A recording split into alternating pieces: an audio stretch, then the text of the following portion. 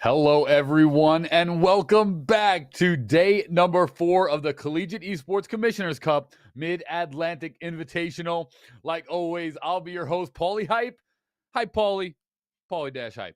On the day, and we have the coveted great game of Rocket League on the agenda. So some exciting action as we've seen Overwatch, Super Smash Bros. Ultimate, and we saw one half of Valorant, which will be concluded tomorrow as tomorrow night's festivities here on Esports U. But we have the Mid-Atlantic, and the winner of each of these game titles, the number one first place winner, will qualify for our LAN event coming up in just 3 short weeks, the Collegiate Esports Commissioners Cup at the Gateway Center Arena, May 7th and 8th. Tickets are on sale now, so stop waiting and go get your tickets. They start at $10. If you're in the area, you are not going to want to miss the event. All the information of hotels and money and all that good stuff, festivities, is on the website, collegiatesmg.com/CECC. So once again, this is some amazing Rocket League action coming up. As we take a look at round 1, it's going to be Randolph-Macon versus Maryland. Round 2, we have West Virginia versus Temple. Round 3 is going to be Stockton versus James Madison. And that'll all be casted by the wonderful pair of FBI Tugboat and Pyro J. And we'll be joined by Hypheria later on the night. So without further ado, over to you guys. Let's get a quick moment of hype and then bring in the casters. So moment of hype time. Casters included. Woo! Collegiate Esports is here. Mid-Atlantic Invitational. Over to Tugboat and Pyro J.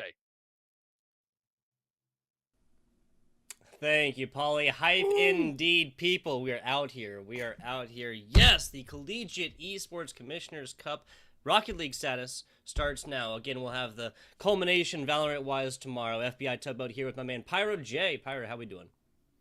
Tugboat, we are doing good. You know that I love me some Rocket League, and I love it even better when we got the top competitors here from the Mid-Atlantic region. Just one will take home the prize of getting that spot into the big LAN event. It all comes down to this, Tugboat. I'm so ready for it. Absolutely. Now, there will be a little LCQ action, but by conferences, this is the last chance for these squads to make it within the Mid-Atlantic Conference. Once again, that is out there in beautiful Atlanta, Georgia, the Peach State, I believe it is referred to as. And that is May 6th and 7th, one of the largest, if not the largest, collegiate LAN in North America ever. History of esports, people. History of esports. Literally being made May 6th, 7th. That's in Atlanta, Georgia. And yeah, like Paulie said, about 3 weeks from right now. We got Randolph-Macon coming in from Virginia, taking on the University of Maryland. That is in Maryland. We got the Terrapins taking on the Yellow Jackets here on our first round. Now, this will be a double elimination tournament, best of 3s up until, when is that, Pyro J? When do we switch to the best of 5s?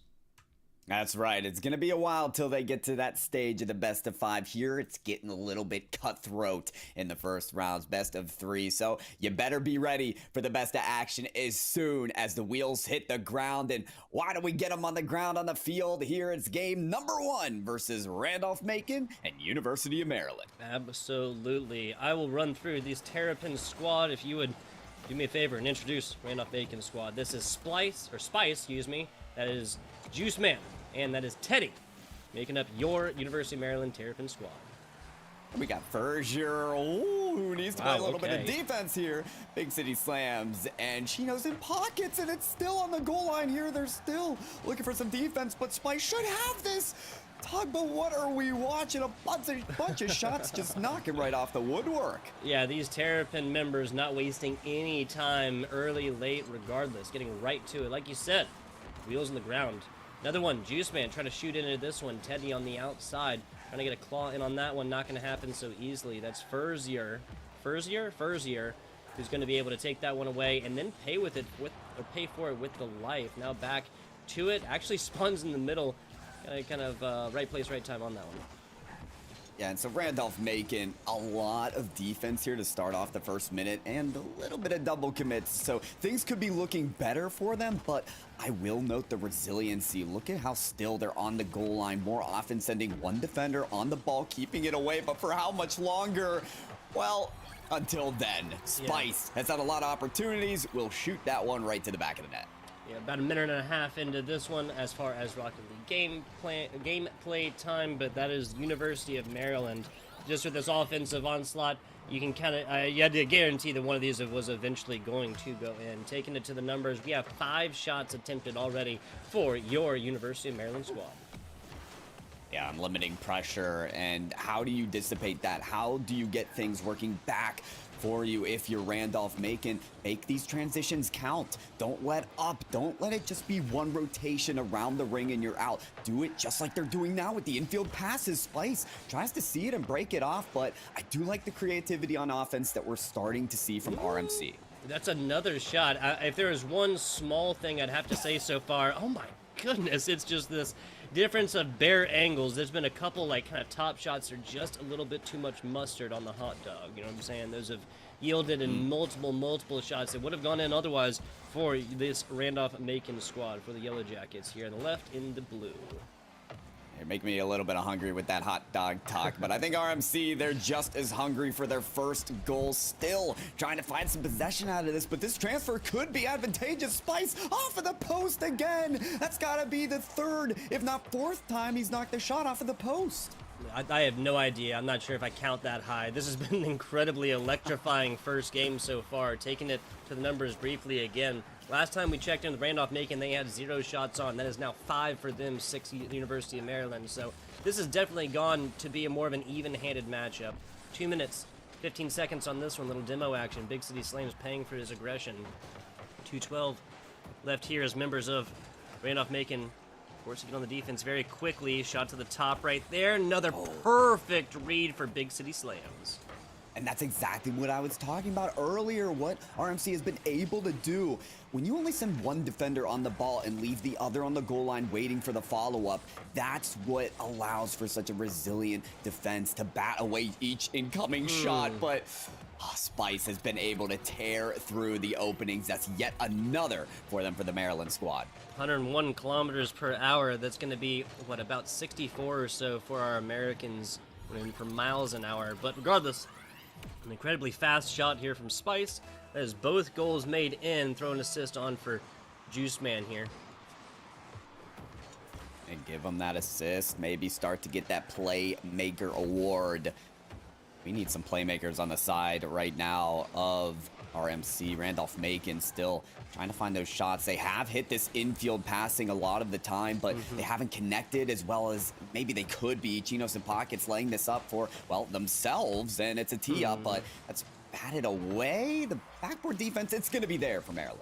Yeah, Maryland just kind of slows down this gameplay. They're ahead by 2, and they know it. RMC has gotten some solid looks at this right here. Teddy getting a save on that. Not the most honest of shots, but still awarded both the attempt. And with that up to it, Big City Slam is putting this on point, but the Terrapins not giving up the defensive looks so easily. Back up to it, but Big City Slams just simply can't get there in time. There's been a lot of Maryland players who are allowing this ball to just kind of chill way closer to this goal than I think a lot of other teams would, and I think that just spells out their confidence overall within this matchup, within the great game of Rocket League overall. Teddy with a miss. There's a tee-up as well. Confidence, comfortability you've seen on the defensive line right now for University of Maryland. They just need the last out for another 25. It's going to be Spice working it down. Good flick as well. And maybe a pass there, Teddy. No, it's going to be after backboard again. Big City, last call here for Randolph-Macon. But it's on the wrong side of the field right now. Teddy wearing against that goal line once again. A final look. Chinos and Pockets, good flip up. It's getting there. Furzier off of the corner, but not enough time on the clock. And Maryland, with the win that they needed in this best of 3, it's going to start off really well for them. Just like Denzel Washington, his famous movie Man on Fire, I wish you had more time. Randolph-Macon dropping in game number 1, a goose egg put up, 5 minutes across here, and nothing. That is not for lack of trying. We have literally the same exact amount of shots attempted here, Pyro. That's 8 from both squads, and evenly dispersed out the same exact way as well. How interesting, right? Look at Furzier, 5 shots attempted. Spice on University of Maryland side, 5 shots. Both teammates have 2 and 1 respectively. Juiceman and Teddy from Maryland, Chinos and Pockets for Big City Slams. I don't know why. I really like that Chinos and Pockets name. It's funny. It's kind of funny, but it's just silly. It's very, very silly. It is. You know? I casted a potatoes and bacon the other day, and that combo, the Chinos and Pockets, it just flows. It's nice, and that's kind of what you've seen on the other side of the field from Maryland. Their flow, whether it's offense or defense, they're able to have a really steady rotation, and that's what it's taken. They don't mind playing defense towards the end of that game as well. Tugboat, look at the saves compared to Randolph-Macon. You're talking about 7 versus 2. They don't mind hanging on that goal line, batting away shots. And listen, if they get another shutout in game number 2, it's going to be a full-on shutout in this best of 3, round number 1. Yep. This, obviously, the big difference between those best of 5s, best of 3s, is that first game you really get to play with a lot. You get a little wiggle room here, Pyro. That is not the situation that Randolph-Macon find themselves in here today. Very quickly, 5 minutes Rocket League play afterwards. Oh man, I thought that was gonna be able to make it in. I thought members of the University of Maryland were actually moving for boost instead. But yeah, regardless, second game, now match point here for the side of Randolph-Macon. There's still a double elimination bracket though, so they will have some life moving through this bracket, even if they go down here. What I really want to pay attention to is the momentum that Randolph-Macon come out early in this game. They've already got some possession working, but they were so slow to the start in game number 1. If they can kind of bat away at that back line again at the start of this game, maybe that'll get the gears turning quickly enough for them to find a goal in this game. But, oh, look at the shots coming out. Chinos and Pockets, good save there. Yeah, Furzier on the first, Chinos and Pockets on the second. Now a demo from Chinos and Pockets. That's a decent redirect, but just going to be, once again, way, way too high. Randolph-Macon, that one going to be way too low. So kind of splitting the difference right here. I want to get that perfect oatmeal porridge. That's the story, right? Like this porridge is too hot, this porridge is too cold. Just Porridge. right. There you go. I want the just right porridge, people.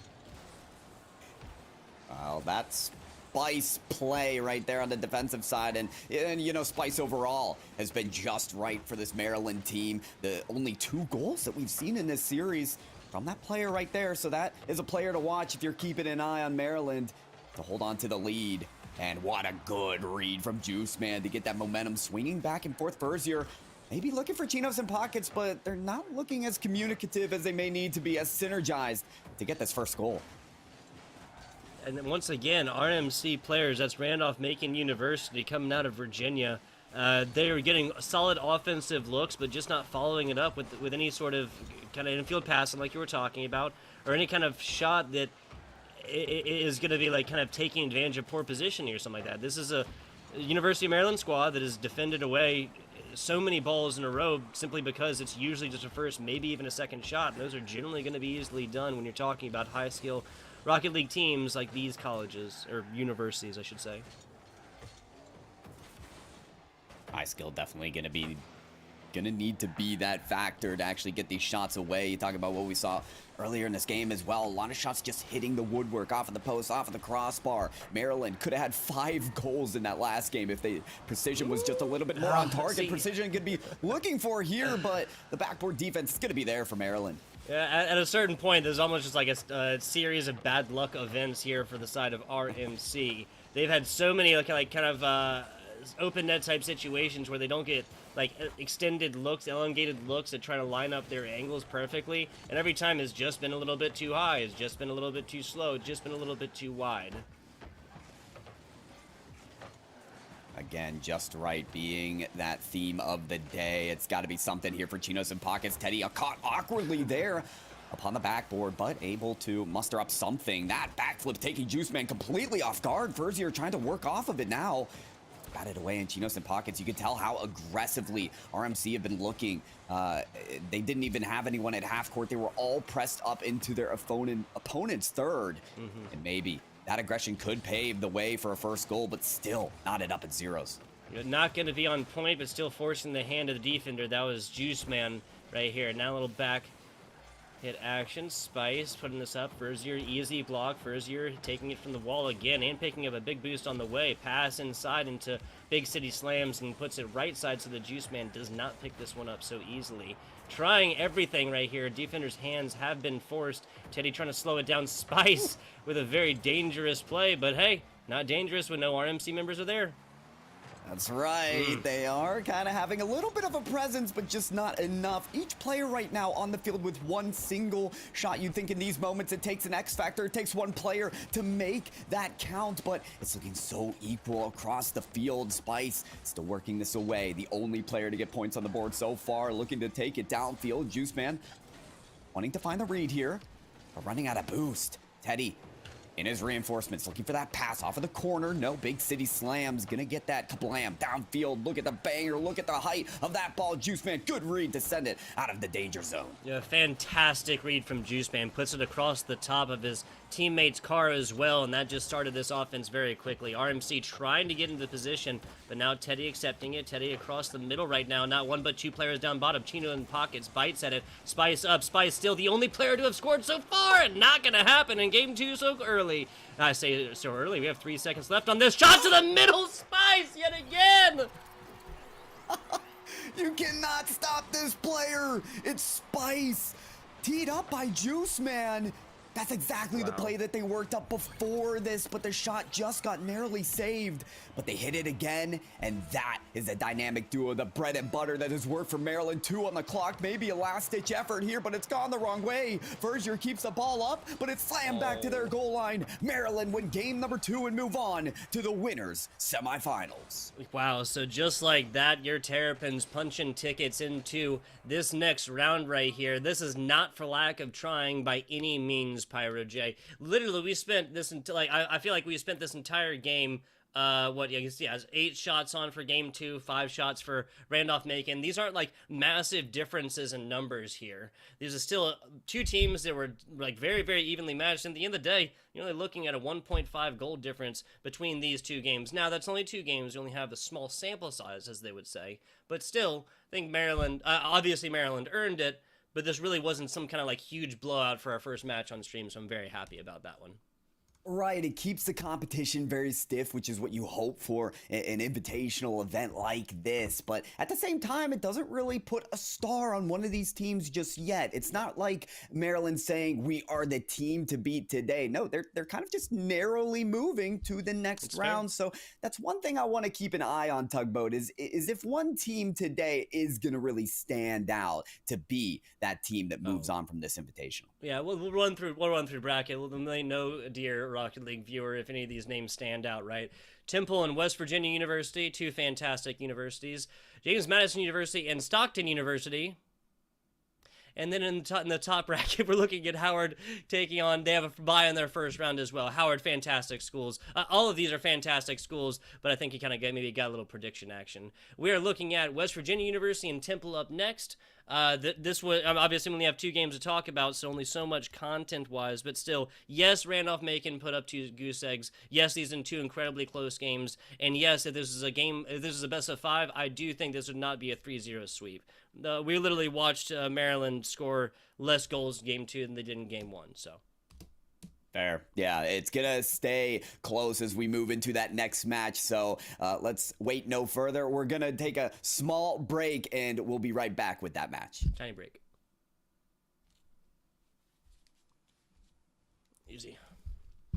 Needs to play a little bit of defense here. Big City Slams, and Chino's in pockets, and it's still on the goal line here. They're still looking for some defense, but Spice should have this. But what are we watching? A bunch of shots just knocking right off the woodwork. Much longer. Well, until then, Spice has had a lot of opportunities. We'll shoot that one right to the back of the net. Yeah, about a minute and a half into this one as far as Rocket League gameplay time, but that is University of Maryland. Each incoming shot, but Spice has been able to tear through the openings. That's yet another for them for the Maryland squad. 101 kilometers per hour. That's going to be, what, about 64 or so for our Americans for miles. Verzier off of the corner, but not enough time on the clock. And Maryland, with the win that they needed in this best of 3, it's going to start off really well for them.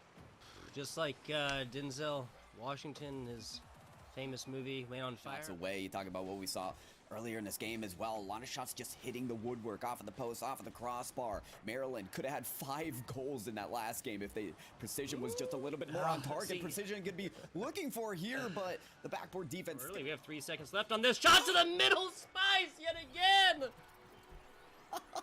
You cannot stop this player. It's Spice. Teed up by Juice Man. That's exactly the play that they worked up before this, but they hit it again, and that is a dynamic duo, the bread and butter that has worked for Maryland. 2 on the clock, maybe a last-ditch effort here, but it's gone the wrong way. Verzier keeps the ball up, but it's slammed back to their goal line. Maryland win game number 2 and move on to the winners.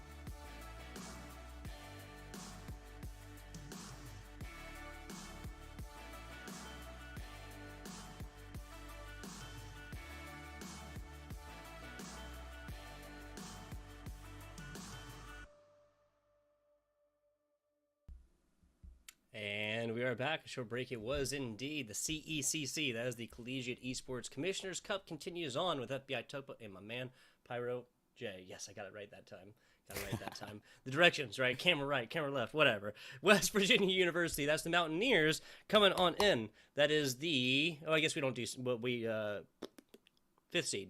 Right? 5th seed taking on the 6th seed in Temple. Nope, I got that wrong. I'm not sure what the seeds are. Temple University is that's the Owls going to be going against Western Virginia University. I think there's like an on-brand amount of like just wonkiness and not really knowing that much about what I'm talking about. So No. Listen, all the action on the field, that's all we need to find out. That's all we need to know to deduce from these teams, I believe. We got, you know what we can say? It's the Owls versus the Mountaineers. And if I had to say anything about that, Kranovi, the goated player of Rocket League, was dubbed the Mountain. So maybe from WVU, we're going to be seeing some Mountain-esque plays. But here we go, folks. Game 1 of the best of 3 in the upper brackets. West Virginia versus Temple will take to the field.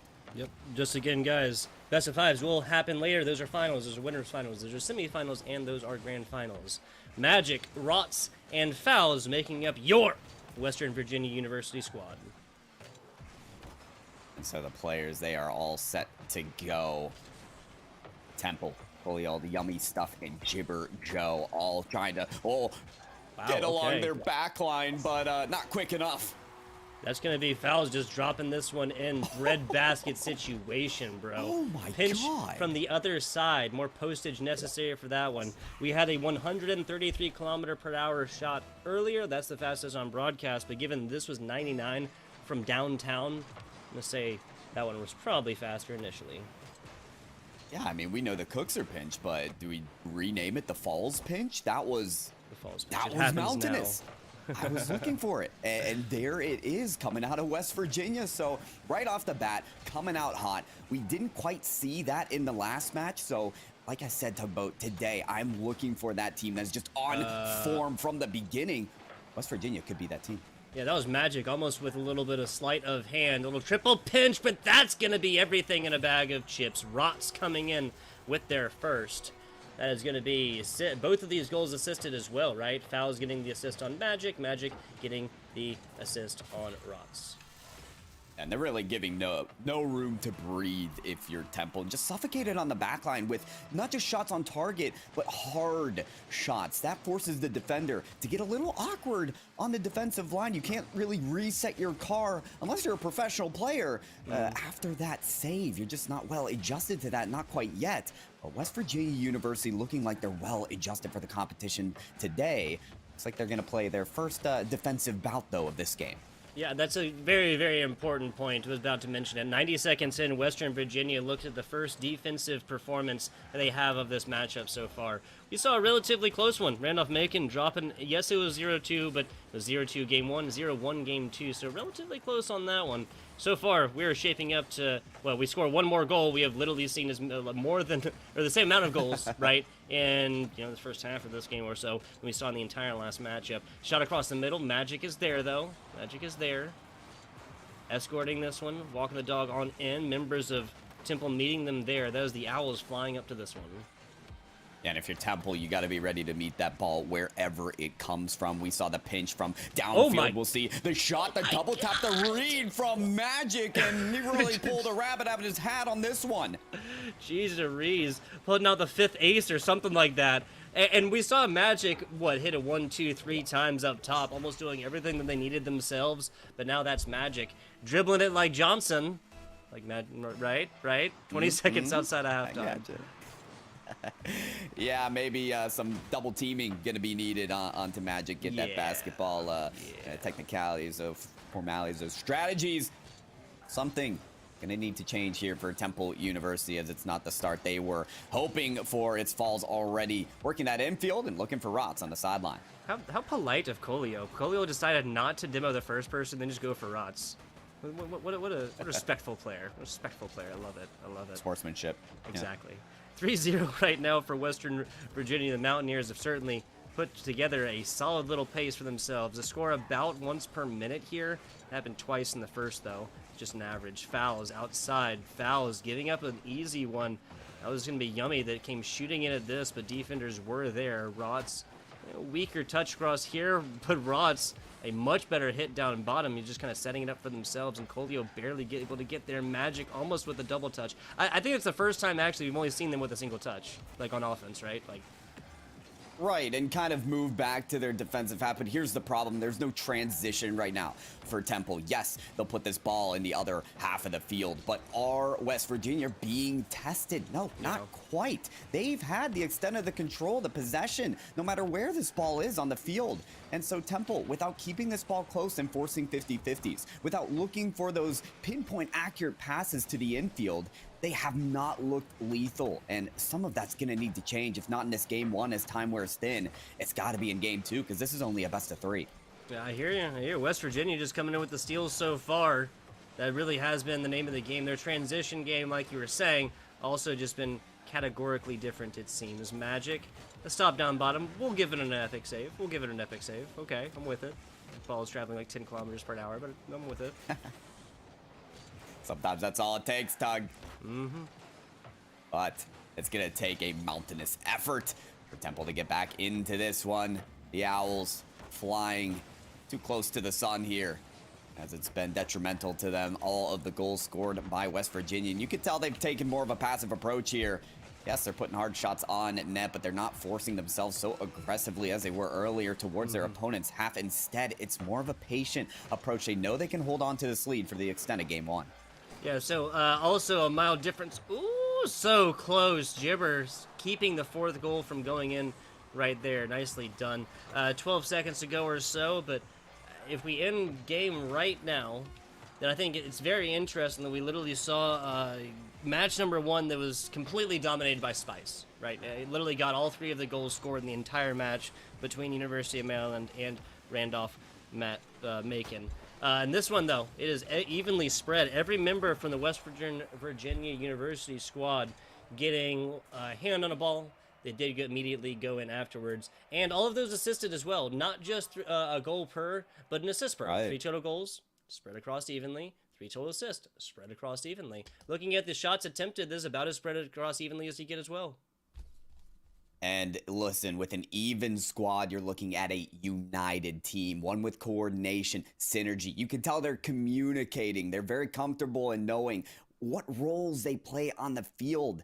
And it doesn't have to be forced, as one has to be the striker, one has to be the savior. It's clear that everyone has those roles capable within themselves. West Virginia looking like a unified and a very stacked team, not only in this series, Tugboat, but in the rest of this competition.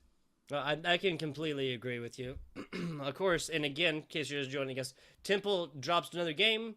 Yes, they'll lose the best of 3, but there's double elimination. Still that redemption bracket a little bit lower. But everybody obviously moving in through winners, going to be doing so with the knowledge that they have at least a little bit of wiggle room, that they can drop 2 games at any given time and still move forward within this tournament. An invitation. The sunny Atlanta, Georgia coming in. That's May 6th and 7th, people, with what is being billed as the largest collegiate LAN event in North America ever. History of esports, okay? Let's get on into game 2. Yeah, nothing serious, right? It's totally not. casual. There's Just really setting no records. pressure on these players at all, right? It's just a LAN event, the biggest ever in Atlanta, Georgia. Yeah, lots to work for here today if you're a Rocket League player on the pitch. Good to see all these teams out here from the get-go. Temple, West Virginia University. You have heard these colleges, these universities before, and they're taking it out on the field. Tugboat, if we're watching this game, I'm looking for Temple to get a very quick start here. Otherwise, that momentum just going to stay on the side of West Virginia. Yeah, Rocket League, just such a momentum-based game. Yes, Temple has come out swinging thus far. No, they haven't given up any goals, but we really do need to see a categorically different play from this Temple University squad, from these Owls. See a different kind of result in game number 2. No, game 1 was not no shellacking. 3-0 is nothing to be happy about, but it's also nothing to write home crying about, I would say.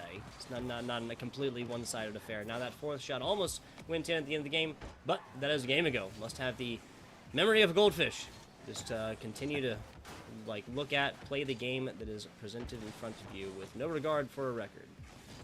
That's right. It's a clean slate. It's a new opportunity. And maybe with a goal, they can boost this team's mentality. One shot, one good play can give players confidence to not hesitate. And that's so important when you're playing a game like Rocket League, when you have to be there quick to the challenge, just like Magic is here, trying to drill that down over the Rots who can't find the ball first. It allows the pacing of the play to be quicker, and they've got to be quick to knock away Coolio's shot. It's false to get the save and the clear. 90 seconds into this one. Clears on both sides, like you mentioned there, Pyro, but no scores on board thus far, not for lack of trying right to the middle. Fouls gets this and tips it on out. Just like that, starting an offense as well. That is how you transition, my friend.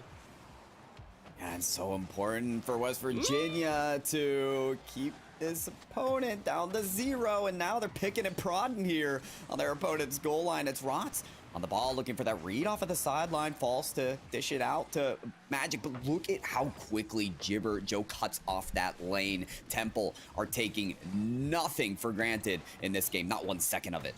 No, they are not. Incredibly high-paced, high-octane Rocket League we have purchased for ourselves in the game 2 with Temple down for losing the first game. Goose Egg's on board as well. So far in this game, Temple has gone about 8 minutes now, or 7.5 minutes, excuse me, without scoring a single goal, unfortunately. That's the same situation we saw Randoph-Macon find themselves in earlier. A little bit past halftime now. Off to this left on corner. That's a perfect angle! Perfect. That is magic. Rolling one, absolutely perfect angle. Got the geometry protractor out?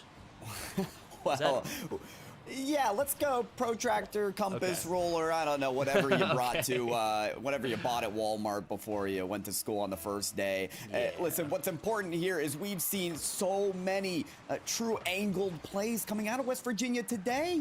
Actually, look at False off of the backboard, too. That was pretty nice there. But False had the pinch from across the field earlier today. And then we see that angle from Magic.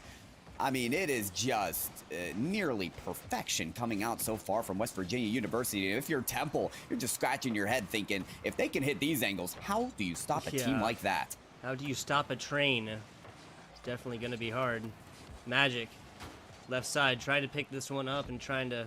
Nope, that's actually very wise. No boost to be spoken of. Corner boost just got taken, now back up. And just realized, it's time for me to rotate. It's time for me to take that back position for a few seconds. Jibber Joe and the rest of Temple just trying desperately to bring this one out. This is the first time this ball has traveled into the Western Virginia University third for, call it a minute almost. It was Nana's shot first, forced the hand of defenders, and just like that, West Virginia are rolling on out. Other side, that's where Yummy needed to be. Back down to the bottom. Rots picks up the pass, but that's going angled way too far left and way too fast. Back on up to it. Fouls combines with teammate shanking this one out to the right side. A little bounce action as this ball lives in the middle for longer than had. And a wild jibber joke. It's one gifted, and that angle just a little bit off, Pyro.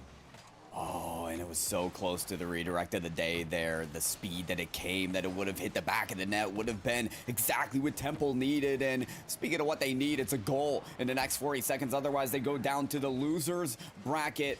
A place that is just about as cutthroat as these best of threes here in the uppers. It's fouls to do a little bit of diamond dash, a little swindle and dwindle. Oh, dearie me. He grabs possession.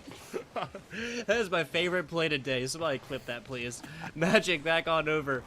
20 seconds to go. I think that Western Virginia knows what they need to do, and that is take it away once. A big, broad, sweeping shot over the left or right side will burn off enough time, and then it'll be looking at Temple squad forced to play volleyball for a little while and keep this ball off the ground. Might be enough here. 5 on the clock. Rots, that's a nice touch off to the ceiling and put back to the wall. They can pretty much let this hit the ground. They will not do that quite yet.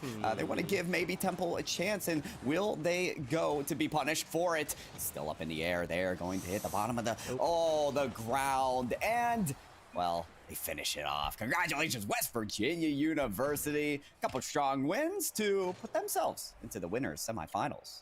Yeah, no, exactly. Just like that, punching a ticket on down to the round of 4 within that winner's bracket, within that top bracket side here, Pyro. Both of our matches, excuse me, all 4 games ending with one team coming out a little strong, right? That was 2-0 for University of Maryland for the Terrapins. They came by, got that pinch in early, right? Got a 2-0 lead. But then followed it up with a much weaker game number 2, a much more even-handed game number 2. That was 1-0 for game number 2 for the Terrapins on over against Randolph-Macon. Now, Western Virginia University does pretty much the same thing, and I think this just really goes to show just how competitive this Mid-Atlantic Conference is, Pyro. It's very competitive, and it's only going to get more so as we move through this upper bracket. Like, that's what I'm so excited about is, in these round ones, you start to see those teams that they're here to play. They have that talent, that star potential. But what happens when 2 Titans clash? That's what we're going to be seeing towards the later stages of this event. And we're just seeing these narratives come to form, Tugboat. It's a beautiful thing. They really are. Really are. This is James Madison University, Stockton University, our last first round match. Again, Howard getting a bye on in the first round, and that'll be starting in just a minute. We just got to get all the kids in the pool and start the swimming lesson here in just a little bit. That's borrowing one from a buddy out in Kansas City. Pyro, anything else for the good people before we go to a short break? No, I'm ready for more action, so let's take it over there. We'll see you guys in 3.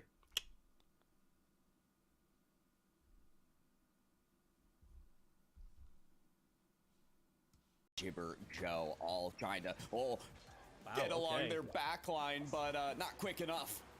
That's going to be fouls just dropping this one in. Breadbasket situation, bro. Oh my pinch God. From the other side. More postage necessary for that one. A little triple pinch, but that's going to be everything in a bag of chips. Rots coming in with their first. That is going to be both of these goals assisted as well, right? Fouls getting the assist on Magic. Magic getting the assist on Rots. Downfield, we'll see the shot, the double tap, the read from Magic, and he really pulled a rabbit out of his hat on this one. Jeez Rees, pulling out the 5th ace or something like that. And we saw Magic, hit it 1, 2, 3 times up top, right? It literally got all 3 of the goals scored in the entire match between University of Maryland and Randolph-Macon. And this one, though, it is evenly spread. Every member from the West Virginia University squad getting... That's a perfect angle! Perfect. That is Magic. Rolling one, absolutely perfect angle. Got the geometry protractor out? Well, yeah, let's go. Protractor, compass, roller. And put back to the wall. They can pretty much let this hit the ground. They will not do that quite yet. They want to give maybe Temple a chance, and will they go to be punished for it? Still up in the air. They're going to hit the bottom of the, the ground, and...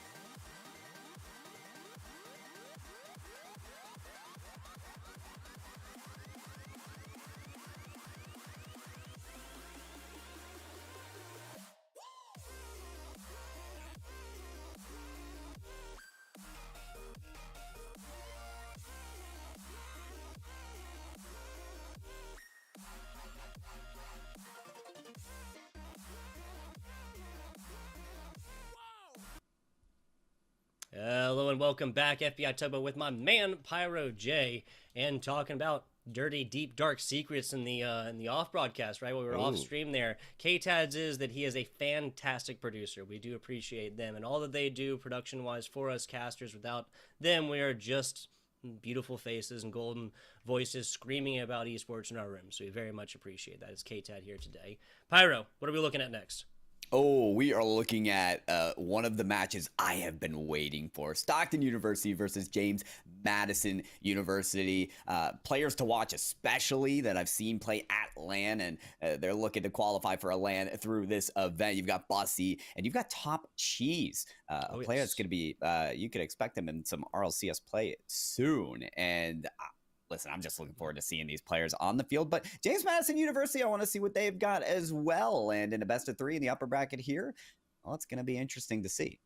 Absolutely. James Madison University, that is the Dukes coming on in Stockton University. That is the Ospreys, going to be looking to fly over the competition on this one. There's a lot of like seabirds, a lot of like just birds in general, aviation in general, mascot-wise for a lot of these teams. So we're going to be absolutely murdering those puns.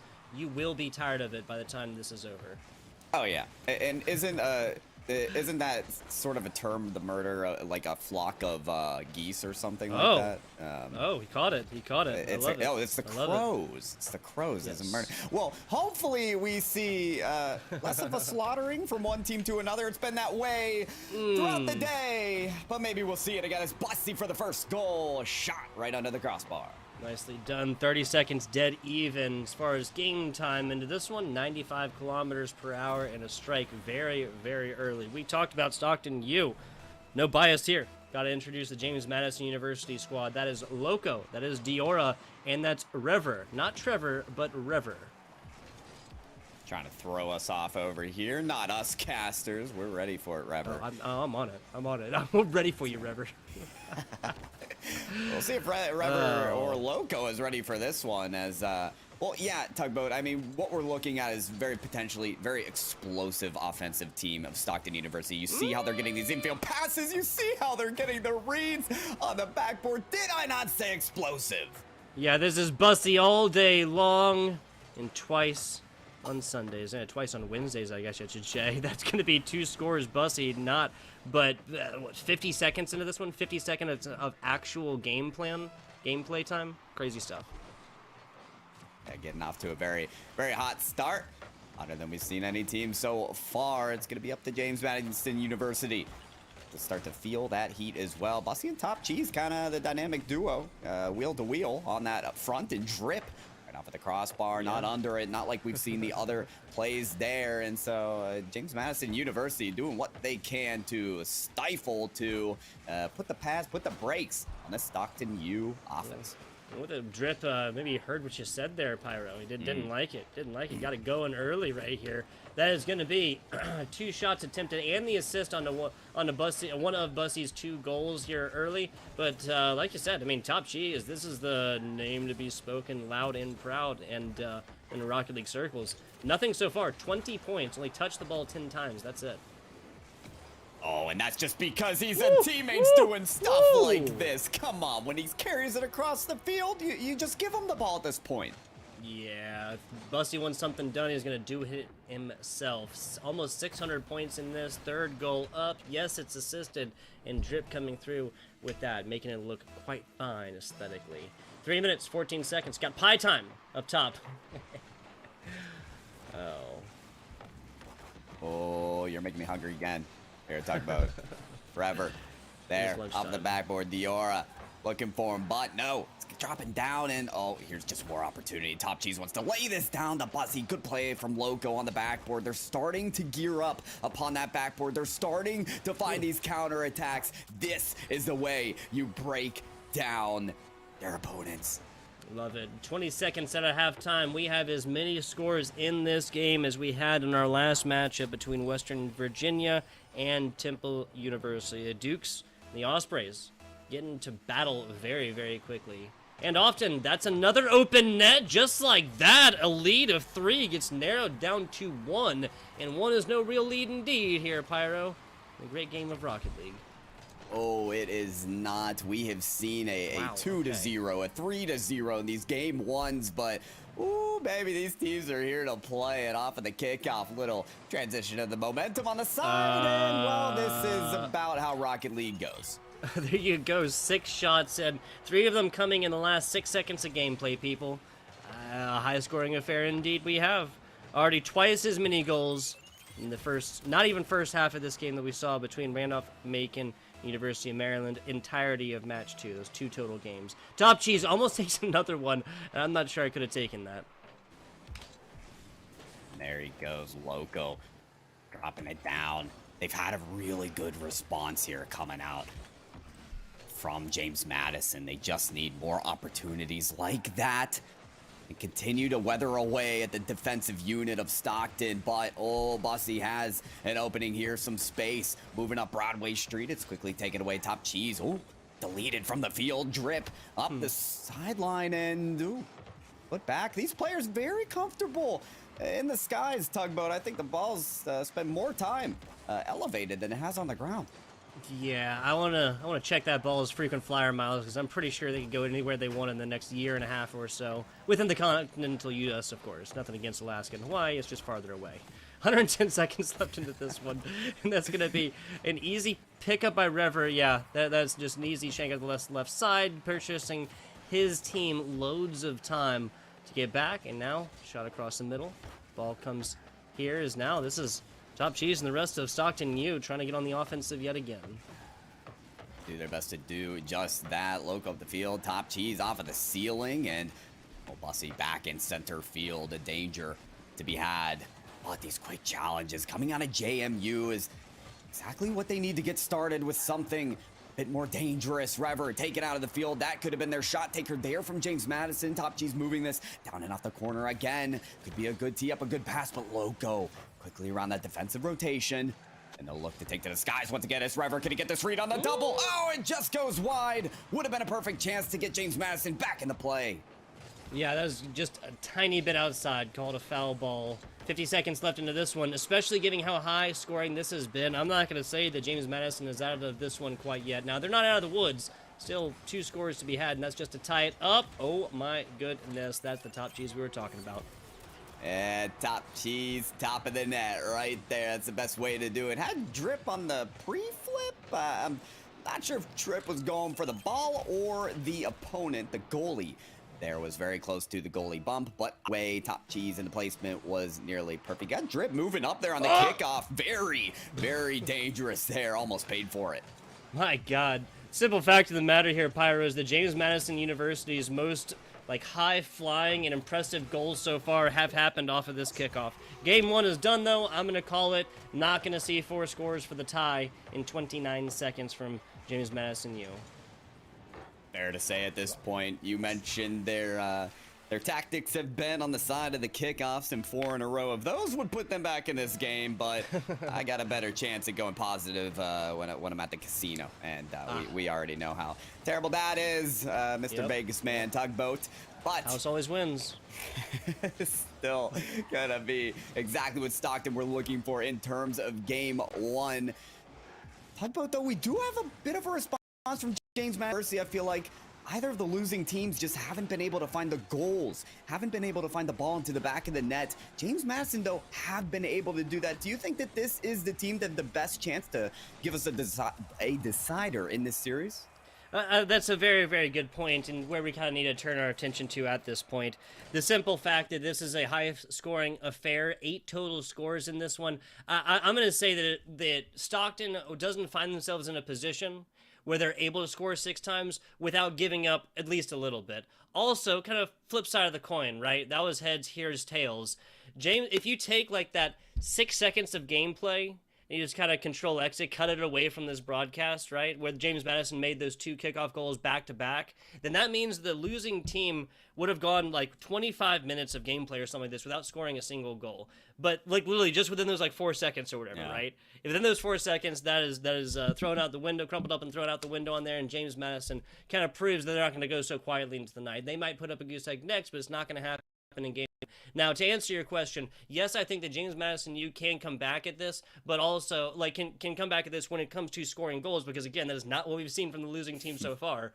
But Stockton also, they could really just control the pace of this game in game 2 just like they did game 1. Slow it down a little bit, put a couple goals up, probably put up like 2 or 3 before they really get comfortable, and then just play out time. And they have the star potential to do exactly what you're saying, Tugboat, is maintain that control and pull off the star-studded plays as well. Ridiculous double taps coming out of Bussy. Drip looking comfortable, getting aggressive towards their opponent's net. They've even gone a little bit aggressive, a little bit risky on the kickoffs as well. And I think that's part of what led to those kickoff goals for James Madison. So exactly what you said, Tugboat. If they maintain control, if that's what they focus on, especially with an early lead, it's going to suit them just fine. Yeah, once again, we see like 2-3 more of these, and that's going to be Stockton, who knows that this Osprey squad is just going to be more so playing against time than they are going to be playing against James Madison U when James Madison U is on match point.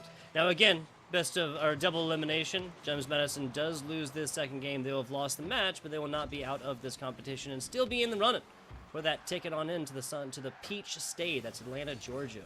It's on my mind. That's what the state song says. Oh yeah, that is the coveted location that all these players want to be at early May. Top Cheese, he's gonna get there with a flip reset, maybe, almost.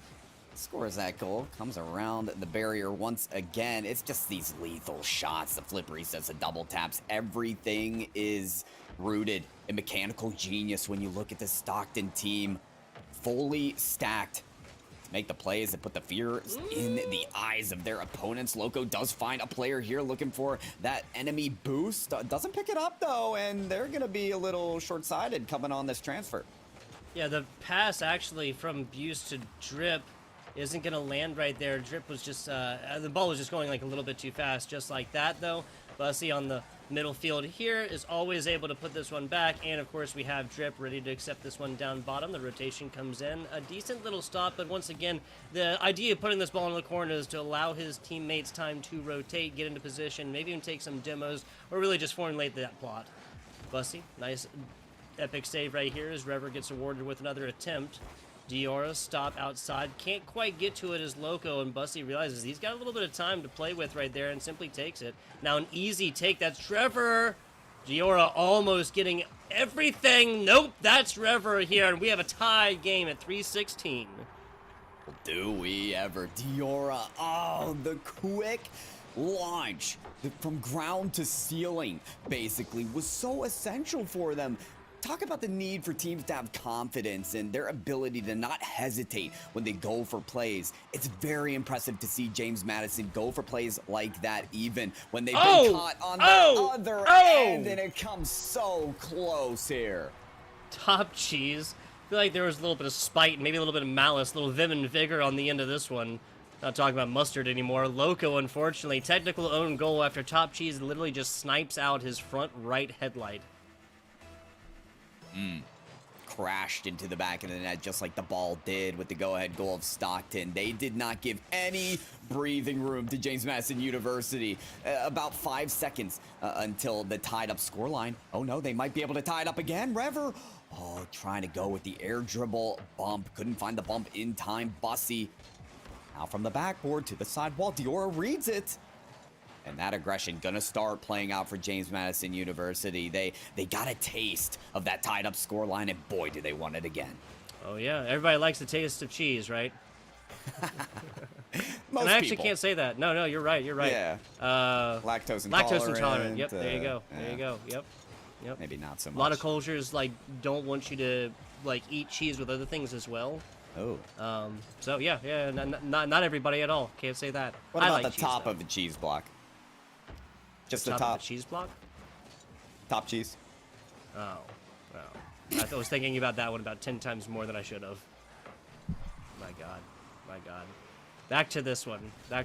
Hey, I guess I set him up, people. I'm sorry. That was really on me. Oh, Loco drops it down though. They're trying to extend their lead here still with Stockton. Focus on the gameplay. They have certainly been laser focused on approaches like this. This is a great counterattack. Nice demolition. Bussy not gonna get the read there on the backboard. Yeah, the kind of the escort, like always like these blue hornets flying in tandem. Love to see it. One goes for defender. I think it was just more of like a blocked like sightline kind of situation. Couldn't quite see where this top bar was at, and that just led to Bussy a little bit too high. Just like that, though, Stockton back onto this offense. Bussy against the bottom right here, against this ground, kind of uses that one, and now the defender actually put this out perfectly right into the breadbasket, right into his hands, if a car has hands. It's got axles, it's got wheels, it's got all the components to make another play here for Stockton. They're doing everything they can. I just don't like the extended metaphor, right? A lot of people, take it with the wheels. That doesn't make any sense. No one's ever accepted things with the wheels in their hands before. Just silliness. Just silliness. And I won't stand for it, okay, Pyro? I won't stand for it. Fair play. Fair play. It's only Rocket League from here on out. This is the last 3 quarters of the final minute of game number 2. And if James Madison don't find anything, then they're going to be sent to the lowers with Top Cheese off of the crossbar. That's a great play for Loco to keep him alive. Yep, Top Cheese doesn't like lowers.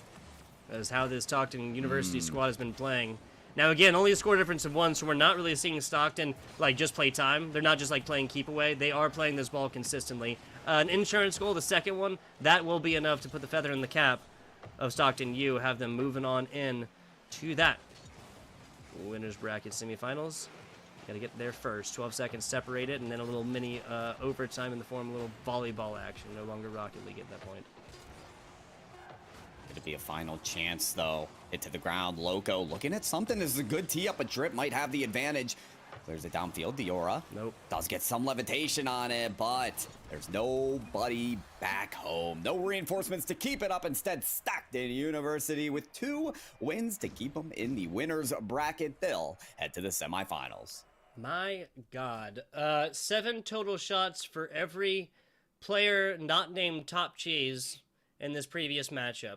7 shots attempted for the player named Top Cheese in this. If you are curious to how Stockton took a one-handed victory in Game 1 and Game 2, look no further than the player Top Cheese, everybody. Bussy did fantastic stuff in Game 1, not saying it like that, but there were assists and more, and Game 2, quite literally, just like Spice earlier on the University of Maryland squad, that Terrapin squad to start off this broadcast, people. This is Top Cheese all day long in Game 2. Talking Spice, we're talking Top Cheese, we're talking players to watch as this competition unfolds. We'll see James Madison University move on to the lower bracket. Going to be an uphill climb to get back there, but they're not quite out yet. Stockton University, though, our team to advance. Keep your eye on this squad because I got a feeling they're going far. Absolutely. Plenty of Rocket League to be had here. Let's get it set up. Short break, and that'll be next. We'll have some more Rocket League action for you. You got to look at a bracket, get it updated, and then figure out exactly who's going to be playing next. Short break. Don't tune away, or I'll take it personally, people. I will take it personally if you do that to us. You can cut, Tyler. Thank you. I guess I'm on one team to another. It's been that way throughout the day, but maybe we'll see it again as Bussy for the first goal. A shot right under the crossbar. Nicely done. 30 seconds dead even as far as game time into this one. 95 kilometers per hour and a strike. The University, you see how they're getting these infield passes. You see how they're getting the reads on the backboard. Did I not say explosive? Yeah, this is Bussy all day long and twice on Sundays. Twice on Wednesdays, I guess I should say. That's going to be Tuesday. Oh, and that's just because he's a teammate's doing stuff like this. Come on, when he carries it across the field, you just give him the ball at this point. Yeah, if Bussy wants something done, he's going to do it himself. Almost 600 on that backboard. They're starting to find these counterattacks. This is the way you break down their opponents. Love it. 20 seconds at a halftime. We have as many scores in this game as we had in our last matchup between West. And often, that's another open net. Just like that, a lead of 3 gets narrowed down to 1. And 1 is no real lead indeed here, Pyro. A great game of Rocket League. Oh, it is not. We have seen a 2-0. Said 3 of them coming in the last 6 seconds of gameplay, people. A high-scoring affair indeed we have.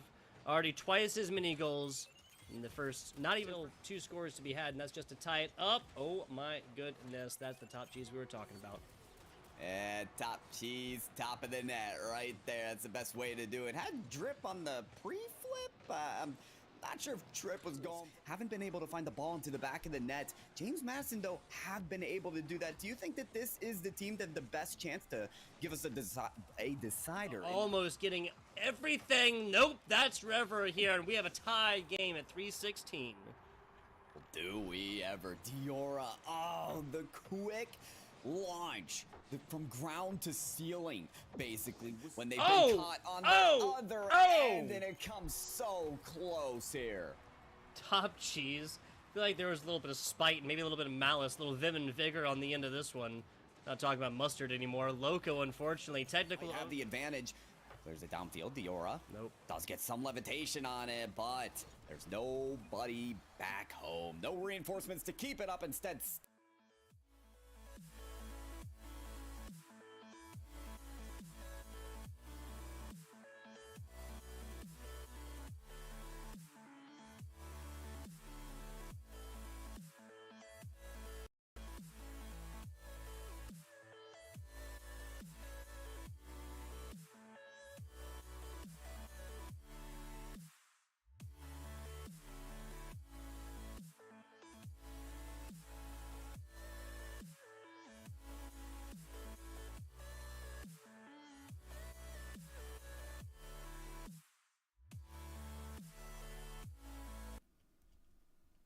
Hello and welcome back. Before the break, I told you I wasn't sure. Now I am certain beyond certainties. You can take this as a tugboat promise. Dig at the bank, cash it. Any day except for Sunday. West Virginia University going up against University of Maryland here. That's the Terrapins going up against your Mountaineers here, Pyro J. That's right. Two teams that we saw kind of dominate their opponents here in round one, but like we said earlier, what happens when two Titans clash? The outcome of that going to be presented to us here, and they're looking for a spot here in the winners finals. What a great position it would be in this invitational, Tug.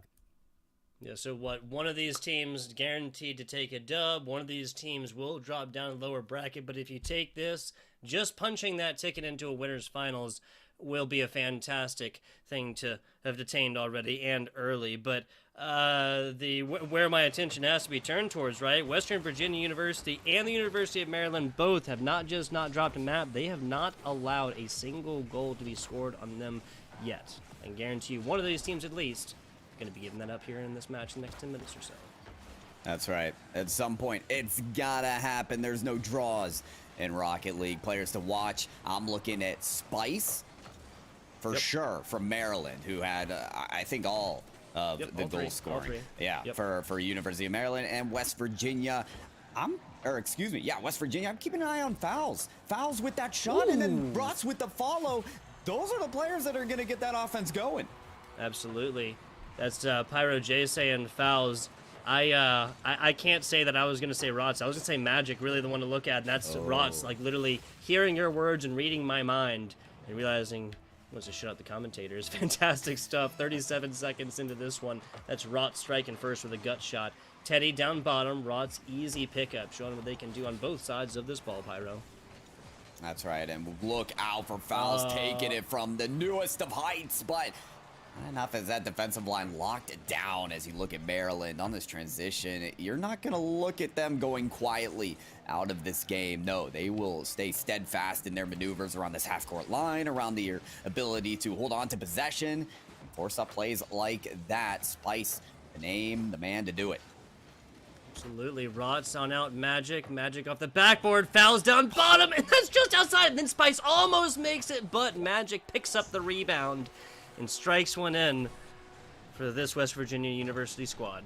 Few players do you see like Magic who don't offensively rotate out of the play. Rather, he stays in. He wants to keep the pressure mounting until they score, just like Magic, turning into that play and making beautiful things happen. A quick 2-0 lead for West Virginia University. This is a team of momentum right here. And Terrapins getting that shell tapped on as of right now. Plenty of time left in this one. In fact, not quite halftime here. About a minute until, Pyro.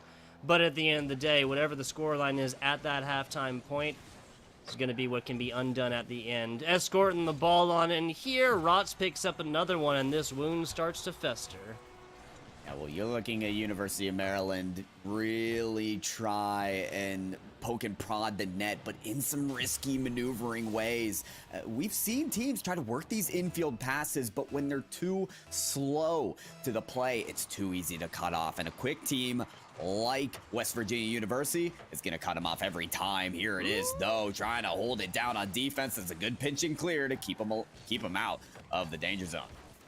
Teddy looking like a bear indeed, with a solid shot there for the University of Maryland Terrapin squad. One of the best we've seen on broadcast here. Now for this game, not the previous matchup, but this game so far. 3-0 lead, halftime in 20. Good here for Teddy, trying to set something up, but Fouls finds it better. Another touch is gonna, look lethal, but not enough. And Fouls prioritizing some possession over forcing it over to the goal line, but it's not gonna be enough. Spice finds it at the half court. Fouls gonna play this slowly, wants to give his team a chance to rotate, a chance to get set. Magic never finds the container of boost. Instead, Teddy finds it. Was parked up there like it was a fuel station, but never found it. And oh well, things are getting interesting here. Juice Man finds the juice to get back at this ball. Let's go a fuel station from like 2016, okay? Not a 2022 fuel station, okay? I don't want no $6 a gallon. 120 seconds left in this one. Juice Man, the second tap. There you go. And signs of life. The University of Maryland. That's it. That was West Virginia University's first. And when I say first, I mean the first time they have been scored against today. And boy, must it feel good for the University of Maryland to get one on the board. That was Juice Man. You know, some people call that that boost. It's the demo fuel, but I think it's just the goal scoring juice for the Juice Man. Getting a quick one there. Perhaps even OJ. Oh. Right, OJ the Juice Man, right? The rapper from Atlanta, Georgia, where the CECC landed the competition. I'm just kidding. The hype is worthy, though, because imagine getting the spot at the land. That's what these players are working for. Okay, they want that position from this Mid-Atlantic Invitational. It's a long road, but both of these teams set on that journey and could be in a better position. However, West Virginia with this advantage, and as time wears thin, we're going to need to see some serious aggression out of Maryland. Yeah, 117 up top. Fouls, shot down bottom. Still forcing the hand of Juice Man, though. Beaten feet to get to the outside. No boost to be spoken of. Big rotations required for this entire defense. They're just being boost started as of right now. Spice did exactly what they need to, which is bring it out and let teams' time hit these side boosts come in. Just like that, West Virginia University is staring down the barrel of an aggressive offense. Fouls burning everything to try and take this one away. Then loses it across the middle. Easy take. Both members on this right side. That's going to be decently centered, so Teddy's going to have to play it, but Fouls gets the second shot. Rots comes screaming in at this one, but can't quite close the mouth on it. Maryland are looking really frantic in this last minute, and you can't define chaos better than that. A comfortable player, one that is disciplined on the approach, would score those shots, and we'll talk about how do you not score this one. Spice puts it up. Rots is just kind of chilling on the sidewall right there, and then Teddy and Juice Man. I think Teddy would have hit this one as well, but this one just comes off the back of some bag defensive play from Western Virginia University. You were talking about Titans. Even gods can bleed here, apparently. Western Virginia University about to take this one definitively. Very, very definitively. 3-0 definitively. You know what I'm saying? Just like that. Bringing it back. Could have a final chance. Okay, never mind. Fouls will put that to bed immediately. You wanted a convincing win. That's what we were hearing. It was almost there for West Virginia University. How's that for convincing? Yep, I am convinced. No further argument necessary, Western Virginia University. You Mountaineers have purchased logic in my mind. Back on out to it. Looking for another quick off the original 50 lineup. They have to take this right now and then score again. That's not going to happen. Just kind of lazily flicking this ball out. Burns up all the time in the hourglass. 4-2 for the side of Western Virginia in game numero uno. And West Virginia University, they weren't going to get an easy bid here in the semifinals of the winners region. I mean, this round one really gave us the cream of the crop. We got the best four teams for sure in the semifinals of the upper bracket. But West Virginia University, they almost look like they're still in round one. It almost feels like there's still so much in control. And I'll say this as well, Tugboat. Maryland University or University of Maryland, when the going gets rough, when we were in that final minute or so, we saw some really frantic gameplay, some open nets that were missed, some long clears that gave away possession. I'm looking for more coordinated plays from University of Maryland if their hopes can stay alive in this match. Yeah, honestly, I think that this last minute of gameplay really could have gone the other way. If University of Maryland had just kind of had a little bit more control, if that was like as fast as University of Maryland can go, right? Then bring it back like that 5-10% to where the control can kind of come in a little bit more, because they straight up forced mistakes from Western Virginia. One of these goals even was a completely open net situation where one player had like kind of a shot on it, another player had like a defensive position completely whiffed. You play this one out again, I'm not sure it ends at 4-2. I'm not even sure if Western Virginia wins that first game. Fortunately, we'll be able to find out here in game number 2, starting in just a second. Yes, we will. We've seen only sweeps so far today, folks, in the competition. And West Virginia University, the Mountaineers, have a chance to do it yet again. Here we are into game 2 of the upper bracket semifinals. The Mountaineers will not score at the very beginning. Teddy somehow finding a heroic save. The Fowles brings this one all the way back, but you're right across the middle, and that is Rotz that almost got this one racked up right in the face. A dunk, we'll call it. 20 seconds. No scores on boards quite yet, not for lack of trying though, Pyro J. That's right, the attempts absolutely fueled from the very beginning. They certainly hit those gas stations before they got into this game too, let me tell you. These shots with all kinds of power behind it, even passes, it's juice. There to tee something up. Teddy on the ball again. Teddy was looking great on the goal line. How can they look though on the offensive unit? It seems to be washed away quite quickly. Fowles now trying to bring this one out. Nice job getting a hand down on top of this one, Juice Man. Magic outside, Magic losing it. Rotz kind of losing control of this one as well. Spice gets it going. Spice really the highlight player of University of Maryland Terrapins in their first match, and this has definitely been more of an even contention. I love that Teddy and Juice Man are both showing up as well. Oh, that's been so important, right? We've discussed unity and just the full squad coming out. You need a full team to be able to come out with these wins, and Spice was the one to put in all the goals in the first match. So everybody coming out, everybody applying pressure almost equally. So important for Maryland to get back in this game. Magic looking to break up the play with a demolition and a couple taps. That's a good midfield pass. Rott's going to take to the skies once again. But they've got that backboard locked up, but for how long? It is a clear out, and Teddy's going to try to follow that. Yes. Teddy is like literally looking at this ball like, roll faster, faster, just a little bit faster. I know nobody's going to touch you. I just want you to roll faster, because that was open net. If nobody had, no defender had gotten to that one, that'd have been the first goal here in game number 2, and really would have been what the Terrapins wanted. Decent angle. Teddy keeps the dream alive and edges this one out. Strong 50-50 challenges and a double reset there for Fowles.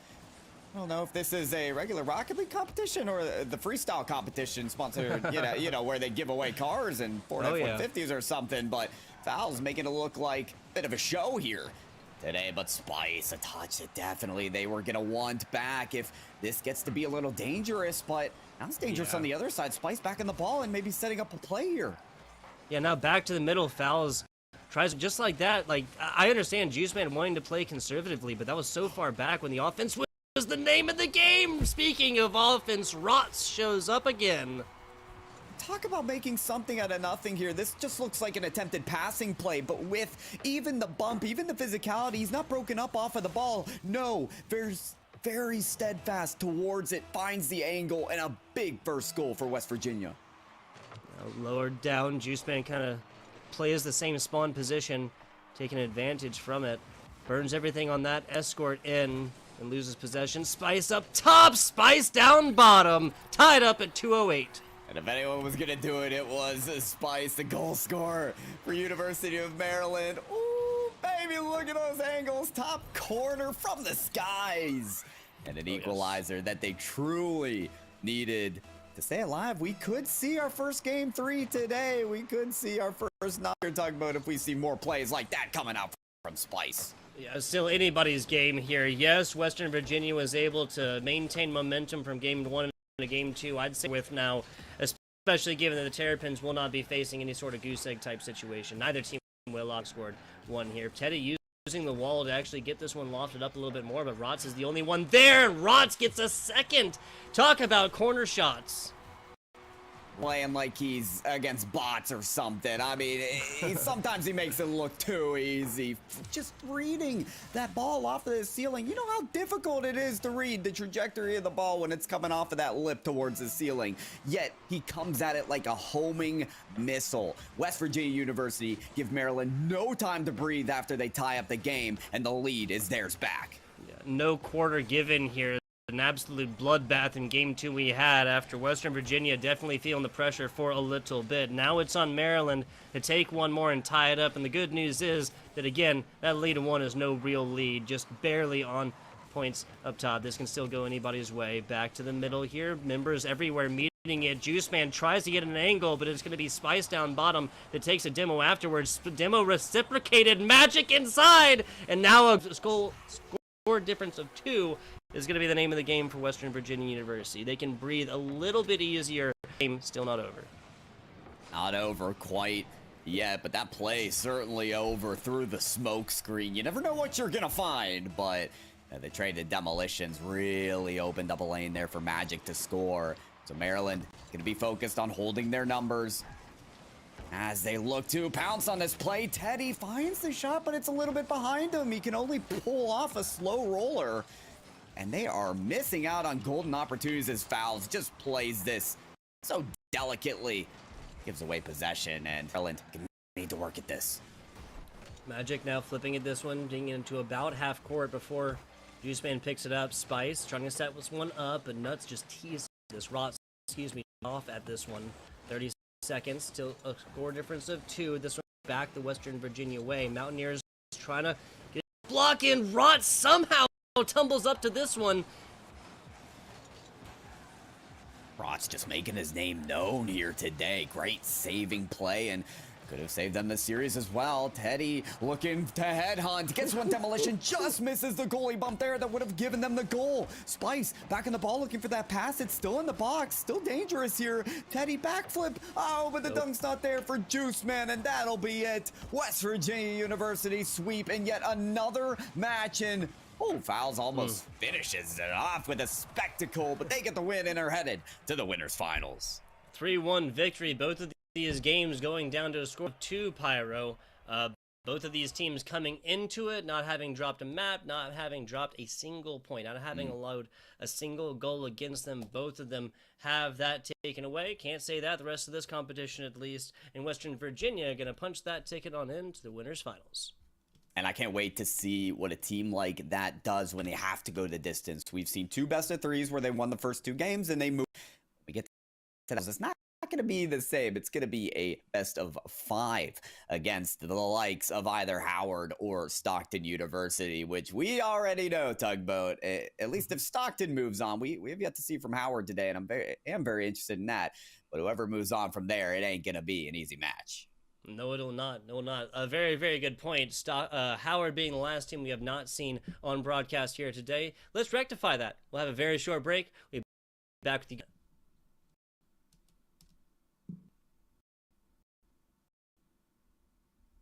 Fouls with that shot, and then Rotz with the follow. Those are the players that are going to get that offense going. Absolutely. That's Pyro J saying Fouls. I can't say that I was going to say Rotz. I was going to say Magic, really the one to look at. Like that, Spice, the name, the man to do it. Absolutely. Rotz on out, Magic off the backboard, Fouls down bottom, and that's just outside. Almost makes Magic picks up the rebound and strikes one in at the end. Escorting the ball on in here. Rotz picked another one, and this wound starts to fester. Yeah, well, you're looking at University of Maryland really try and poke and prod the net, but in some risky maneuvering. That's it. That was West University's first, and when I say first, I mean the first time they have been scored against today.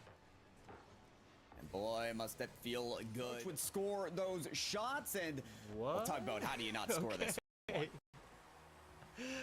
Spice puts it up.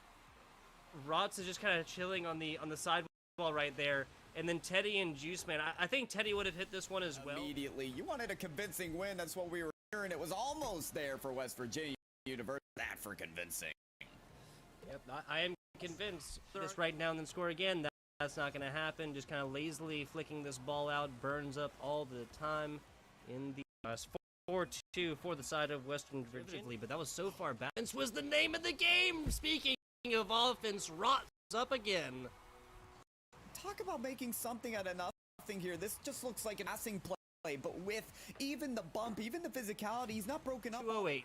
And if anyone was gonna do it, it was Spice, the goal scorer for University of Maryland. Ooh, baby, look at those angles. Top corner. It up a little bit more, but Rotz is the only one there, and Rotz gets a second. Talk about corner shots. Rott's playing like he's against bots or something. I mean, sometimes he makes it look too easy. Just reading. It's going to be the name of the game for Western Virginia University. They get a little bit easier, but this is still not over. Not over quite yet, but that play, Bruce, man, and that'll be it. West Virginia University sweep and yet another match, and Fouls almost finishes it off with a spectacle, but they get the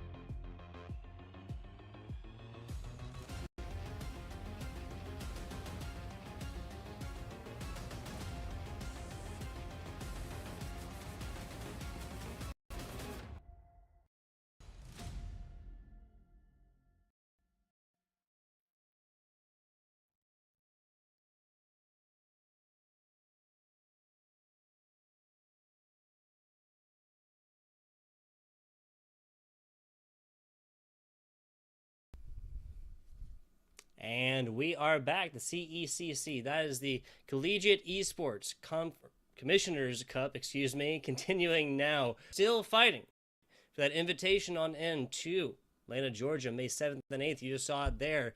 Biggest collegiate LAN here in North America ever is what we're looking at. That's what we're looking at. FBI, Tubboat, and Pyro J. We have one last winners semis, right? One last winners to determine the next team to make it on in to our winners finals. Oh, yeah, and it's going to be a stacked winners finals, whoever moves out on from this. But Howard, I want to see this team play against Stockton University. Like we said, haven't seen them yet on the field today. So they're still the secret spice, the potential surprise on the field. So, hey, let's wait no further. Let's get them on the field. It's on the ground for game number 1 of best of 3 in the winners semifinals. Absolutely. Howard on the left. That is Nooble. That is Logs and Trees. And that is Arrow. We had Chinos and Pockets. And we got Logs in Trees here from the squad. We love it. We love it. This and this. And all kinds of players moving to work out here tonight. Stockton University. Watch out for this play. He's pulled off the double taps, the resets, just about everything in the arsenal that you could expect. And Howard is going to plays like those. Yeah, very, very good points. Drew, just gave no quarter. 6-2 in game number 1, then slowed it down. James Madison did. Again, we have not seen Howard on stream quite yet after the first round bye. Coming into this one, nice shot. That's going to be Bussy striking first. feel like that's my fault. I didn't of the oh yeah, the shot, the friendly roll off of the right side post, pinpoint precision and accuracy comes from Bussy. I would expect no less. Yeah, I mean, this one is a degree or two farther to the inside. We watched this one bounce back towards the middle, and who knows if they'd have been able to pick it up at that point. Pinpoint accuracy, that's what's required. That's a fastball right there. Not talking baseball. 1 minute and 8 seconds coming into this one. Stockton has struck once and first, and that's a second, but that's from Arrow right here. Come demo.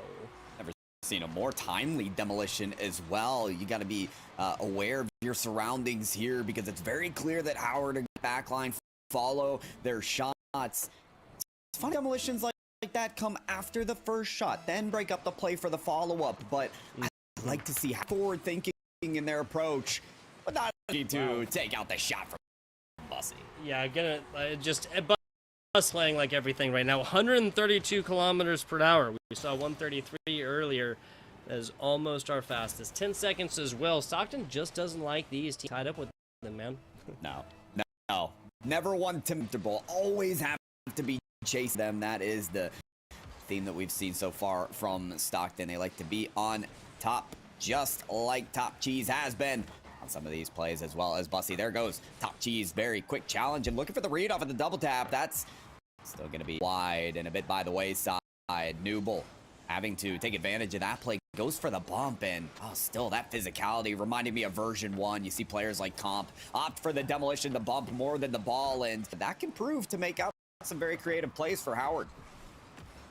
Yeah, so far that has been something that either of these teams have taken advantage of, but still a 3-score total about halftime. We're looking at a middling scoring between these two teams in game number 1. Still a best of 3, not quite to those winners finals yet, guys. Top Cheese up there. Arrow gets the epic block on. That's going to be a fantastic job, and the continuation of pressure from the Stockton University squad. Arrow logs in trees, going to try to slow down the play a little bit. They don't want to fall into a frantic frenzy off of the offensive opportunity we've seen from Stockton, but it's hard to. They have all the tools to get up and get physical. That bump isn't going to be enough. As Bussy, what a save on the goal line, but they're going to need to come out more. Bussy again saving the day on a long clear. Oh yeah, Howard University not going to go so quietly.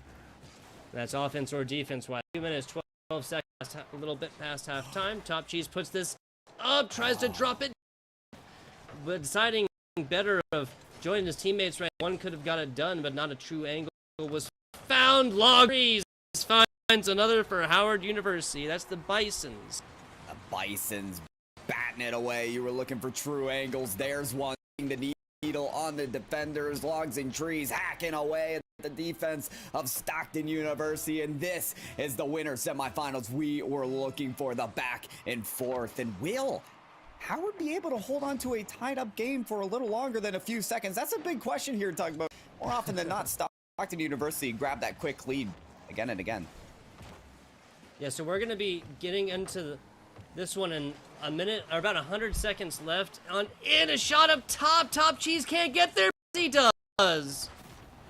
Bussy doing what Bussy does there yet again. Top Cheese, though, what a setup. Found that ball just by skylining into the midfield. There is just no safe territory for this Howard squad. No, there really isn't. No rest for the weary on this. At least not yet.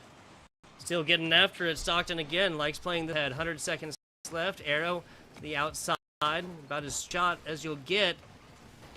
Top Cheese answers it. Continue this one on. Bussy trying to bring this one out from this inside. That's a nice angle inside. Pressure drip almost gets in. Just rackets it against this wall and more. And just a much slower shot from Top Cheese. But Drip looks at the arrow, looking dangerous now for the side of Howard. Dangerous as well is Newble coming off of the side wall. Top Cheese taken out of the play, but Bussy doesn't seem to care. He's still up on this ball, still chasing it across the field. Where can this player not be? It's like he's teleporting. I think I'm watching Valor or something with the TPs, the from the shadows for a moment. No, it's just Bussy going over the place, and Top Cheese on the ceiling. And that comes off the back of Logs and Trees actually hitting Arrow. A fantastic lineup on this one. Top recognizes it and just finds a shot through the lines. Fantastic stuff. You give those up to Top Cheese, he'll swing away every single time. That has been the motions of this squad here. However, we will find an opening. Okay. We were starting to close this chapter of game number 1. Open right back up. It's an exciting chapter you read right before bed. Can't find yourself able to put it on down. Gotta say, Howard's shot completion ratio, 5 for 3, or 3 of them made in for 5 shots attempted. It is definitely way. Stockton is just prominent. It's already double-digit shots in this. And I'm sneaking suspicion, Pyro J, that 7 is not the score total we're going to be looking at. Oh, still more to see out of these teams, and could give Stockton their first loss, maybe. They're getting some offense working here. Logs in trees, missing that, but it tees up arrow for a shot. It does get denied. 80% plus through the way of the goal line, but it went away. Got to make it 99 plus. 12 seconds to go here. Howard only 1 shot away, so they'll even have that opportunity once this timer does hit 0. As long as this ball does not get grounded out, it'll be dangerous. Then Bussy up, Bussy against the side. Bussy ground this one out and does a scarce 1-score victory here for game number 1, and that's for Stockton University. The Ospreys holding on. I think I finally just closed jaw the tugboat. I cannot believe that save, but tell you this, if it's going to be any team at all to make a play like that, it is Stockton University, man.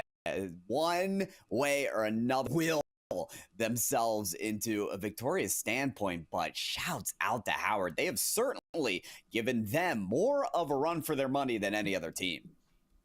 100%. Played against James Madison earlier. That was a 4-score difference in the first game. This one coming down, that 1-score difference. That's the situation that Stockton found themselves the second game against James Madison. So if the theme is teams playing better against them, the more that they learn about Stockton University, then hey, maybe we'll see our first non-on broadcast. Gotta get this one done here from the game number 2 to figure out the Ospreys holding strong, but Howard with an incredible performance for the first game on broadcast and the first game within this tournament today. Well, yeah, and what I want to see from Howard, you're saying they're playing exceptionally well here in game 1. I agree. They need a lead. For once, I want to see play from behind. So often we see a tied-up game. They're back in a lead. Tied up, back in a lead. We haven't seen them work from the other end of the score. And I want to see what Howard look like when they have the confidence, when they have the lead, when they have control. Could we see that storyline come to fruition here in game number 2 of the winner's semifinals? Wow. Not quite yet. Like, Stockton does not like being tied up with their opponents, even if that's only in the first 3 seconds of this game. That's the only time that Stockton spends right there until Howard looks to strike back. The Bison's really going to have to get on stampede mode, get this offense going, pour everything into it, shake that tree, see what falls out. Pyro. Could be something, like we said, fruition. Maybe just a nice fruit, something to snack on, something to eat on up. Almost, but it goes right across the face of the goal without being taken advantage of. Top Cheese up there, second tap coming in, misses completely, drip, and now it's a runaway ball. Wow, that one could have been dangerous, could have been the quick tying factor that Howard has found multiple times in this matchup. Oh, and these are some of my favorite games of Rocket League here, where we just haven't seen the stand set of RL. Okay, you take a possession, then I take it. No, it's just been balls. This ball flung from one player to another. Doesn't matter which team it's on. Demolitions flying, whiffs on the field. The unexpected is all that you can expect in a game like this. The first minute down, and still players going down as well. That's one demo here. Logs and Trees was trying to set up an offensive look for teammates and more. The middle, Newble doesn't succeed in keeping possession. Now a tie up, drip down bottom. That's gonna for Stockton University.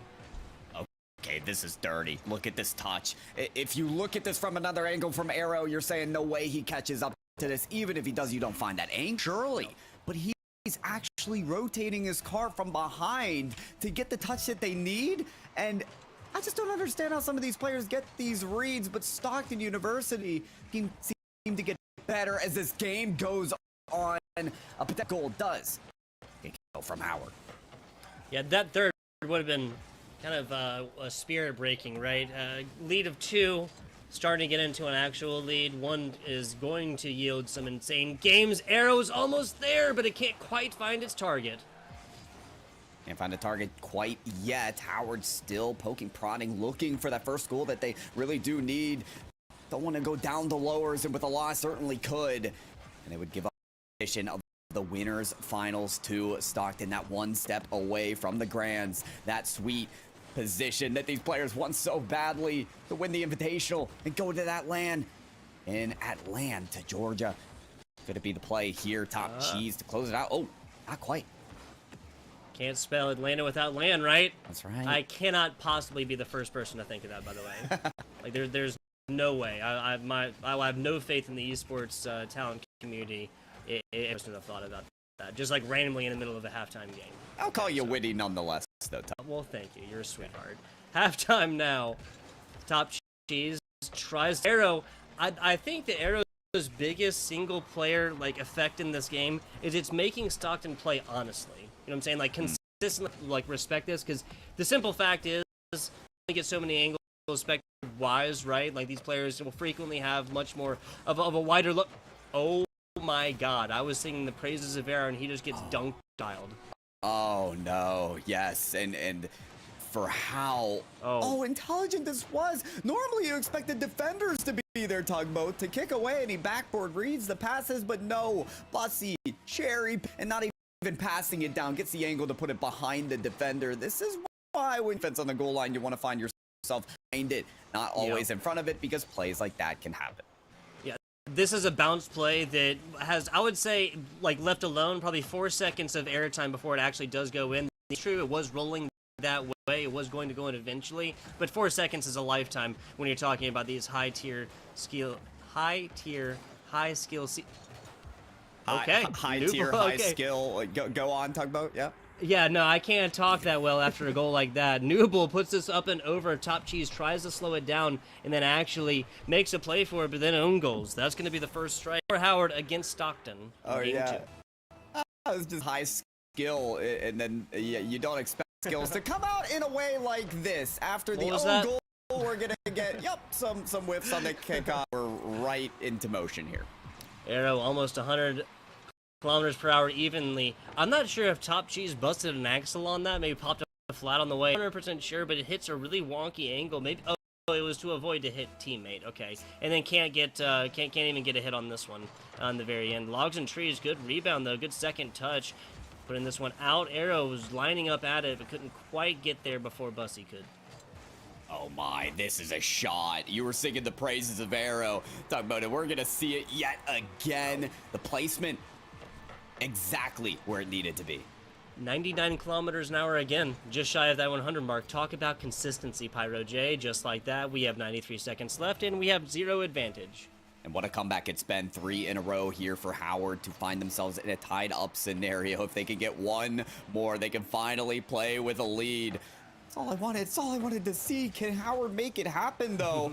I will say if Stockton come out with another win, they are going to be the storyline of the day, though. Just going absolutely lossless through this bracket. It's been a beautiful thing to see. Can they get this last point, this last goal, this last pass to toss it up? Bussy forcing off 3 defenders on the play. It's a ball that's loose, but still they're able to recover. Wow, taking it to the bottom right now. That's on point, and that's going to be Howard taking advantage for the first time in this matchup. We have not seen Stockton play from behind, people. This next 55 seconds will determine how this squad is able to complete this situation that you will almost always find yourself in at some point, right? Playing at a point behind. Hey, you don't find this very often. You also don't really find often the triple commit followed by a long clear to score a goal. Top Cheese, though, there's the equalizer. Oh my God. He's going to be right in action every single time. This is simply how Stockton operate. We're looking at regular TV guide. That's Stockton Ospreys coming in. They don't like playing from behind. They don't like playing it tie. They spend all of 8 seconds or something like that behind position. It might not, just obviously isn't even a thought in their minds, right?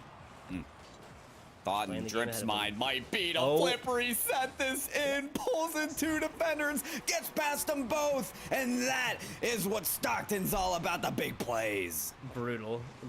I'm gonna say it right. You don't make a child cry by not having candy. You make a child cry by giving them candy and then taking it away. Oh. That kind of seems like the situation we found ourselves in. The past 10 seconds from Stockton has shown that this is just the comfortability they show on offense, right, is just absolutely paramount.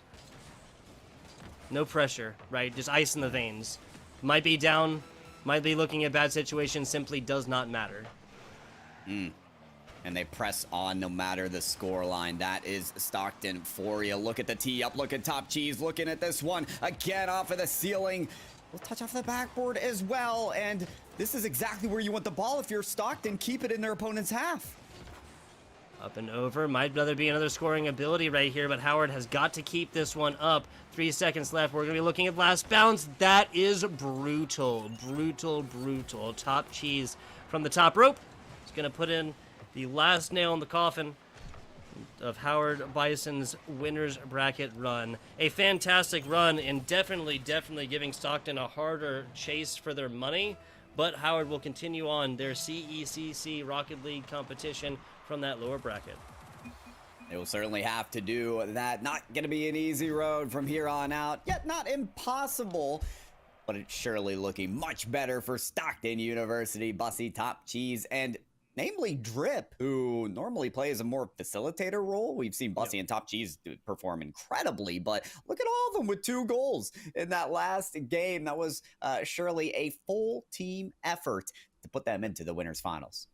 6 total goals, 2 from Bussy, 2 from Top Cheese, 2 from Drip. I gotta say, Arrow just played absolutely fantastically for this Howard squad. If we, not that Nooble or Logs and Trees played poorly, and especially Logs and Trees in game number 1, right? I'm just talking about game number 2 here. But if we saw Nooble and Logs and Trees get, just that tiny bit more, just the cleaning up of the edges, the little bit extra oomph, especially offensively, Pyro, then I really think this could have been a tied game, and we could be literally looking at 60 seconds at least right now of overtime against Stockton. That is not a situation they have seen themselves in. Yes, they've come back from a single score, and yes, it was really quick. It was exciting how they did it, but we have not seen Stockton play from a serious behind score line. So that's not going to happen yet. Maybe the winners finals, that's going to be Stockton University and Western Virginia U in the winners finals, but I believe we're looking at losers first before we get down there. Is that correct?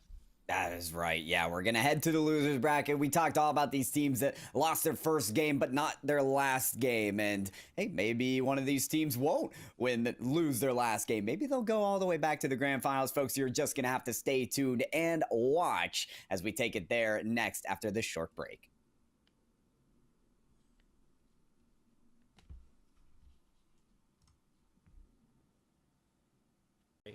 Coming into this one, nice shot. That's going to be Bussy striking first.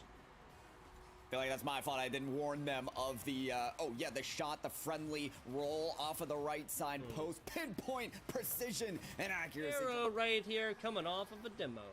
Never seen a more timely demolition as well. You got to be aware of your surroundings here because it's very clear that Howard take out the shot from Bussy. Yeah, Bussy's just kind of playing like everything right now. 132 kilometers per hour. We saw 133 earlier.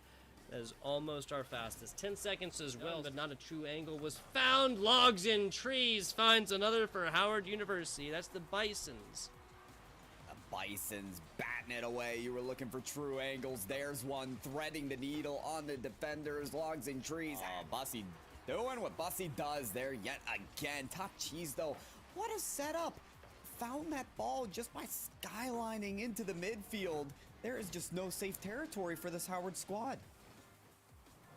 What a place in Top Cheese. What a flip from the ceiling.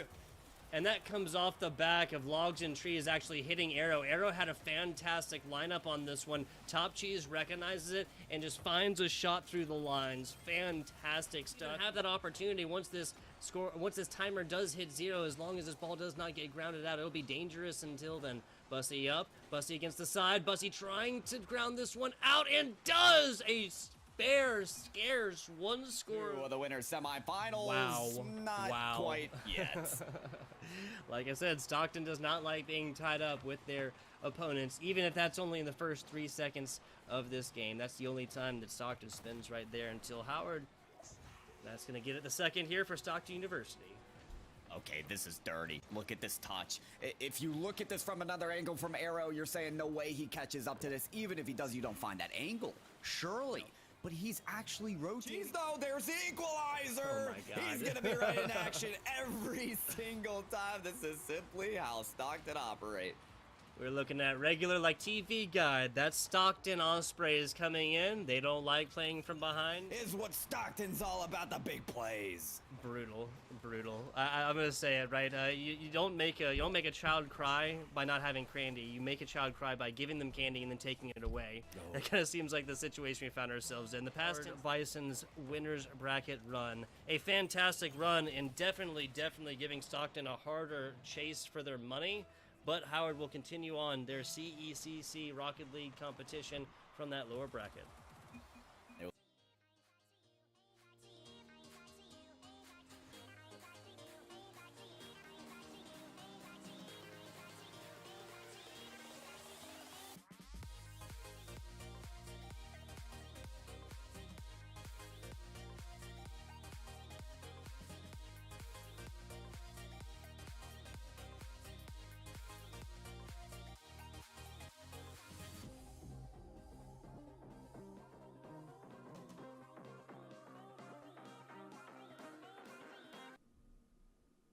Hello and welcome back. The CECC Mid-Atlantic Invitational continues now. We are looking at the first round of our lower bracket, Pirate J. Oh, yes, we are the lower bracket, the place that maybe these teams didn't want to end up to be, but hey, this is where the Cinderella story begins. You got to make the big run to make it to the big leagues, right? And the first teams that we're going to see are Temple University and Randolph-Macon, two teams that didn't necessarily look bad in their first match, but this is where it really gets down to business, though. Their backs are on the line. If they lose here, they're out of the competition. Yeah, I hear you. Yeah, this is the last. This is the last line, right? One of these teams will win. One of these teams will lose. We're looking at the Temple Owls and the Randolph-Macon Yellow Jackets. Just kind of looking at their performances from earlier, right? And what there is. Randolph-Macon, the Yellow Jackets, has unfortunately not scored on boards quite yet. As it is, getting on into this one. Getting it 10 seconds in, nothing first. Colio, little demo action to begin this one off. Yeah, Randolph-Macon definitely going to want to work that offensive early to put that story to bed, and that is exactly what they'll do. It's Big City Slams with the first one. Fantastic job. That's 10 seconds in, and Randolph-Macon striking first. And that is very important to set the tone for themselves, get a goal under their belt, and start to work up some confidence in this squad. It's definitely what you're going to need to make this lower bracket run. Is to be very assured of yourselves and looking for Azier work up towards their offensive lane. They are definitely looking confident, if not aggressive. Yummy stuff, though. What an ascent here, and the second tap is going to give them the goal. Nicely done. That's going to be a nice tie here. 37 seconds in to game number one. Yummy stuff off the top, putting this one up and over. Everything themselves. Love to see it.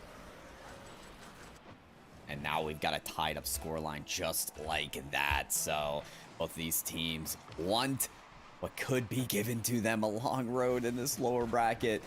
But we're starting to see both teams really get down and dirty, down to the nitty gritty.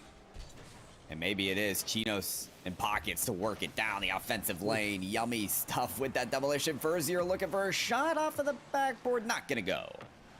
Yeah, so tell me if you sense a theme here. Temple Owls, they don't like this offensive pressure and go with the quick demos. Big City Slams barely too high. Would have been the third score, second for the side of Randolph-Macon. Back on out, Yummy stuff. Tries to put this up and easily gets it taken away from off the top. Back down low. Big City Slam stops this low and slow roller easily. Nice job. Colio almost with a perfect one. That is a dangerous angle, but Chinos and Pockets taking it off of corner after picking up this boost. though they don't get a goal in this possession, I'm really happy with what I'm seeing from Temple University because, you know, they're not only working at these demolitions that you can see here, one left there to get the goal, doesn't find it. They're also working on some bumps and some demos on the goal line, their opponent's goal line as well. So they're starting to try and create that space that's going to give them the more high efficiency shots. As those lanes are cleared, they can get the easier goal. That save's not going to be very simple, goes right off the post and set away. Man, gotta say, yeah, Randoph-Macon, not for lack of trying, they have been absolutely rattling these boards when you're talking about top and bottom, and a big bouncer from downtown rails one in. That's gonna be the second after Chinos and Pockets takes this from the far left corner. Can't quite get to it. Yummy stuff there for Temple. I think it was just going a little bit too fast at this one. Yeah, you want to say too fast or just overextended, but very little excuses can be given. For a team that gives up a shot that the last touch was given all the way from the other side of the field. So they've got to have that third man, that third player that's able to work defensively. And still, the defense not holding up for Temple University as they give away another.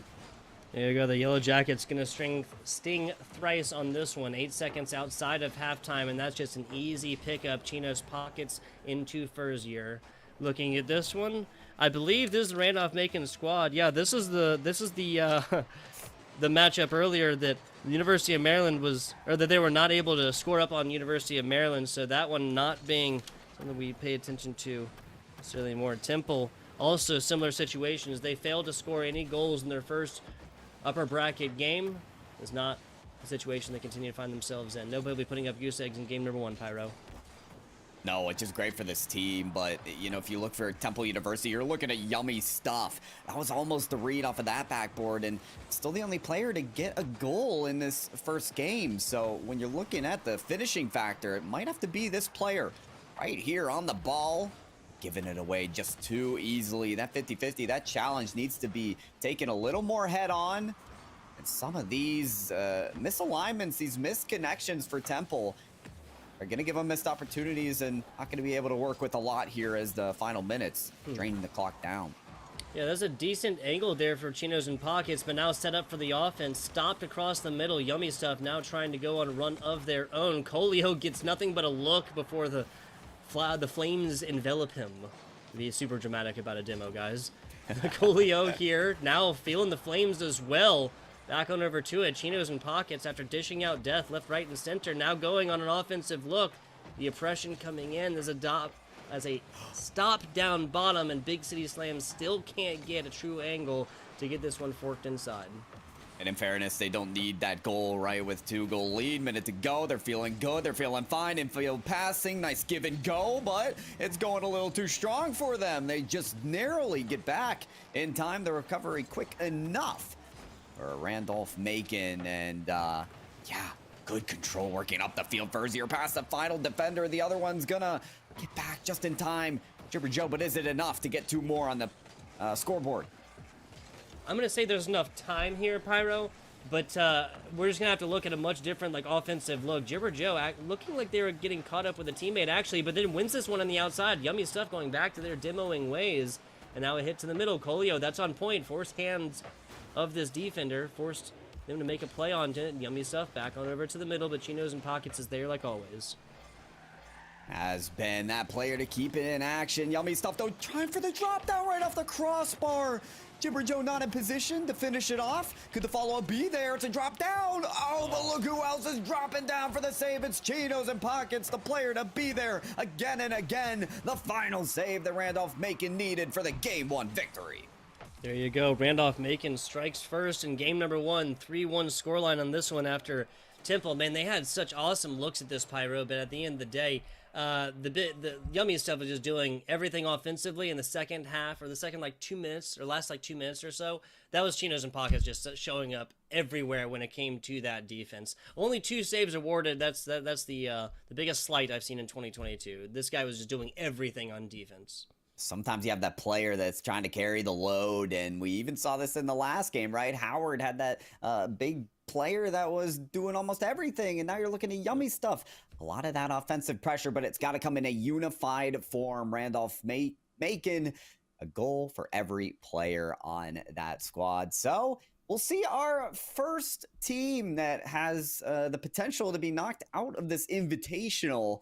Could it be backs against the wall, everything on the line that puts Temple to force a decision in this series? Could be our first one of the day. Pressure frequently yields and absolutely Herculean Superman plays coming into this one. If it's gonna come, I think Yummy Stuff is a great player, like, consistently, but pop-off potential Colio, especially when we're talking about offense and kind of the pressure that this player can yield onto Randolph-Macon coming into game number 2. It's gonna have to happen early, though, because I'm gonna say if Randolph-Macon gets another, like, 2-goal lead or something like this, I really do think they're just gonna be able to continue rolling on with this, and it's just gonna snowball into something that Temple cannot deal with. Feels like that could be an avalanche of scoring for Randolph-Macon to begin game 2. Would be detrimental for Temple. They will get possession right off the way, and look at the pancake dropping the ball down. Not going to be enough, not yet, but Big City Slam still working with something. Looking pretty fresh in that Vitality decal. Gotta say, if you can pull off the K-Dop Alpha 54 place today, then certainly that could be enough for this team, but it's going to go back on their defensive half again. Demolition's coming out. That's been another factor in this game as well. Talk about clearing lanes for the scoring plays. Clearing lanes for them scoring planes. I'm with it. Passes and passes into points. That's what we need to see offensively as well. But I got to agree with you. I think it's 3 demos already, and we're not barely past that 45-second mark as of this point. Furzier in. Furzier had the heat-seeking missile on Colio, the anti-aircraft guns.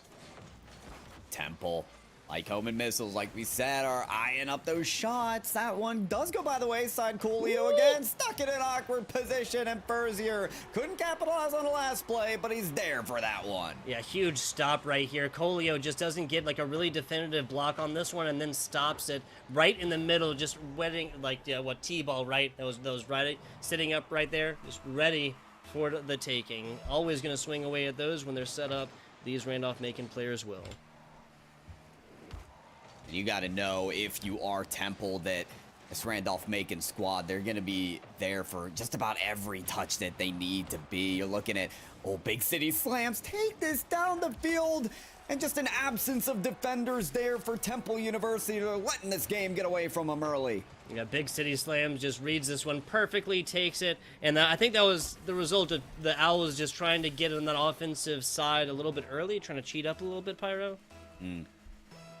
And you know, that may be what it takes. You said it could be very, very disastrous if we see those 2 early goals from Randolph-Macon, right? So you want to prevent that as much as you can by getting an early goal yourselves, but sometimes it can go back to punish you, and that's exactly what we saw there for Temple, who finally getting a registered shot on net. That could have been our hardest one. Jibber Joe with the follow. Coolio working the goal line. Here's the shot, too high, and the follow doesn't come through in time, but Yummy Stuff, there it is.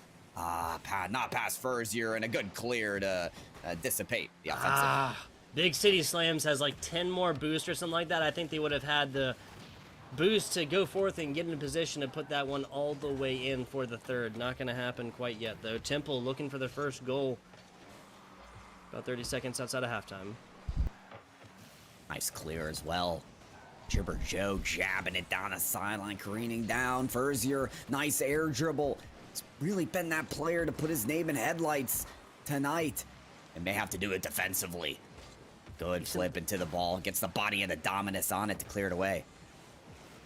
Yeah, that's Furzier that really has been able to use this one to take away some of these that otherwise, your more typical Rocket League cars may not have been able to. That flat body just really showing up.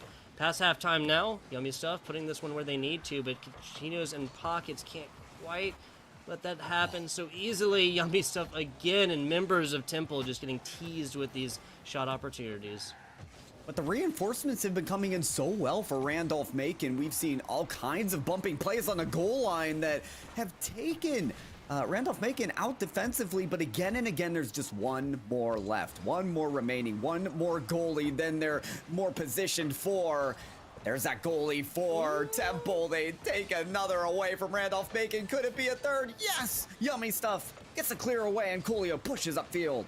Yeah, Randolph-Macon definitely knows the value of continuing on offensive pressure and just burning up this time. About 100 seconds left at this point. Back to the middle. Chinos and Pockets goes for a flip when What, it goes for the backflip, and I think the more the front flip and just aggressive angles on this was necessary. This were not any defenders across the middle, but just like that, Yummy Stuff shows up in the scoring capabilities. Who better than Yummy Stuff, but Coolio, what a play-making potential here, abandons the ball there just to work any goalies that might still be there. We've seen that one final goaltender there again and again for Randolph-Macon, but the lane cleared from the pass and the first goal that Temple desperately needed. Yeah, classic 90-second drill coming into this one, Pyra. You're down by 1, what do? Demos have been showing their heads earlier on in this game. I don't think that really happened so much the second half of this. I would not be surprised if we see Temple kind of reverting back to that play and trying to make the numbers look a little bit better for them, if only for a few seconds. Back on over to the Randolph-Macon side, their offensive third. Yummy Stuff getting the first demo here, but Ferzier gets ball. They got it. If they're going to take demos, they have to maintain possession of the ball. They do, and Coolio just gives that away. The ball does go back in Yummy Stuff's hand. It gets back to the middle. Jib.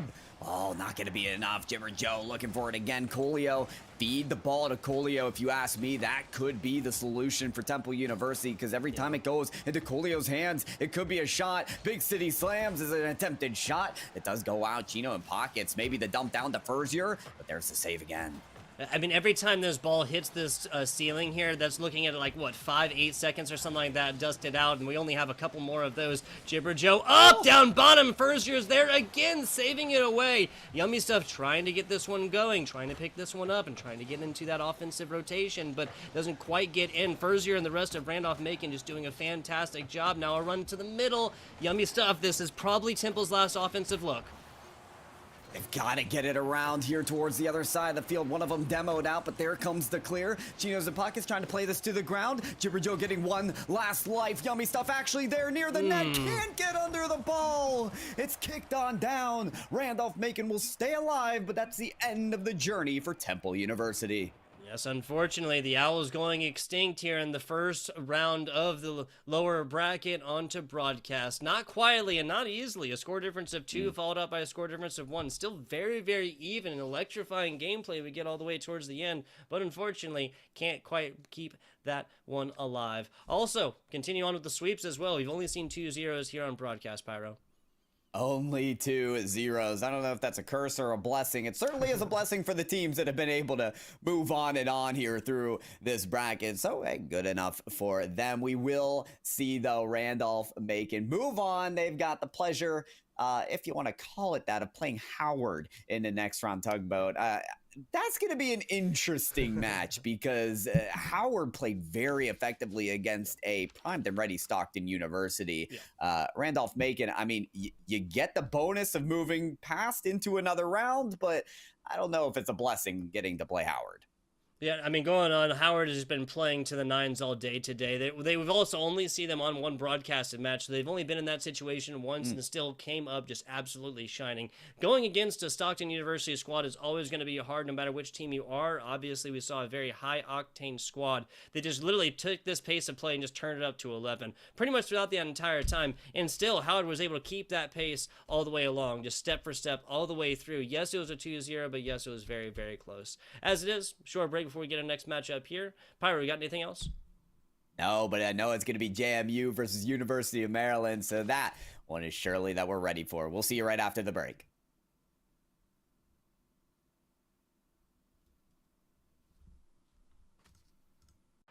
Fantastic job. That's 10 seconds in, and Randolph-Macon striking first. And that is very important to set the tone for themselves, get a goal under their belt, and start to work up some confidence in the set here, and the second tap is going to give them the goal. Nicely done. That's going to be a nice tie here. 37 seconds in to game number 1. Yummy Stuff off the top, putting this one up and over. Everything themselves. Love to see it. That's going to be the second after Chinos in pockets takes this from the far left corner. Can't quite get to it. Yummy Stuff there for Temple. I think it was just going a little bit too fast at this one. Yeah, you want to say too fast or just overextended. Able to work defensively, and still the defense not holding up for Temple University as they give away another. There you go. The Yellow Jackets going to sting thrice on this one. 8 seconds outside of halftime, and that's just an easy pickup. Chino's pop. Could the follow-up be there to drop down? Oh, but look who else is dropping down for the save. It's Chinos and Pockets, the player to be there again and again. The final save that Randolph-Macon needed for the Game 1 victory. There you go. Randolph-Macon strikes first. Capitalize on the last play, but he's there for that one. Yeah, huge stop right here. Colio just doesn't get like a really definitive block on this one and then stops it right in the middle, just wetting like T-ball, right? Those right sitting up right there, just ready. Oh, Big City Slams take this down the field. And just an absence of defenders there for Temple University. They're letting this game get away from them early. You got Big City Slams, just reads this one perfectly, takes it, and I think that was the result of the Owls. This were not any defenders across the middle, but just like that, Yummy Stuff shows up in the scoring capabilities. Who better than Yummy Stuff, but Coolio, what a play-making potential here. Abandons the ball there just to work any goalies that might. This to the ground. Jibber Joe getting one last life. Yummy Stuff actually there near the net. Can't get under the ball. It's kicked on down. Randolph-Macon will stay alive.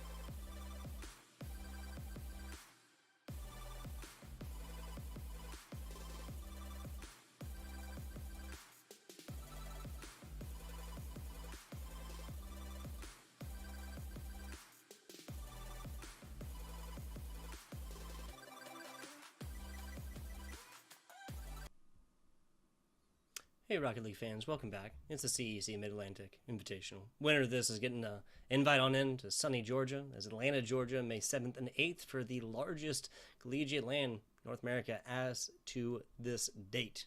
That is April 14th, 2022. FBI Tugboat here with Pyro J. We got a little JMU action coming at you, playing against Maryland, or the University of Maryland, excuse me, that's the Terrapins, people. I think that JMU and University of Maryland, this could be the match that we see the best of three go all the way to game 3. You know, yes, JMU got knocked out in the first round, knocked down to the lowers bracket, but it was by Stockton University, arguably the best team in this tournament, or one of the best at least. And University of Maryland themselves won their first match as well. So you're looking at two teams who have the capabilities of going potentially all the way, but we'll start here at game number 1 in this best of 3, the lowers bracket.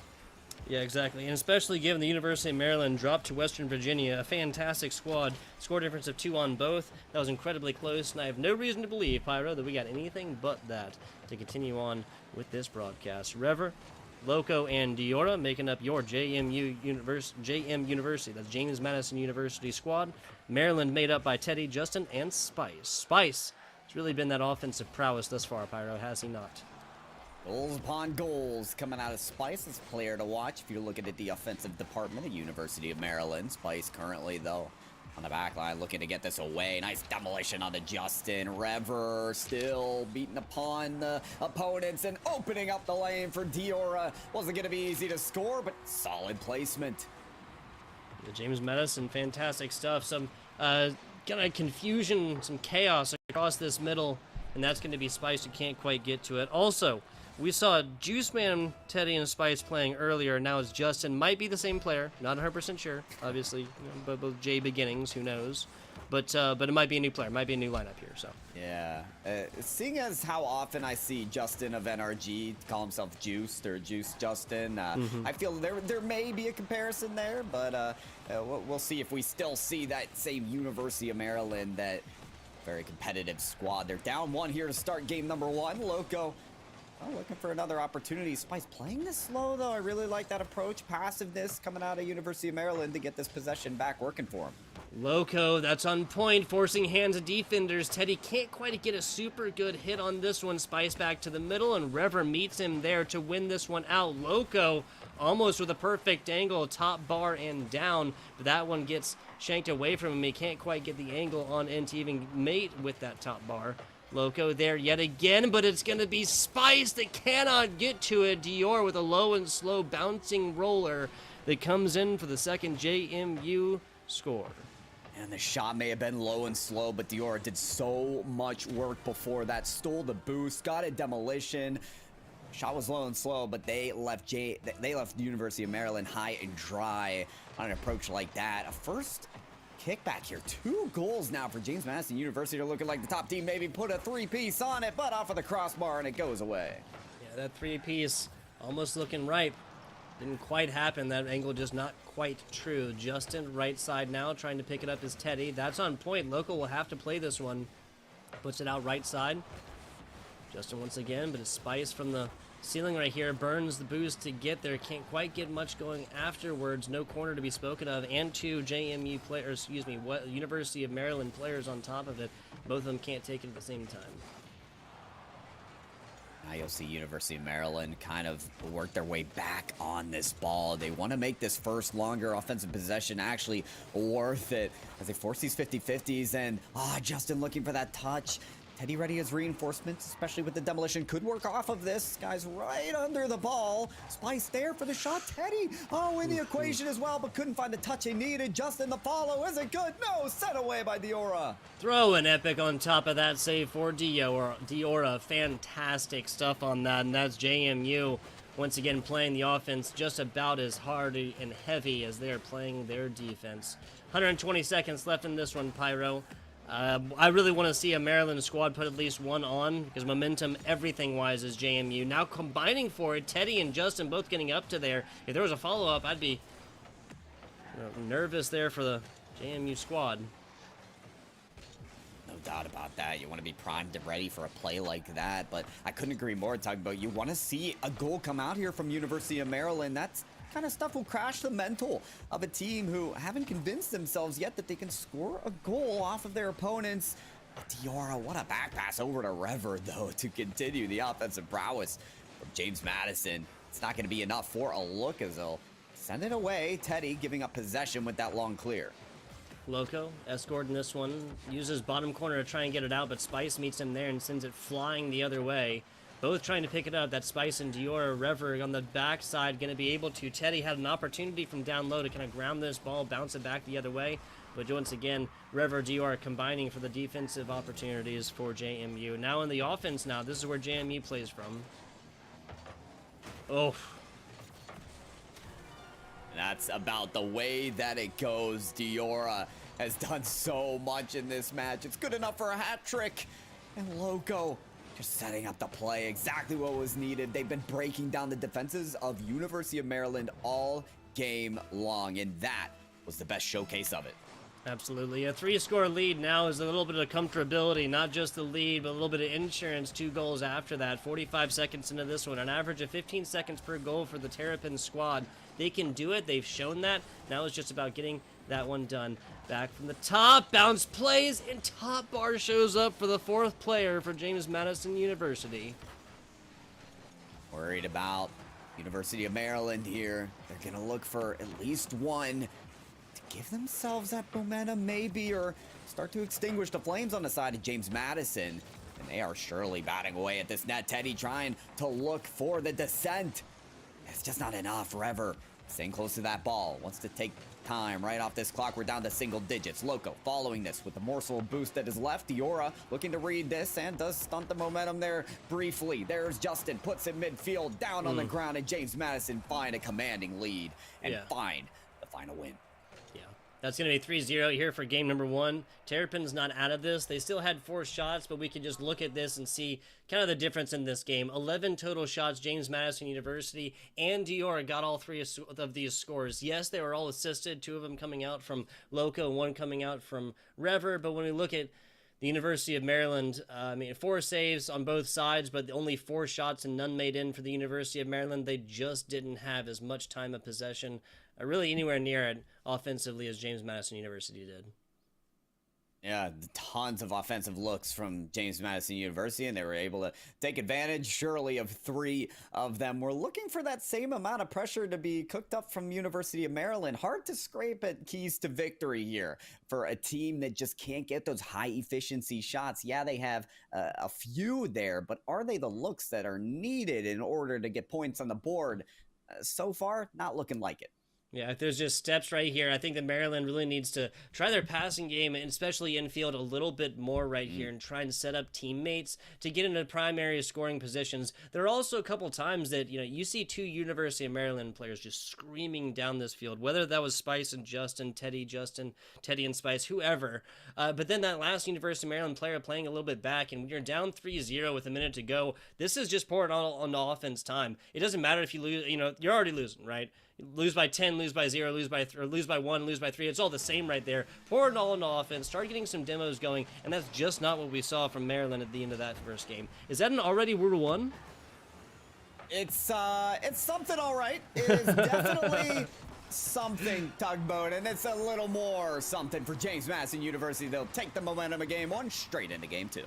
Yeah, off the back of some wonkiness right there, Diora picks this one up, and Teddy gets nothing but a front row seat to the first goal for JMU incredibly early. This does not bode well for the University of Maryland. When we're talking about momentum, everything is going JMU right now, and that's across game 1 and now into game 2 after the quick score.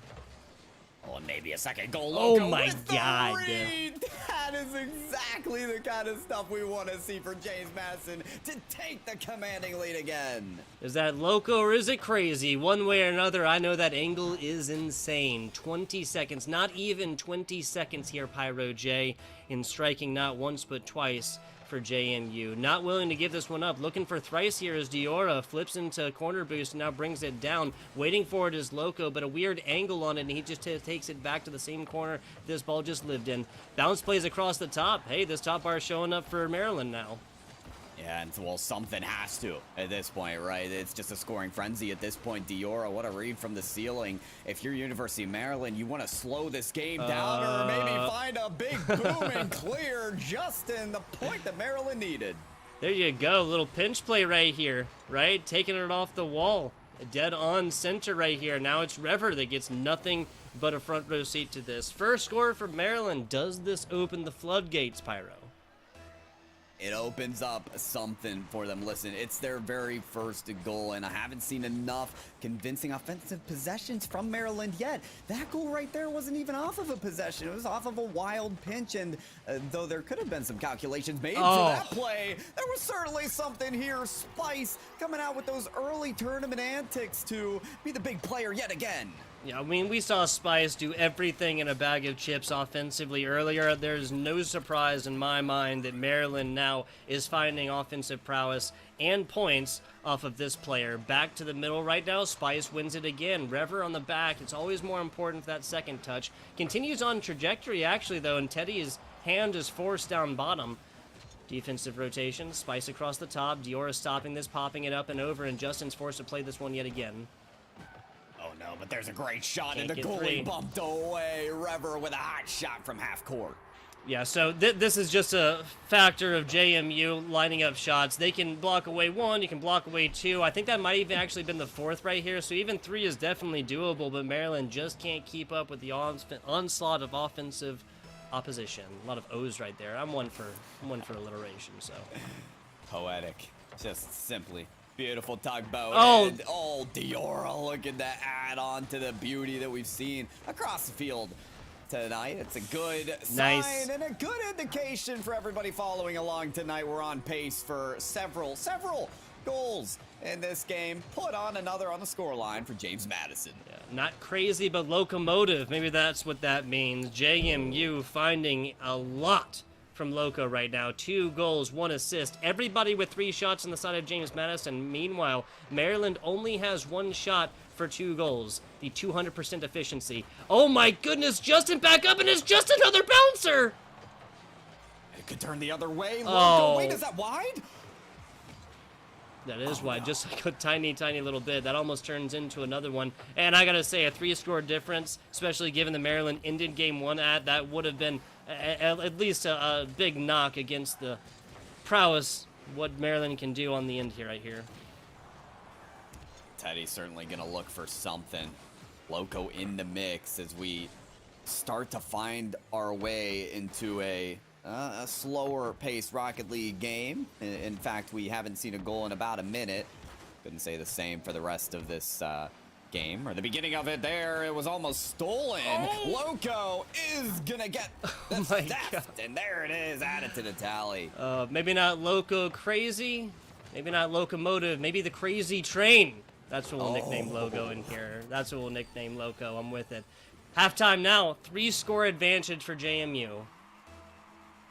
Going off the rails here if you're talking about University of Maryland, but they will do their best. Spice, upside down. And they need a recovery here if they don't want to get scored on yet again. Diora has boost to make this a play. Looks for the bump. Rever, not enough. Spice downfield. If this is on target, it's going to be the goal they need. And they'll start to close this scoreline, this deficit that they're at. 3 scores? Correct me if I'm wrong. 3 scores now coming off of like half-court shots plus even. Yeah. Like some of these like 3/4, 5-6, like about as close as you get it. Or about as far away as you get it. You get what I'm saying. Well, yeah, and those type of shots aren't really reliable. That's why I've had an issue creating storyline for Maryland to get back in this one, because it's really hard to recreate plays like that. We're going to need to see some more standard issue textbook offense coming from Maryland if they want to stay alive in the series. 90 seconds, little added onto that for Maryland to get back into this one, but still caught on their back line. Diora almost caught them looking at this, trying to set up something offensively before this ball was even dealt with defensively. Rever now back on out to this corner, bounce plays. Teddy picks it up and sends it flying. Justin trying to pick this one up, but Diora and the rest of this JMU squad is simply there because Maryland treated up just a little bit too much. Well, they're going to need to cheat. Aggression is necessary at this point if you're University of Maryland. 3 goals in 60 ain't simple, but we saw goals flying in the net earlier in this game. Can we get the other bookend on the last half of this, or last minute of this game number 2, or else University of Maryland will be knocked out of this competition? Yeah, this is, just in case you're just joining us, guys, 3-0 JMU in game number 1. These are best of 3s. Maryland looking at about 15 seconds per goal required, and that's just to tie it up. Teddy, back on over, gives it up to Spice. Bounce plays, Spice picks it up. Loco from this outside area. Teddy almost with a perfect 1-second tap, but doesn't read this correctly off the wall. There's another that is defended well. The defensive unit there for James Madison University, as it has been almost all day long. Rever denied of a shot that could have sank this game, and that's a pass down to Diora, looking for the top corner, sent away. Final firefight here. Spice to the middle. Shot from Teddy. Denied by Rever. And that'll seal the deal. James Madison University stay alive in the lower bracket. And it's the end of the road for University of Maryland. Yes, not willing to go so quietly in tonight. Still playing this one. These are things you love to see. Back down bottom. Teddy almost racks in the 4th, but an L is an L regardless. A goose egg in game number 1, but Maryland just puts that behind them as they put up multiple scores. But at the end of the day, this rampage here from JMU proves to be just a little bit too much. What is that? 16 shots attempted for JMU? Brutal.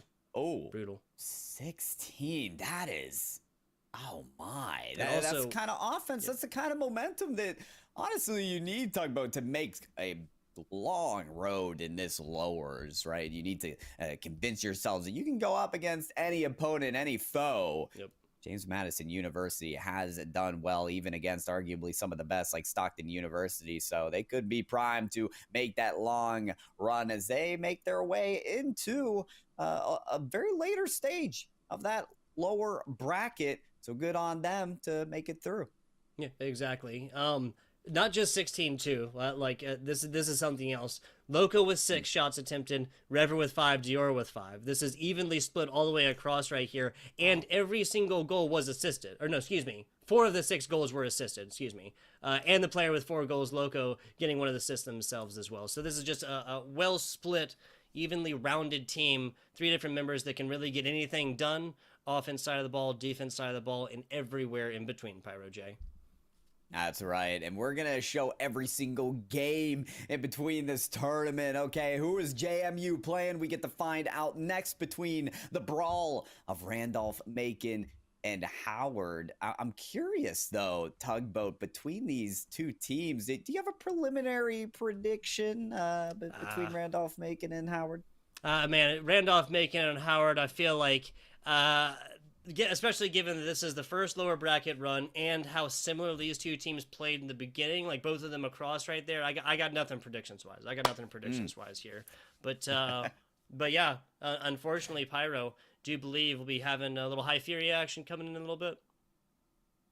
Oh yeah, definitely. We're looking at High Fury Tugboat. I mean, listen, you get the best of the best here tonight, and so do the viewers, given the fact that you're sticking around, my man. Appreciate you saying so. It has been an absolute pleasure, Pyro. We'll catch up with Pyro at another time, but for now, short break. Next match set up. We'll have High Fury coming on and join me on the broadcast.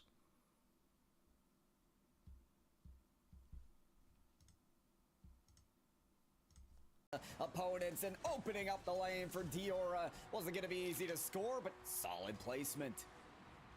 James Madison, fantastic stuff. Some kind of confusion, some chaos across this middle, and that's going to be Spice, who can't quite Second JMU score. And the shot may have been low and slow, but Diora did so much work before that. Stole the boost, got a demolition. Shot was low and slow, but they left the University of Maryland high and dry. That's about the way that it goes. Diora has done so much in this match. It's good enough for a hat trick. And Loco just setting up the play, exactly what was needed. They've been breaking down. Ball wants to take time right off this clock. We're down to single digits. Loco following this with the morsel of boost that is left. Diora looking to read this and does stunt the momentum there briefly. There's Justin, puts it midfield, down on the ground, and James Madison find a commanding lead. It's something, all right. It is definitely something, Tugboat, and it's a little more something for James Madison University. They'll take the momentum of game one straight into game two. Yeah, off the back of some wonkiness right there, Diora picks this one up, and Teddy gets nothing. Well, maybe a second goal. Oh Loco my with the God. read. That is exactly the kind of stuff we want to see for James Madison to take the commanding lead again. Is that Loco or is it crazy? One way or another, I know that angle is insane. So there could have been some calculations made to Oh. that play. There was certainly something here. Spice coming out with those early tournament antics to be the big player yet again. Yeah, I mean, we saw Spice do everything in a bag of chips offensively earlier. There's no... From half court. Yeah, so this is just a factor of JMU lining up shots. They can block away one, you can block away two. I think that might even actually been the fourth right here. Several goals in this game. Put on another on the scoreline for James Madison. Yeah, not crazy, but locomotive. Maybe that's what that means. Goal in about a minute. Couldn't say the same for the rest of this game, or the beginning of it there. It was almost stolen. Oh. Loco is gonna get this my theft, God. and there it is, added to this scoreline, this deficit that they're at. 3 scorers, correct me if I'm wrong, 3 scorers now coming off of like half court shots plus even. Like Maryland. Yes, not willing to go so quietly in tonight. Still playing this one. These are things you love to see. Back down bottom, Teddy almost racks in the fourth, but an L is an L regardless.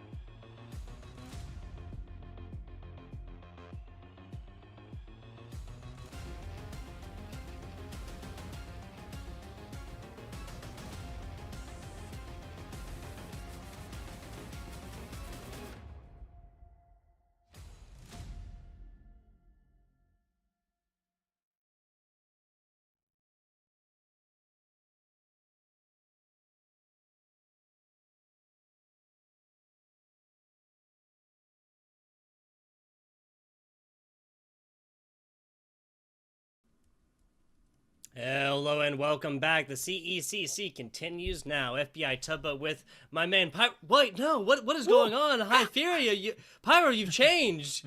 Hyperia's. There you go, there you go.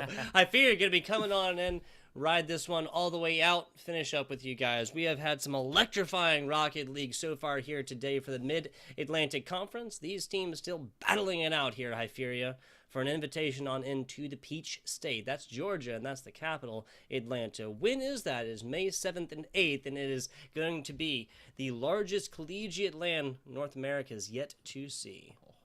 And you want to qualify for that. It doesn't matter how much electrifying Rocket League you've already played, how much you're about to play. You need to qualify yourself for that LAN event. You want to participate in the biggest collegiate event that's been going on thus far, so you absolutely have to pull through. But we're not there by any stretch of the imagination just yet. But the match that's coming up, it will be a very important step towards that goal. Yeah, and both of these teams, Stockton and West Virginia, have come forth and had like a little bit of an easier run with their opponents. West Virginia took down University of Maryland by a 2-score difference at 4-2 in Game 1 and 3-1 in Game number 2. Looking at Stockton, that was a little bit of a different story. That was James Madison, the Dukes, that fell in a little bit more of a one-handed fashion. So both of these teams haven't dropped a map yet here today. We've seen all 2 zeros. And this is, like Pyro was saying earlier, when an unstoppable force meets an immobile object. What will happen? Will this go down? Will we see finally a little bit of extra Rocket League? I really kind of hope so, honestly. I really hope we don't get through the zero or the best of 5s, like the first of these, and then still see another sweep, right? Especially because in the grand final, you already have a 1-game advantage if you win this match coming up. So you want to be doing your best. You at least want to put in a dent, because when you get into the winner's match, into the winner's final, there's a decent likelihood that's going to repeat itself later on. So you at least want to give yourself confidence going into that match later, but also for the lower bracket, you just want to be performing at your absolute best. It's important to get that 1-game advantage in the grand final, because the grand final is also only a best of 5. And I say only because with the 1-game advantage, that's literally potentially 2 games and you're out, especially against Stockton, who's been on a tear. An absolute tear. I can't agree with you more, though, Hyperia. Looking at this, I think it's so very frequent that you just kind of see a winner's bracket copy, just kind of a mirror image. But, of course, the first one being a pure best of 5, and then, like you said, the winner coming in grand finals with the point advantage. No bracket reset in this. Now, there's going to be loads given away there on May 7th and 8th down in Atlanta, Georgia. Not just a lot of like prizing and whatnot. We'll have a lot more information about that. A lot of esports hardware, but undying honor and glory. But you got to make it there first, Hyperia. That is going to be one team here today, going to be punching the ticket all the way in. And whatever team wins here today in the winners finals is going to be really putting a best foot forward to really come through the rest of the tournament and take that invite. That invite, it's an invite, but you need to stamp your own name on it, and that's kind of the name of the game here. I feel like Stockton throughout this entire tournament, also, if you look at their past engagement towards tournaments, they have always been incredibly active, not only in Unity tournaments, but also very much so in literally just standard Rocket League competition. They are determined to get better together with the own squad that they've formed themselves. And here we go to the winners final, Stockton up against WVU, and it's going to be a battle and a half. Yes, that is West Virginia University, the Mountaineers coming on in from the Western Virginia squad. We'll go ahead and introduce them here. This is Magic, this is Rots, and this is False coming up and making up your Western Virginia University Mountaineer squad. No. Awkward on the back line. Manages to at least catch it out in time. I think he can throw high eyes on the top. He's and Bust both played incredibly well performing in the bubble scene. She's maybe even a little bit above that, continuously proving himself time and time again. That's always what you want. You want to have that player that kind of step up to the plate when it's needed. There's the Stockton Ospreys stepping up so far. They've spent plenty of time in the offense. This is the first real time they've been looking at some defense and now getting back onto it. Magic across the top. So sparks fly as he actually misses this exception right here and isn't able to kind of keep this one up. Top Cheese looking dangerous right now, but it's going to be Bussy that comes forth and keeps that offensive pressure and the dreams alive. Drip from the outside, forcing a hand is the defender. That's Rots accepting this one, trying to bring it down. Bounce plays is False. He's trying to take this one out and make it true. A ton of fakes already been happening, and I think they both respect each other. They've played each other plenty of times, and they know, okay, we can't stall too much. We can't just go on a tangent and do our own stuff. We need to throw a few fakes in the mix, makes them guess. Well, False is guessing himself here, backs down of the challenge, and then pops it up, tries to chase it down, but a Top Cheese there for the collection. Bus with a redirect to the backward double touch for himself, but Rot will be the interceptor. That's so far been the name of the game for both of these squads, trying to get up and intercept these passes infield and just break up offensive opportunities right there, right across again. Top Cheese, not for lack of trying. He's just simply been blocked away and denied so far in this matchup. Top Cheese gets another one. No denial there coming from a player, but instead from the sidebar. Oh no, Top Cheese still hunting it down though. Magic, it's a bit awkward, and everybody on the side of Stockton is just hunting this goal down. They need to make sure that their back end isn't exposed too much. Top Cheese will falls all the way over the top and lands it into the box. Bus indeed make sure that their back end is stopped up nicely. Top Cheese with a catch on the left flank, carries it all the way onto the goal, but Falls, all he needs to do is stick on the goal line and it will be a clear out wide. Trip still punch that in field. Falls yet again with a collection. They are yet unable to break this away though. What, halftime now? We have not seen a halftime come down with no scores on board except for once in this competition thus far, Hypheria. An incredibly close matchup. Been singing the praises of the Stockton Ospreys so far, and they have not shown us anything, at least points-wise, this matchup. As I say that, Western Virginia coming in here and looking dangerous, trying to put a foot forward on this and get that momentum that is ever so crucial in the great game of Rocket League. Good 50, but Top Cheese sends it back into the center. Buzz goes over the top one. That's a 50 he can take indeed, but drops it down a little bit too sharply. And that's what will end up on the crossbar. Drip tries a second time, and that isn't downwards enough. Top Cheese tries to mend the mistakes. All he can do is get a 50 in the end.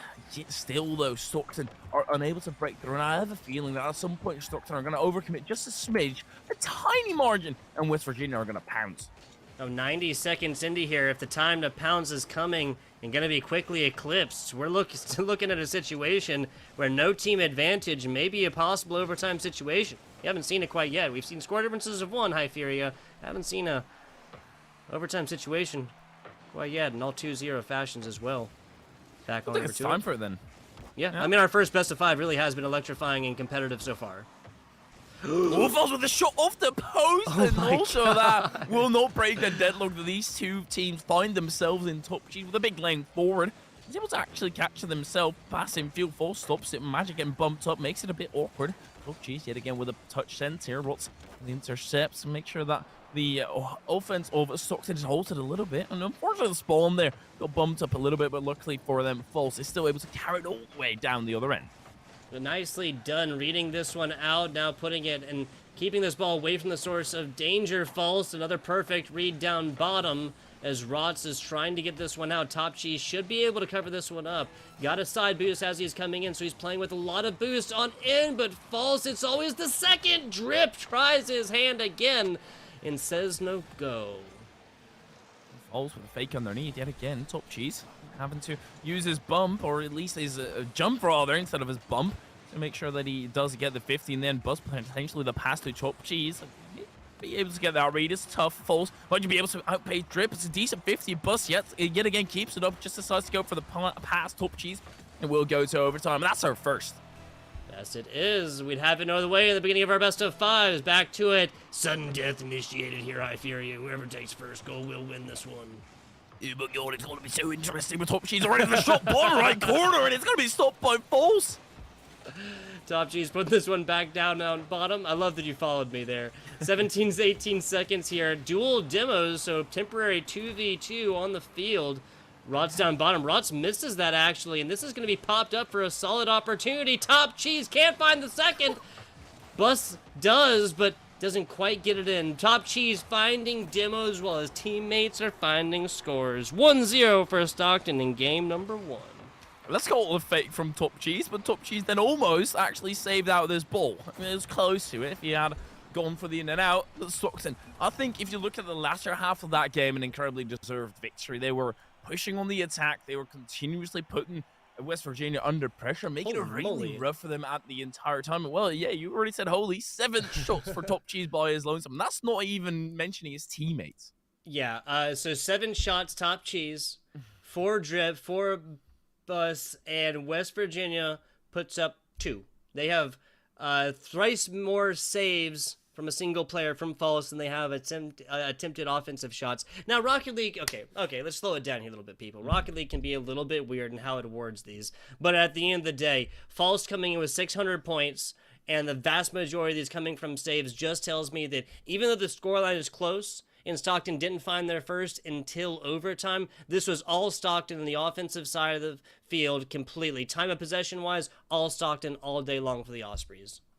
I think it's one of those cases where it looks dreadful for West Virginia right now because they weren't able to execute on their game plan. Their game plan to me seems, let Stockton come, let them overcommit, and we'll pounce on the transition. We'll go on the counter really quickly, and we'll get our goals that way, and they just have not been able to. But it's up to West Virginia to make sure that Stockton kind of get into a false sense of security, and as soon as they do that, that's where they can actually start racking up some goals and potentially start making Stockton a little bit uncomfortable, because they have not been uncomfortable thus far.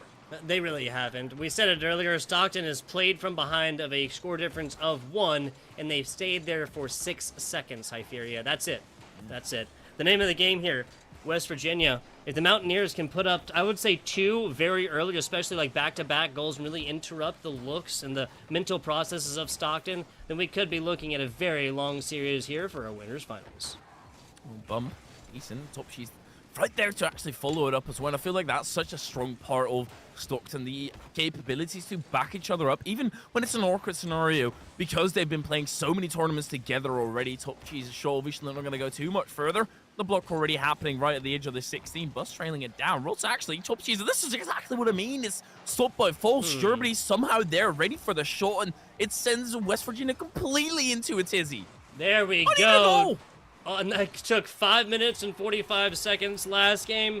That is in the rearview mirror, my friends. Bus takes this off as Fouls was trying to run this all the way backwards, just kind of backtracking like a corner on this. And not even 60 seconds, 55 seconds on into this one, and Stockton strikes first. That is dangerous. Good position there for Top Cheese. Not going to bust out from this one.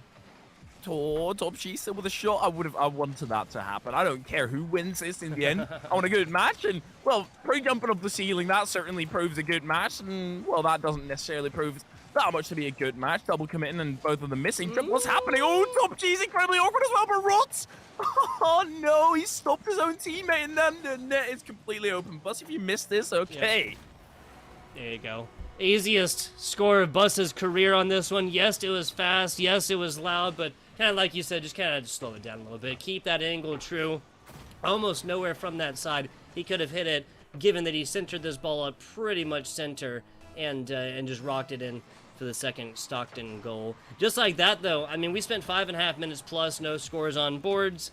And just like that, 90 seconds, not even 90 seconds into this one, we get 2 here from Stockton. It is a phenomenal in Rocket League that if you have a match where there should be an upset, there should be a underdog, a heavy underdog even, the first game is usually actually pretty close, and as soon as they are cracked, as soon as they concede once, that's where it kind of starts falling apart, because they start changing it up, because they start talking it through. Oh, we should be doing this and this better. Well, Bus, you don't have to change anything up. Just keep on doing you, baby. Exactly. Just keep on doing what you're doing. 2 goals for this player, throw an assist on top, and Bus is doing everything in a bag of chips for Stockton. 2 shots for 2 goals, 100% completion ratio as well, Hyperia. Don't get much better than that. And Falls, he can make it better, at least for his team, but Top Cheese directly at the center with a 50. Bus takes it off to the attitude or altitude. Drip there, almost has an attitude to force it through 2 players. Doesn't care what you say. Bus in the end, of course, will rack up the triple.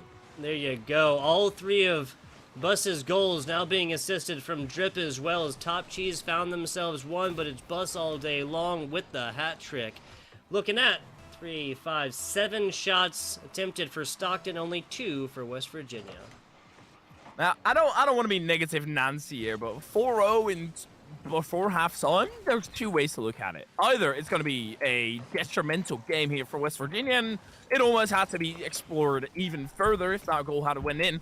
But you could also say it with a little bit more positivity and say, well, if Stockton technically can do it, Falls, this was a good attempt up here, stood ground it though, and wasn't broken through. No, I can definitely agree. Kind of like two different looks at this. Like whatever has happened at halftime can be undone, but also a 4-0 stomp right now with only a small handful of shots attempted for the side of the West Virginia Mountaineers is not a good look. But two different sides of the same coin, I suppose. 2 minutes, 7 seconds. Fouls outside. No real clear on this one, and that's going to be View setting it up here for teammate Drip. Back on out to the top. Magic doesn't do much more to kind of cure the trajectory of this one. And now False going to have a little bit of an opportunity. There's the double tap. A Drip reads it perfectly. But how? We all saw, yes, he had that red. It was a flip reset. How did you read that Falls and had the flip reset, right? And also was going to use it in that exact regard, but it doesn't matter because Magic pulls something out of the bag and at least gets his team somewhat back into the game. Rabbit out the hat, 127 kilometers per hour will be your fastest goal in this matchup thus far. 133 is the number we're looking for overall for broadcast, though, Hypheria. Are we now?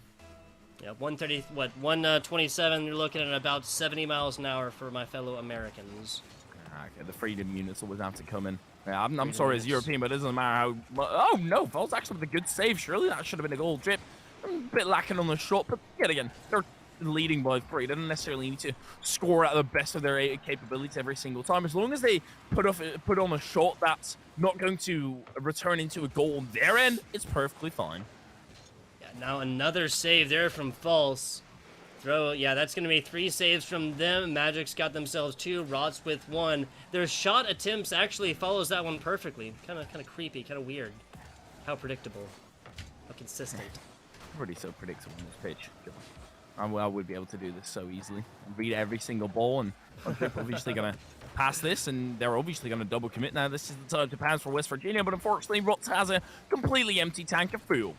Yeah, Drips tries to get something going with what they have in the tank. Not a whole lot to be spoken of. That's Top Cheese looking with a tasty goal. 5-1, 35 seconds left here, Hypheria.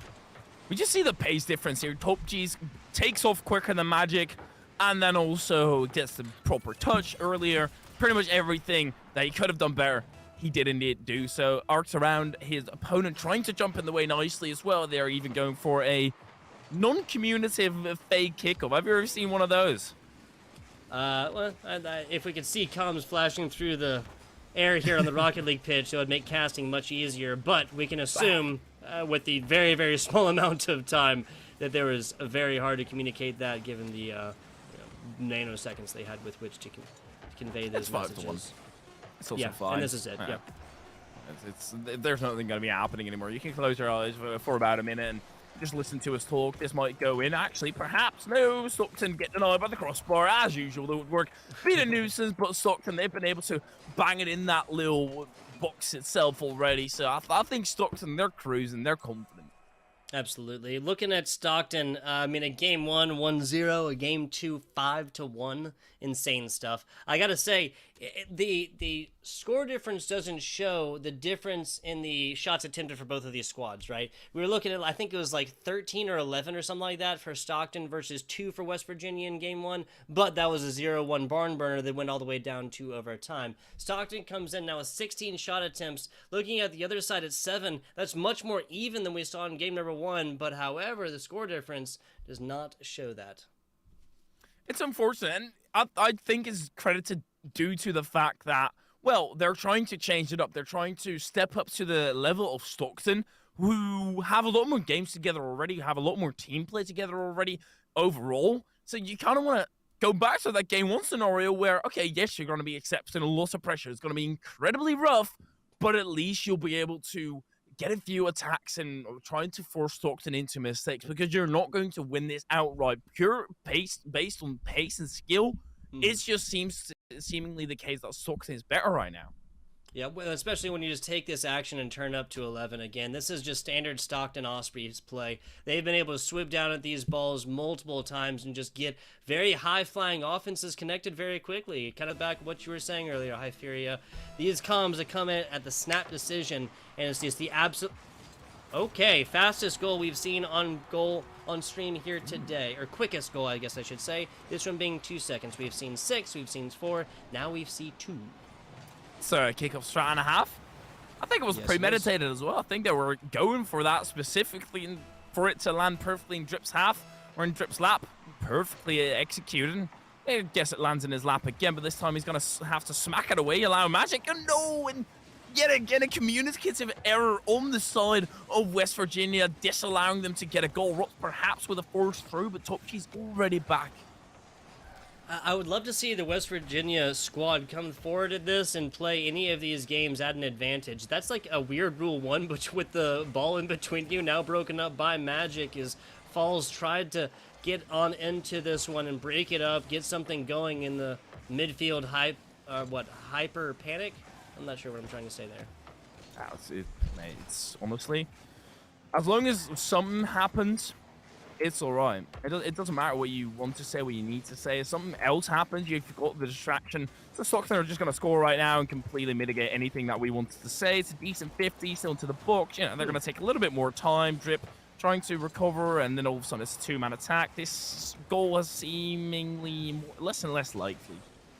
Yeah, so the advantage now lost after offensive squad couldn't really collapse in on this ball and take advantage of the time they had, this numerical advantage. It was only a few seconds, but nothing there, and then they gave up possession, unfortunately. A lot of pressure against Stockton right now. This is not the situation they found themselves in. There's like a 35-second offense right now down bottom. Still, everybody on Stockton having to burning everything in the tank just to try and get this ball out. Hasn't really left their third in quite a while, though, Hyperia. They're trying, though, and I like what I'm seeing from West Virginia. They're breaking out more and more, abusing Stockton's kind of a room that they're given, and at every single turn, trying to optimize that for themselves. Nice. The free shot was Topchi's already back in time. It was a decent shot, but it's not going to be enough right now. I can be very... that's what I mean. It's not good enough to be decent. You need to be spot on. Yeah, now this is Drip's time to shine right here. We've seen Buzz do fantastic things. Game number 1, Top Cheese do a lot in the 5-1 shellacking. Game number 2, now we have the West Virginia Mountaineers on a match point and down by 2. Things looking good if you're a Stockton fan. Down by 2 in this game and down by 2 in the series. It doesn't look too greatly for them, but they have plenty of time, and it's already looking better for them in this game than it was in the previous one at Stockton. They're starting to stunt a little bit. What was that? A bit of chaos in the corner. They do still manage to find the breakaway. I think it's time for West Virginia to take a bit of a step back, take a deep breath, and realize, okay, we can do this, but we need to explore this, and that avenue. And they're going for a bit more aggression on the place. I like that. That evens the playing field. Yeah, exactly. You know, eventually this is a WVU squad that's going to have to really turn it up and see if Stockton is able to handle that new, just intense rate at which they'll play the game. Because eventually you have to realize, just like earlier games, oh my goodness, getting triple taps and everything else, and Magic is able to block this one away at the 11th hour. False. So with an infield pass, and I think a goal needs to come quickly for West Virginia. Passing field by Rott's not going to be facilitated actually in the end.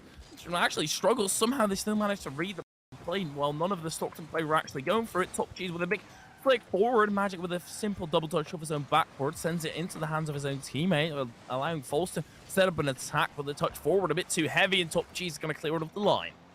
Yeah, 105 seconds left onto this one. Plenty of time. That's decently centered. Falls is going to be thanking their lucky stars that on the way to cheat in at this one and try and take some free yardage, that he was still able to get a hand onto this ball. Bus now back down to the middle. Rod's trying to pick this one up and bring it out. Falls picks it up for right now and puts it against the backboard. Magic and Rod's both on the back. Magic's going to have to force to rotate on in, and Rod's, it's their opportunity to bring this offensively until they get demoed. Falls. A little demos happening, but Stockton are the ones getting them. Falls will at least return one and get a bit of revenge for his teammate, but thus will also allow Stockton to break away. Brilliant 50-50. Wow, look at this. Top Cheese, I don't care about your shot. Look at this 50-50. Back to the middle. Magic just goes shooting past his bust, realizes he just needs to kind of center it and keep it right in the middle of his car. That sets this one up perfectly after it touches left wall. Right down the middle, and that's the third here for Stockton. Mountaineers got to put it all into offense right now. A double fake on kickoff, okay. Oh, is it double? No, Top Cheese still has it. Even when something like that happens, still somehow Stockton seemed to be all right. Yeah, even through the thick of things, even through the chaos right there, they didn't, even though the WVU squad was able to get to this one first, they still just kind of kept their cool defensively. Drip. See? Nah, there's no flip reset. It's going to try and somehow get it back with all the boost that he has in the tank. You see Stockton, they don't want to give this up, and I obviously, as a spectator, don't like how they're playing. As somebody who wants to see the best Rocket League possible, I do like how they're playing, except for that little bit. You know, we can cut that out. Yeah, they're kind of playing keep away here. That's what High Fear is getting at, people. Just knowing that they're at that point playing against the clock. But just like this, 25 seconds to get 2 scores, God knows that's possible. Needs to be a good kickoff, though. That is something that's going to be coming up right now. 25 seconds and it lands in Bus's lap. Doesn't matter, as long as you are able to bang one in before the 0-second mark, you technically have infinite time. Stockton, well, you're leaving and you're back, an incredibly exposed Drip going for the in and out already, but he lands way before time. Ross, unfortunately, getting this shot one, and that might be the only chance that they got. Yeah, they would have to pretty much like bring this back right now, get it perfectly centered, and that's not gonna happen. 3 seconds to go. That's on point, but it's gonna bounce. Oh, Heartbreak Hotel has been checked into, people. Stockton is gonna take this 1 and 3. Man, if we had another 10 seconds on top of this, you know, who knows where that kickoff comes from. Just not like a 2-second type situation, like say 10 or so that this West Virginia squad could have come back and, you know, so like sort of played the kickoff, see where it went. But oh well, might as well have been 3-2, but it was 3-1 and ends out in Stockton punching their ticket on into the grand finals. The 1-game advantage as well, but even if they had got it right, even if the magic had happened and they had gotten the comeback in the game itself, that was only the start to bring them to overtime in a reverse sweep scenario. They're backward against the wall and the spikes are pushing towards them closely, and unfortunately the curtain is closed for them, but they drop down to the lower bracket where there's another window open for them. Absolutely. Curtains Closed. It's not just a fantastic Eminem album from the mid-2000s, people. That's going to be it. West Virginia, next we'll see of them, will be in our lower bracket. Now, their run isn't over. The overall show is not over. Just tonight's performance is over. West Virginia, will check them out down there in the lower bracket. Got to figure this one out before we go on into the grand finals. Like you said, Stockton going to be coming into that one with the 1-game advantage. No bracket reset capability on that. So, we are going to be looking at our losers finals next. That will be, of course, West Virginia taking on James Madison University. There you go, James Madison University. I can hear it. You people can't. I promise not just hearing voices. It's the sultry, beautiful, audible chocolate from K-Tad, our producer. We do appreciate our production here. Sexy. Wow. That is... I hope Stream didn't hear that. Anyway, we're going to go to a quick little break and make sure that we get it more fair for the next time, because it's already getting way too rowdy up in here. But we'll see you back with a loser final. You don't want to miss this. Don't go anywhere.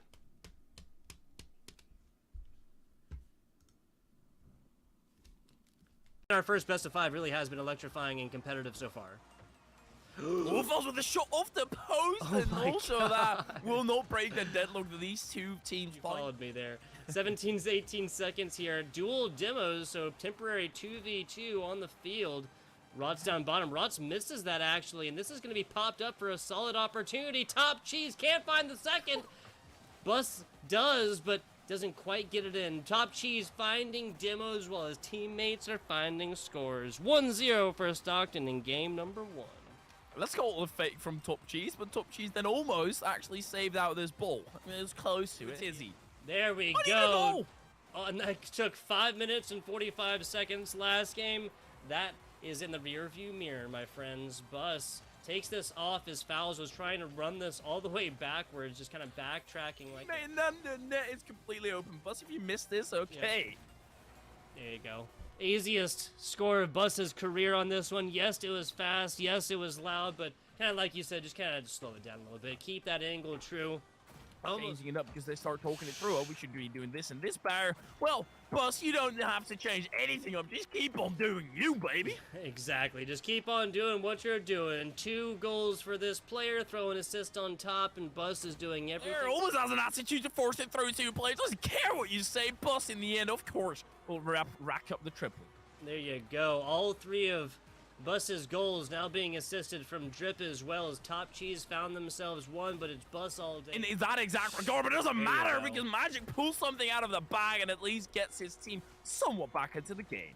Rabbit out the hat, 127 kilometers per hour will be your fastest goal in this matchup thus far. 133 is not a whole lot to be spoken of. That's Top Cheese looking with a tasty goal. 5-1, 35 seconds left here, High Furia. We just see the pace difference here. Top G's takes off quicker than Magic, and then also gets the proper touch.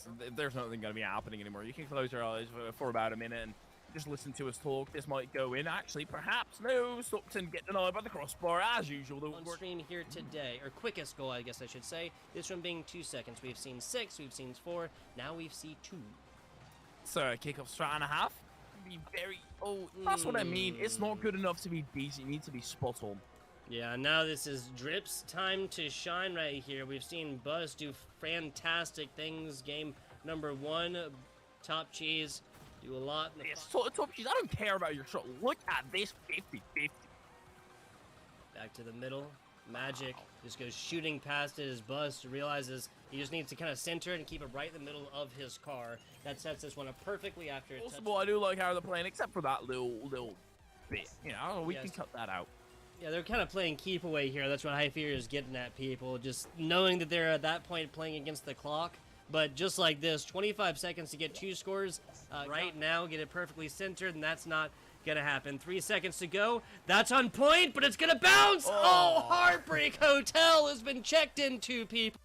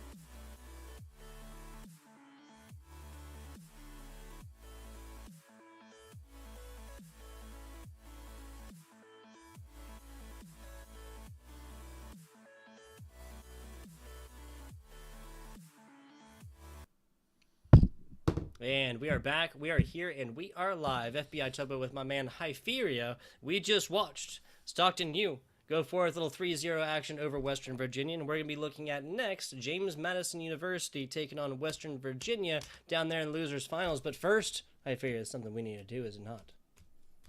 Is there really something we need to do? I guess. Let's just move into it. Okay, sure, okay. Sure, bussy bus, whatever, bus stop, whatever you want to call them. But how is it? How are you feeling after that one, Bus? Super excited, super surprised. Surprised? Okay, why? Honestly, I just didn't know if we had it in us to beat that team. So I'm very happy we went in there and we swept them.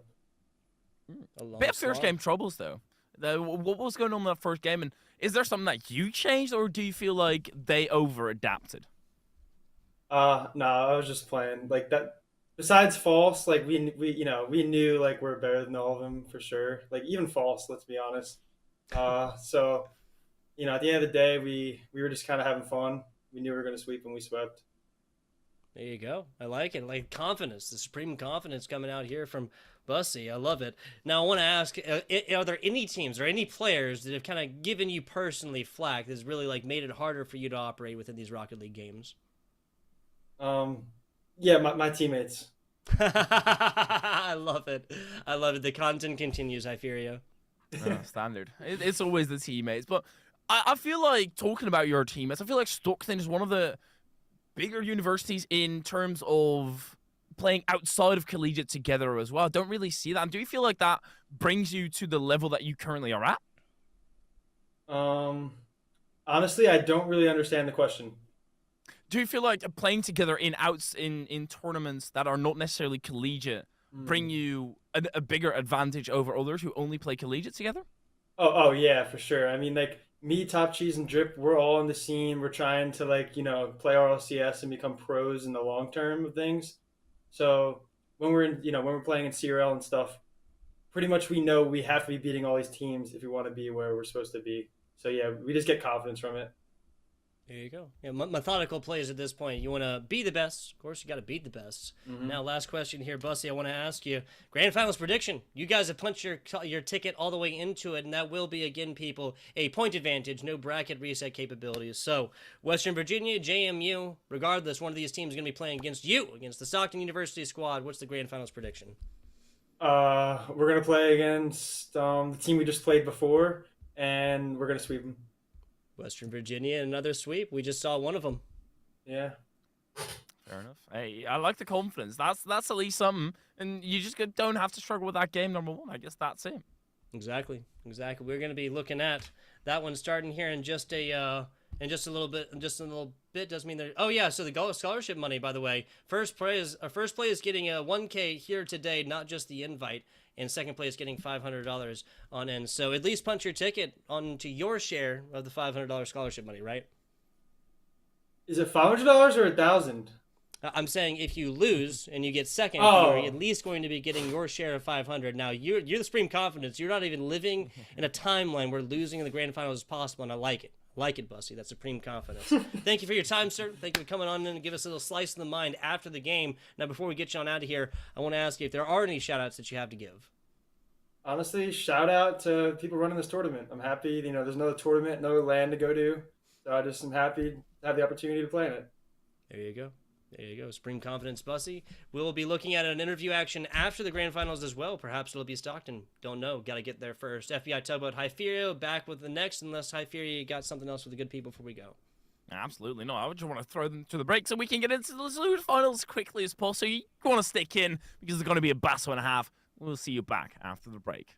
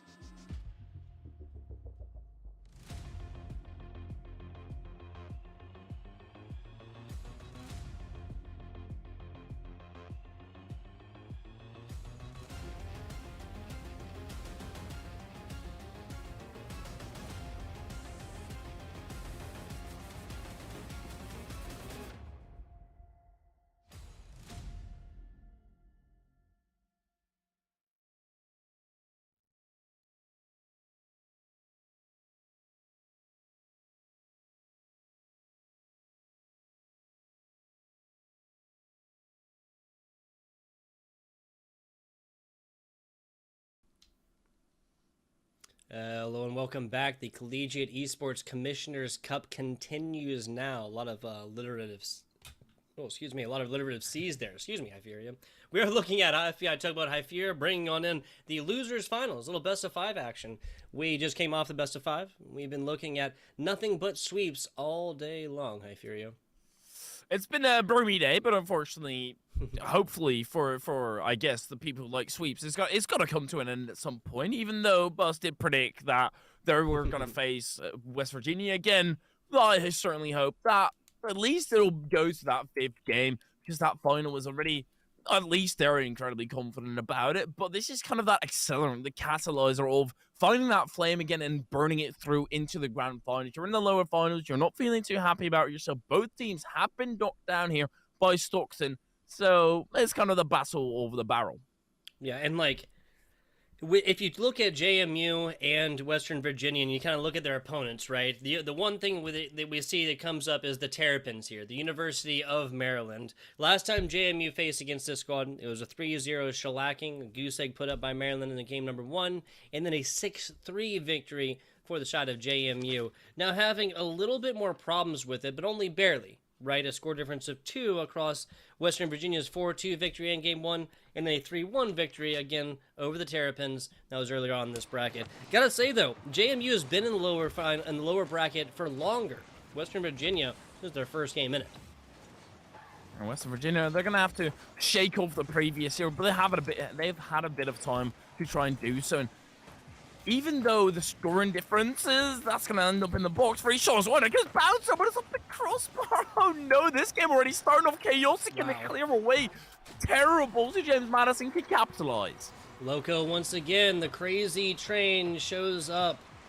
Yet again, very early in this one as well. 24 seconds of actual gameplay clock burned off before JMU struck first. Choo-choo. Of course, the train is started. James Madison, it's exactly the start you want, with the least in the previous year. What we saw out of Western Virginia, or out of West Virginia, was that Foles was one of the main carryways of them to stay into the match, and he was preventing a lot of goals, not necessarily scoring a lot, but at least preventing a lot. And I feel like that's something that West Virginia have got to be changing around. They need to put more players into an offensive position. Instead, Foles just drops it right into the lap of Loco. Wow, just like that, the top bar shows up yet again. Magic trying to bring this one out, but that was Diora down bottom, and Loco yet again. James Madison, they're literally just vultures right now, waiting for a bit of meat to be tossed in their lap. And, well, West Virginia, they just keep on dropping it. They're like a wonky food cart. It just keeps on dropping food right into the laps of James Madison, who are going to gobble it up, obviously. Yeah, they're just going to tee off on these every single time, Hypheria, when you allow these players to go off at it. That's almost another one right there, and Loco, with a more correct angle, would have been able to get a close one with no defender back in the box. Back on out to it, we are looking at a minute and some change off of this one, as Diora trying to pick it up, picks it up from Loco, pass comes in, shot outside, and this goes nowhere as members do not find themselves able for picking it up.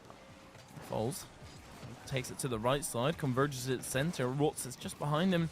Foles is the one to chase it down, picks up the 100 boost, but River is just plainly quicker. Magic is able to at least carry it all the way through the sky. Rotz perhaps with a shot. Loco already back, and I feel like West Virginia right now, they're not quick enough. They're not on the prowl. It's just James Madison taking their sweet old time.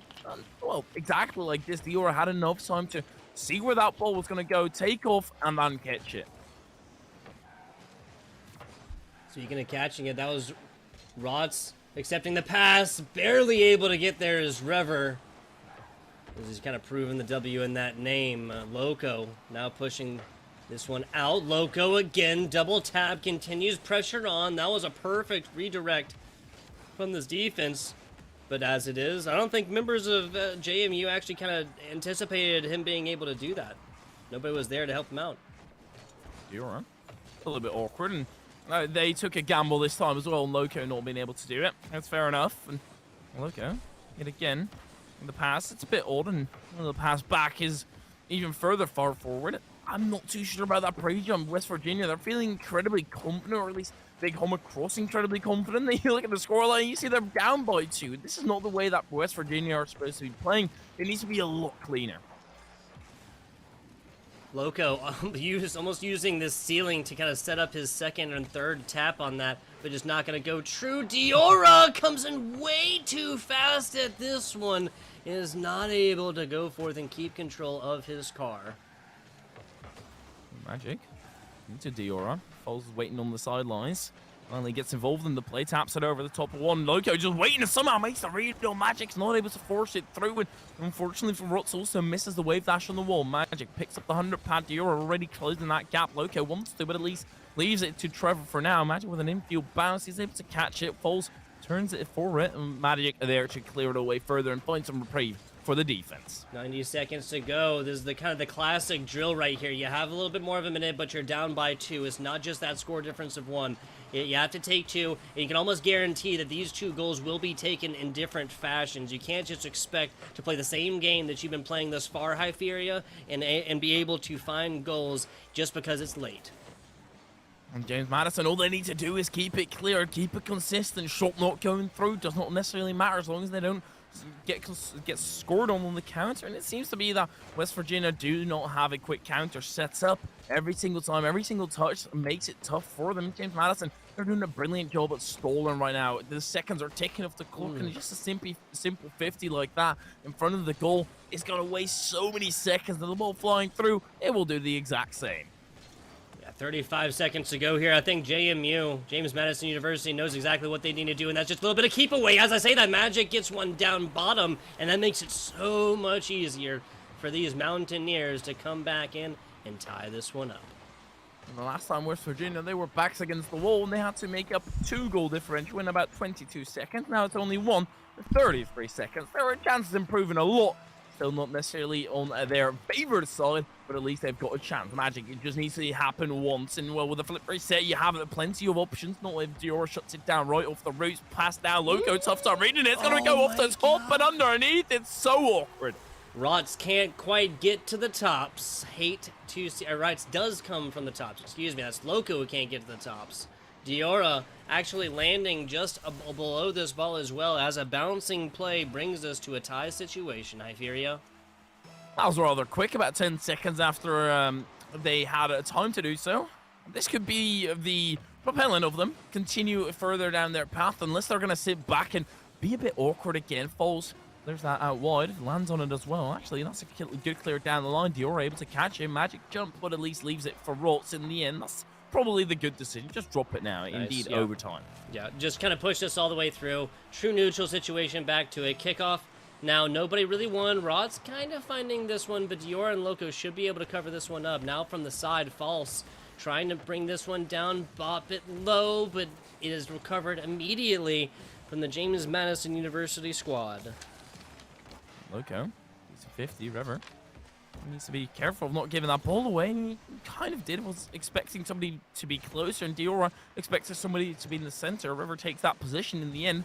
And Magic will be able to catch the ball that's coming off of the top. Falls missed it all together, and it's gonna be given right back to River. Magic, and they're exchanging hits right now, and Falls not gonna get a proper exchange there. Yeah, 45 seconds into halftime now, Hyperia. No clear advantage either side. Looking at the numbers ever so briefly, this is West Virginia with way more shots attempted, and James Madison 6 saves, and that's not gonna matter. Can't save that one. James Madison University was able to hang on in overtime. That does not find itself to be true in overtime. And River wanted to go, but couldn't because his teammate was still recovering from coming back from the dead, which usually takes at least a little bit of time. West Virginia, they managed to make the comeback and get the one-up on your opponent as well. Perfectly done. And well, if you talk about momentum, which is a standard subject in pretty much any game that you play, it's certainly on the side of West Virginia. Yes, it is. Yes, it is. James Madison coming off of a 5+ minute game. 4 scores goes down to 2-2 evenly, and overtime nets us about an extra 60. That is most of those shots, most of those 6 shots. I think they only got 1 awarded actually in the overtime situation. This was 11 on the other side, so almost doubling up as West Virginia. Again, this just goes back to show that the time of possession, that TOP for West Virginia certainly was on top. West Virginia, it just it seemed awkward at the very start. They had no clue what was going on and kind of getting back into it because after a loss like they did against Stockton, you probably have a walk about the room. You have a bit of reprieve. You talk to each other a little bit. Might perhaps be a bit annoyed at yourself, coach, coming in. And you need to kind of get into that momentum again. Make sure that you switch it on and you make sure that you go into a mode that it's incredibly hard to get into because you need to go on out also while also continuously gauging what's happening around you. Yeah, just that kind of situational awareness, right? Obviously, you got your regular cams, got your ball cams, or whatever else, and these high-level players will be flicking around their perspectives all across this pitch constantly. But that's just one of the many, many things that leads up to a well-oiled and well-refined Rocket League team. James Madison University fighting this one at a detriment. West Virginia takes game one in a 3-2 victory in overtime. It's unfortunate, but you gotta move on and you gotta shake it off. It's the name of the game. Falls. I shake that ball right off into the hands of Rots. Magic. West Virginia. I don't want to see them be over aggressive and let it get to their heads. That's a good ball over the top. Somebody back. Yes, I guess in the very end. Still not looking great for James Madison. Well, pressure. Magic was about ready to tee up on this one. Falls tries to interrupt this one, but Loco gets it past one, can't get it past the second. Rots, the one applying pressure as of right now. Diora tries to take this one up and out, but gets met up there and taken away. Back to the aerial gameplay. That's a decent shot, but gonna be too high. Members bite on it, and Diora strikes first for JMU again. James Madison, they've got the start. It's 4 minutes left on the clock, though. What a demo there by Loco, clearing up the net, and Rods left in a cloud of smoke, unable to have any vision on it, thus just having to blindly jump, and even then, he might not have had it. The ball crossing the line, leaving West Virginia in a rough scenario, but they might be able to get it back right here, right now. Flip yourself to the backward. Why go for a flip reset there? You might as well go for either a redirecting field fall sometimes. Goes for a little bit too much, in my opinion. No, I hear you. Trying to be too flashy with it, right? This is a situation of not fixing things if they are not broken. Or from South Carolina, don't fix it if it ain't broke. We're looking at a situation where you just kind of have to keep your eye on the prize right here. And if it happens, it happens. You don't necessarily need to get super flashy with it. That is not flashy. Unfortunately, there was nobody directly into the box. Magic getting into the backward. Falls was up for it, or when the Knights tap down to River. And 1-on-2 scenario. Gets the 50, but it will be Magic catching it. Ross, that's an awkward touch. Falls needs to recover it. Loco still with it 50 on through. And Rots finally gets it out of the orange half for only a second. Falls, corner, Magic, putting this one up. Falls tries to get to it, but that's going to be Rots across the middle on a bit of a run until Diora has something to say about it. JMU has solidly taken control of the momentum of this game so far on the defensive here. Rots, that's two members now, Western Virginia, that come through and don't get not just a good hit, but no hit whatsoever. A sniff, a look, barely at this ball. Double commit as well. Incredibly scary stuff right now for the side of James Madison, but they're managing to hold on to, I guess if it's scary, but you're managing to hold on. That is what matters in West Virginia. They might not be able to hold on for longer. River soaring through the sky. It's a double, at least 4 downs. The most he could have done in that scenario, but he also back down is what he must. Go back to at least assist on the defensive end just a tad. James Madison is slow. Oh, what? How is that on? Wow, that's just like a tiny bit. Yeah, we're gonna have to watch this one again. Right. Pass. Yeah, oh, okay. Yeah, that was actually hit out. Loco plays ball and actually gives this one a good angle inside. A technical own goal, but you have to play these regardless, right, Hyperia? Absolutely. It's one of those ones where you don't know whether it's going to go crossbar and out, crossbar and in, and you don't want to have it happen where it goes crossbar in, but you obviously also don't want this scenario. Magic, he certainly wants this one, though, because West Virginia, they somehow managed to flip the script within a couple of seconds. Low and slow blow, little bouncing action. Don't have to worry about no crossbars on this one. Reverie gets nothing more than a front row seat to the second goal here for Western Virginia as they take the lead in regular time of this matchup for the first time so far. They won overtime, but that was obviously the immediate sudden death situation. Did not actually spend any time at a point advantage. I guess for West Virginia just need a goal, and that's what is firing them up enough to keep it going. I don't know what is it for the side of West Virginia that it changes as soon as they actually score? And is it one of those ones where, oh, we can actually do it, this is what we need to do, or it catches, oh my, okay, it catches James Madison off guard too much? I don't know. I mean, why does oh my God, yes. I think we Why do sharks get excited by the scent of blood? You're gonna have to ask somebody smarter than me for that one, Hyperia. James Madison, unfortunately, letting now 3 go to Western Virginia, and I think this Western Virginia squad has smelled blood. James Madison, they're reeking of it. West Virginia are continuously puncturing holes in the defensive end, but also there are tiny gaps left by the side of James Madison already. All that West Virginia is doing is tearing that hole even larger and making sure that there's no way of them actually sealing it shut. Dior, but that's a good pass though, and an even better finish. Fantastic shot. That's a nice read off the wall right here. Loco puts this over to just kind of get it away from their defender, and Dior, perfect positioning, perfect time, 120 kilometers per hour, looking at about 73 miles an hour for our American folk. 80-second left. Okay, yeah, false is there. Ross is there as well. Double tap imminent and will be completed as well. That's just brilliant. Absolutely brilliant. Rotz is second on this. Magic has 2 as well. False coming in with the assist, but triple saves. Kind of getting the hat trick of saves for their squad. It is a well-rounded, well-oiled machine that is firing on all cylinders right now from West Virginia, and perhaps that is thematical because Western Virginia is obviously very well known for the construction of, like, steam boilermakers. They're boilermakers. That's what I'm trying to say. I did not know that. A little history lesson. I like that. Okay. Don't just farm coal. Farm coal? They're Mine coal. cranking up the heat right now, at least on the side on Madison, who are struggling to deal with it. They're not used to the heat by any stretch of the imagination. Thus, they're going to go in together to try and climb themselves to it a little bit more. Rever up high. Diora trails it down all the way through the sky, but taps it one. It's just all seconds of the clock right now. That is all that West Virginia have to play, and they're on match point already. Yeah, so 2 scores, 30 seconds. This is a rough one, I tell you. False blocking it off. Rever looking good. Too high, though. Just a tad too high.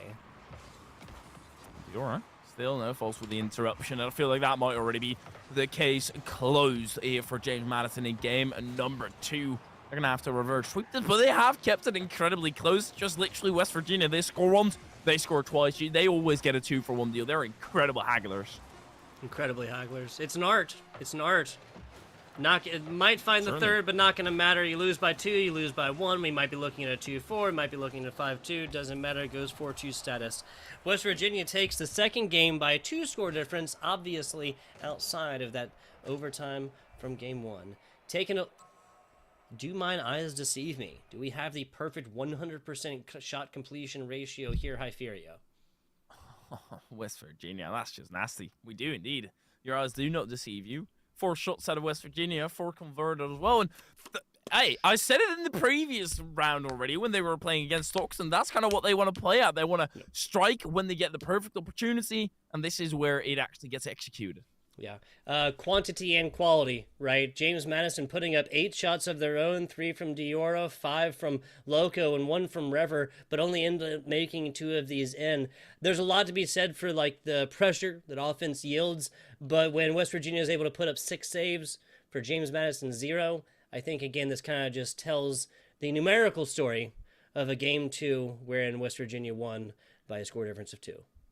It's going to be so incredibly frustrating for James Madison to accept this current scoreline, because obviously they are going to feel like, okay, we've been in attack where we've had more opportunities, but that's not the entire game. It's not all played onto the attack. You need to actually give credit to your opponent. Okay, they did well on the defense. Now it's our turn. Not credit it to, oh, we just got unlucky on the shots or whatever. There needs to be just a smidge of a change. Don't overdo it, because you'll see the exact same thing where West Virginia did in game number 2 when they'll totally lose the plot. Yep. But it's game number 3 and James Madison, they're on the verge of the cliff. Yeah, verge of the cliff, they're staring over. Match point, map point, tournament point.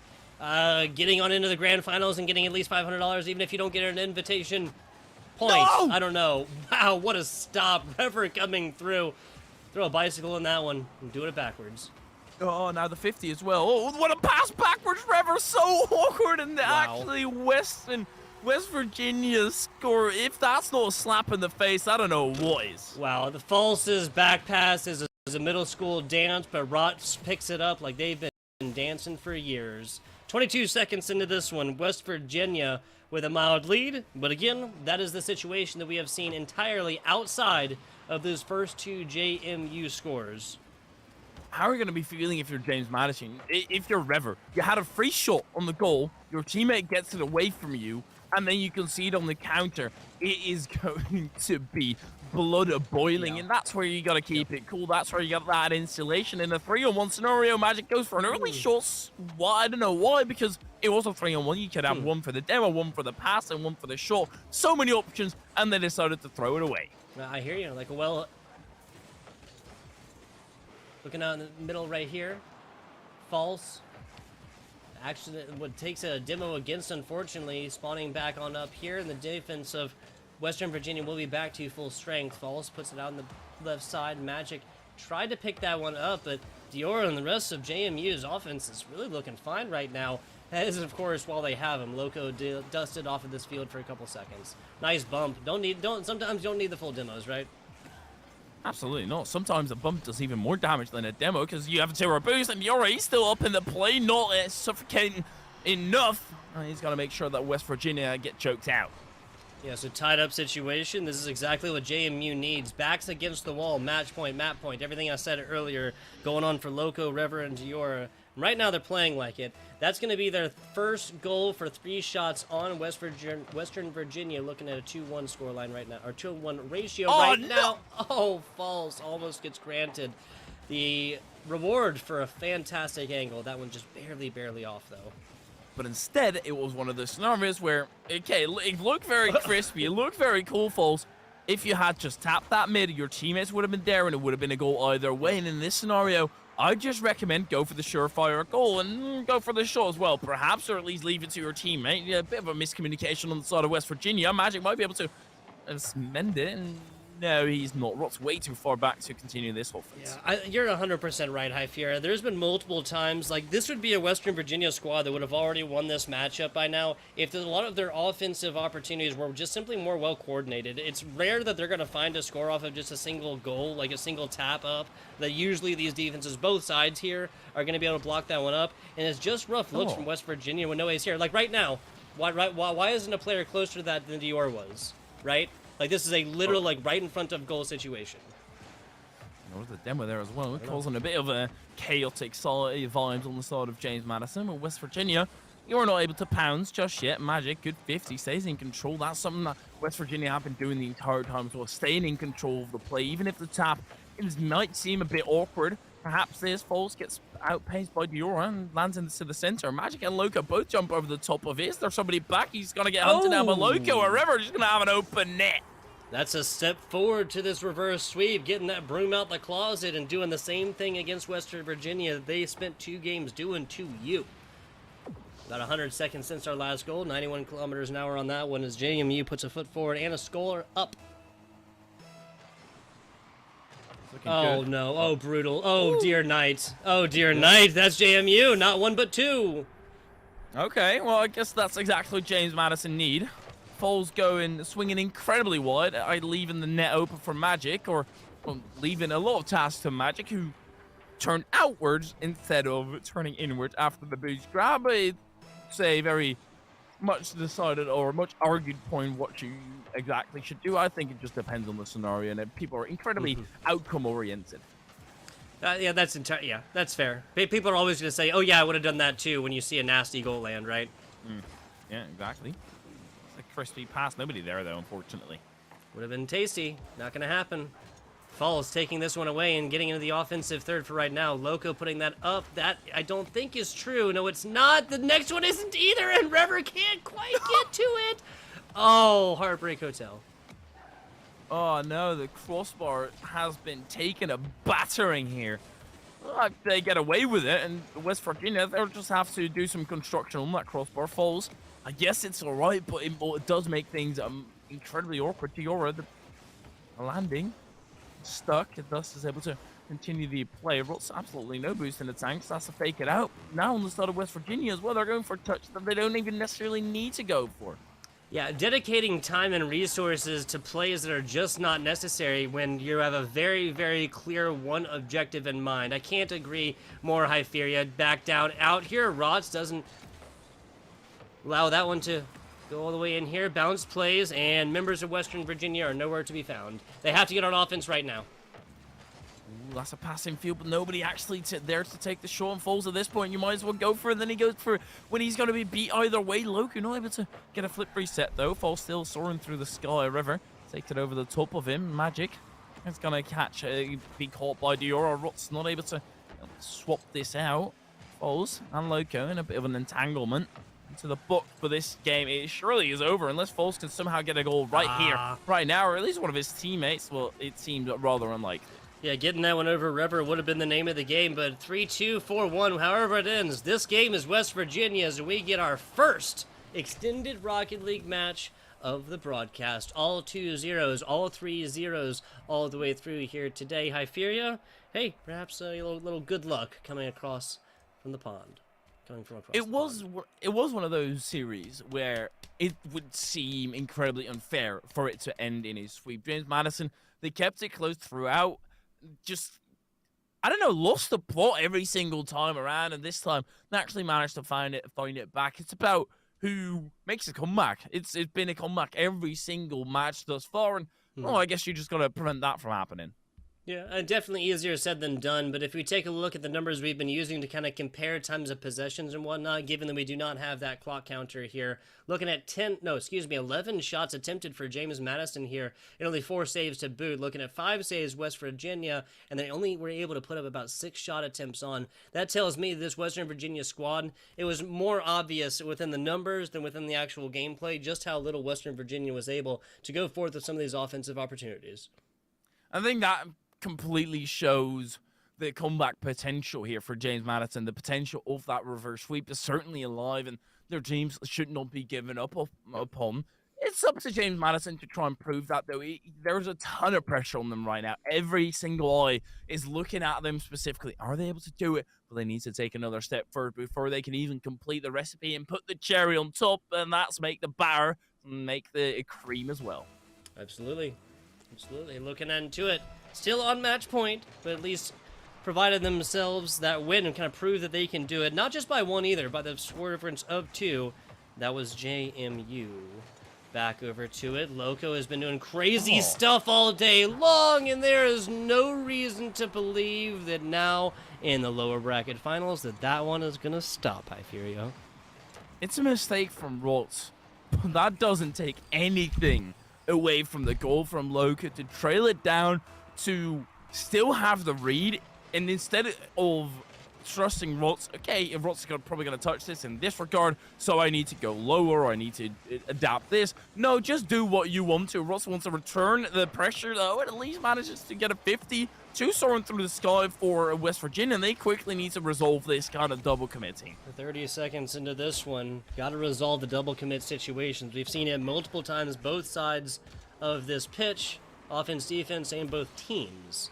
So 40 seconds into this one, trying to set this one up. Diora moves into the acceptance, but that's Magic taking it away for right now. Rots back down bottom, and that's the wrong way here, False. Bringing it out, trying getting over Diora. Go ahead. Sometimes you got to take 1 step backwards to put 2 forward, right? I'm with it. Keep the ball under control. Rots struggling to do so here, though. And I guess that is one of the problems. If you struggle to then get it out, which is exactly the problem that West Virginia are facing, that is exactly where the mistake happens. Not necessarily on the initial return, but it is on what you do thereafter. And they're still under scrutiny. Yes, they are. Another demo right here. That's the side of Western Virginia that has used that so far, but a gut shot right here, traveling about as fast as a bullet. That's Diora for the second. 140 kph, 2 Wow. taps and 2 rammers as well, straight towards each other. Laser beams all happening across, and surely that's the quickest one of tonight, right? Yes, 133 was the previous fastest, Hypheria. Yeah, it was a zinger. Bottom left. That wouldn't have gone in had it gone any slower. The defense was incredibly close, and James Madison, they're also up by 2. West Virginia, I don't know what's happening on their camp, but it's not all roses anymore. At 140 kilometers per hour, that is 86 miles an hour, and that is breaking every speed limit in the United States of America. So shame, JMU. I guess they did it with a ball. It's at least a little bit of a reprieve. Balls. Wave dashes underneath one and fakes it out as well. The catch also happening. And I feel like it's incredibly hard to read what Foles exactly is going to do because you never know when exactly he's done. He will always want more, which will make it tough for the rest of the West Virginia players to try and elaborate on a play that he sets up. Speaking of elaborate plays, Rever looking to try and do this themselves. A roll around, and that's going to be defender missing right there, and Magic easily blocks this one away. Once again, I mean, JMU, both sides. I can't even say just JMU. Western Virginia as well. They've just simply left their point man out in the lurch. They're getting fantastic things done by themselves, but again, it is just so infrequent that the touch is going to make it in to the back of the net. Ooh, Magic, so perhaps with an infield pass, Foles there to catch it, bops it over the top of one, but instead of taking a direct shot and just ripping one on target the exact way that James Madison did at West Virginia, that's too stale for them. They want to spice it up, add some extra spice and flair to it, and instead they completely mess themselves up with the zing and pep they're putting in. Unfortunately, James Madison, they don't care about that. They just go for a simple shot. Loco there to doink it up. Brotz is able to at least bop it up wide. Starting this one out, Loco looking to accept this one in the corner. No, pulls it back, and Dior pulls it in. Loco once again redirect back towards the side of the pitch, but Magic takes it off the side. Shot down bottom, falls, gets the shot down there, but Rever always there to block this one away. Magic, 50 all the way down the left flank. Foles catched it with a pre-flip. I don't think that they saw it coming, but Rever still close enough. 50, perhaps. It's going to be awkward, and he's going to have no boost. Still hunting for the bump. Foles, just go for the bump now. Don't set yourself up for a pass, and instead he sets himself up for the pass. Diora already positioning himself to block both angles. That is incredibly defended by Diora. False. Passes this one up. It was Diora a second ago. It was Rever this time. Nicely done. Now Diora getting into that offensive third right here. First initial shots, there's no problems getting this one up. Hyperia is just about those seconds. And it seems after the first one, both teams have been giving up possession almost immediately afterwards. Rever into the corner. Shot imminent as well. Rot's able to at least keep it out. And we are heading into the final stage. The book about to be closing release. We're going to the final chapter. And that would be a reverse sweep completely set up. West Virginia, they've got only 30 seconds to try and find it together in this game. Yeah, I mean, Western Virginia is looking at about 6 or 7 minutes now with no scores on boards. They only found one at the last, and that was about halfway through that matchup. 23 seconds to go, possible, but well, that's open. Possibility. No! No, it's open. Two players had a shot at it, and this is just going to be a slow roller around the other side. With that, JMU has punched their ticket to a Game 5. I am so upset. It was an open net. It was your final chance to get back into it. You're lining the shot up perfectly, and somebody comes battering in there and rams it wide. That is exactly the opposite. Well, you should be doing in that scenario. West Virginia, they kind of throw it away themselves, but it at least sums it up quite well what's been happening. They're shooting themselves in the foot by bumping into each other, redirecting the aim of the barrel, and instead it's going to go right down into that final game. That's going to be JMU here on for game number 4. We were complaining about sweeps earlier, Hyperia. Don't have to worry about that here in the lower Perhaps bracket finals. Reverse sweep. Reverse so sweep. possible. Possible, yeah. I mean, they can't get the regular sweep for Western Virginia, and after they've come out with a 0-score performance that was followed, or that is following a 1-score performance, I have to say, James Madison University, they have shrugged off first 2 games here. I fear that is a thing of the past. It might as well be a part of a previous match that they played some other day in the great game of Rocket League and their experience therein. They are just focused on this last one now. A best of 5 boiled down to essentially a best of 3, now boiled down to a one and done. The winner of this getting at least that second prize, which is, of course, their even split of a $500 scholarship. Right. So you are about to get reverse swept. You've lost 2 games in a row after winning 2. You get subbed in. West Virginia are making a substitution because Magic has just left the pitch and Pulp and Panda is going to come in. Well, incredibly cool for Pulp and Panda. Imagine the pressure involved. Hey, yeah, we're going to put you into game number 5. You best win, otherwise we are out. Yeah, exactly. Especially given that Western Virginia has been going on with this same roster so far here today. It's just been Fouls, it's just been Magic, and it has just been Rots. Now Pop and Panda, player coming off of the bench right here. We'll see how this one goes. It's got to be something they really feel is required to move forth at this game number 5. Otherwise, I don't see this happening, at least not at this point, at least not at the game 5 situation. We're going to have to see how Pulp and Panda performs under pressure. Pulp and Panda under pressure, I feel like it's a nice alliteration for this exact match. West Virginia, they've had their own team bumps, their fair share of it, and instead of James Madison, I guess they will take over. Back onto the middle. Diora tries to walk the dog right here, but the leash gets taken away from him. 25 seconds is picked up as Rots right here. Loco easily, again, after members of Western Virginia are not able to follow up with the teammates. Hopefully that is an issue that will be resolved by Pop and Panda kind of showing up in the roster lineup now. Popping up to the skies. Unfortunately, forgets the ball. It's a pretty important factor if you want to actually score, unless you fake it out. It seems like a rather elaborate fake. Rots just booms it all the way down to the blue half. Gives them a bit of reprieve and breathing room. Pop and Panda cutting in front of Rots. Fouls going for the bump. That disallows Rots to go. Okay, sure, you've cleared up the entire net, but Rots doesn't exactly know that you can't fully trust in the bumps. And oh my word, this is a fair at this point with the amount of bumper cars happening. I have to wonder how many times Western Virginia will put this ball, just firing one across the bow right here. Completely open net with no other offender there because they're just not in position. I think that Western Virginia has spent a couple games, I'm going to say it, playing scared, straight up. They are just not willing to fully commit to these offensive opportunities, and that has led to them scoring 1 goal across the past 6 minutes or so. 2? Perhaps, no, not quite. Loco able to stop it. Falls with a shot, obviously goes up high. And that's the thing, except for, okay, you always want to do more and you might overstep your mark, so you can mess it up yourself. At this point, James Madison know that as well. Every single time you have the ball falls, you go for something immaculate. They will go for to stop the immaculate. Loco just stays grounded because as soon as you have that second flip, it's going to be so hard to find that actually and get enough power behind it. With James Madison, they're playing this perfectly in West Virginia. They just need to take a step back and simplify it for themselves. Yeah, that's really just slowing down this gameplay, right? JMU is enjoyed such prominence, such power thus far, and slowing it down and kind of taking possession back of this game would be paramount. Falls back onto the outside. Nice put up by Rots. Rots looking on a second, and Pop and Panda is going to be able to... Nope, Pop and Panda on the rotation. Falls is the one going to be able to pick this one up. Now Pop and Panda from the side right here puts it up. Rever easily blocks this one away, shanks it to the left corner, and now that's left to Rots to try and pick up and bring out. Nope, Diorder picks it up, and JMU starts their offensive opportunities. Falls down to the left flank. Rever still in the way, but with 0 boost and 1 tap over the top is going to give Falls a free opportunity. He almost wave dashes it through, but the collar not quite connecting to the ground. Rots flip reset. Pop and Panda with a 15.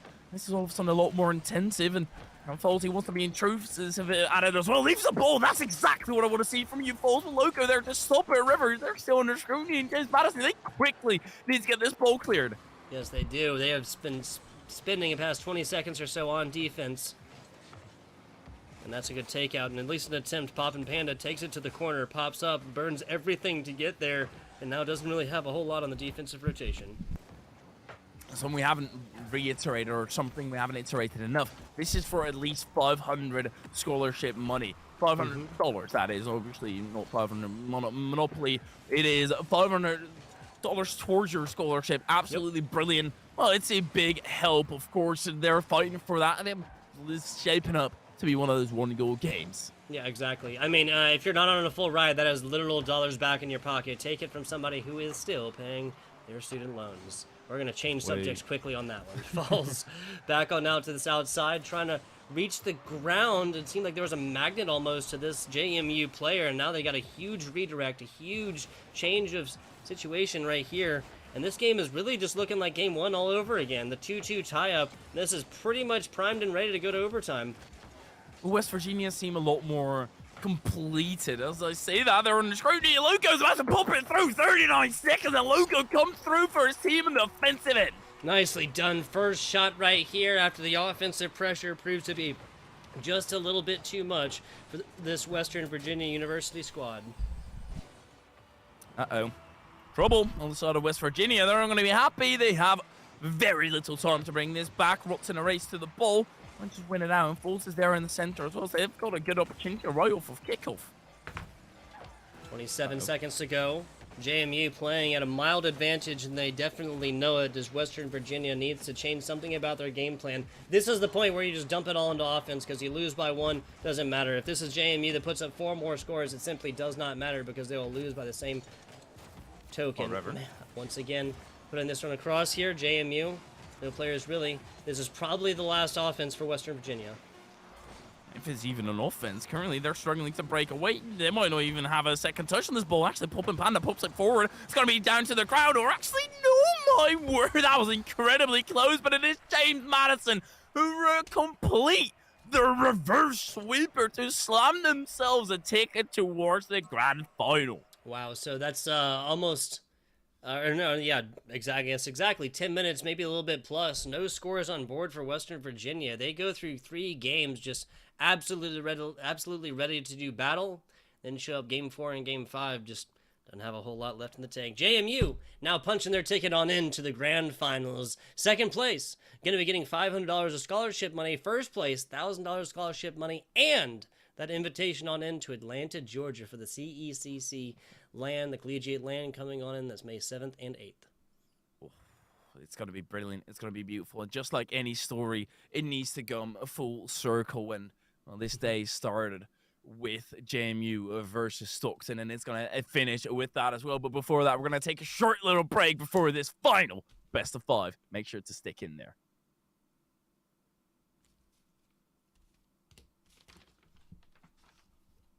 No, this game already starting off chaotic and a clear away. Terrible, so James Madison can capitalize.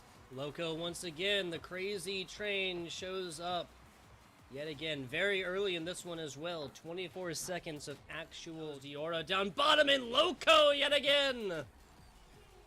James Madison, they're literally just vultures right now, waiting for a bit of meat to be tossed in their lap. And well, West Virginia, they just keep on dropping it there like a wonky food. He knows exactly what they need to do, and that's just a little bit of keep away. As I say that, Magic gets one down bottom, and that makes it so much easier for these Mountaineers to come back in and tie this one up. And the last time West Virginia, they were backs against the wall, and they had to make a tough time reading it. It's going to go off the top, but underneath, it's so awkward. Rots can't quite get to the tops. Hate to see... Rots does come from the tops. Excuse me, that's Loco who can't get to the tops. Diora actually landing just below the saves, and that's not gonna matter. Can't save that one. James Madison University was able to hang on into regular time. That does not find itself to be true in overtime. And River wanted to go, but couldn't because his teammate was 4 minutes left on the clock. Though, what a demo there by Loco, clearing up the net, and Rod left in a cloud of smoke, unable to have any vision on it, thus just having to blindly jump. And even then, he might not have had it. The ball crossing the line, leaving brilliant shot. Oh, okay. Yeah, that was actually hit out. Loco plays ball and actually gives this one a good angle inside. A technical own goal, but you have to play these regardless, right, Hyperia? Absolutely. It's one of those ones where... and slow blow, little bouncing action. Don't have to worry about no crossbars on this one. Rever gets nothing more than a front row seat to the second goal here for Western Virginia as they take the lead in regular time of this matchup for the first time so far. They won overtime. Shut Diora, but that's a good pass though, and an even better finish. Fantastic shot. That's a nice read off the wall right here. Loco puts this over to just kind of get it away from their defender, and Diora, perfect positioning, perfect time. Imminent, and will be completed as well. That's just brilliant. Absolutely brilliant. Rots is second on this. Magic has 2 as well. Falls coming in with the assist, but triple saves. Kind of getting the hat trick of saves. It might find the third, but not going to matter. You lose by 2, you lose by 1. We might be looking at a 2-4. We might be looking at a 5-2. Doesn't matter. It goes 4-2 status.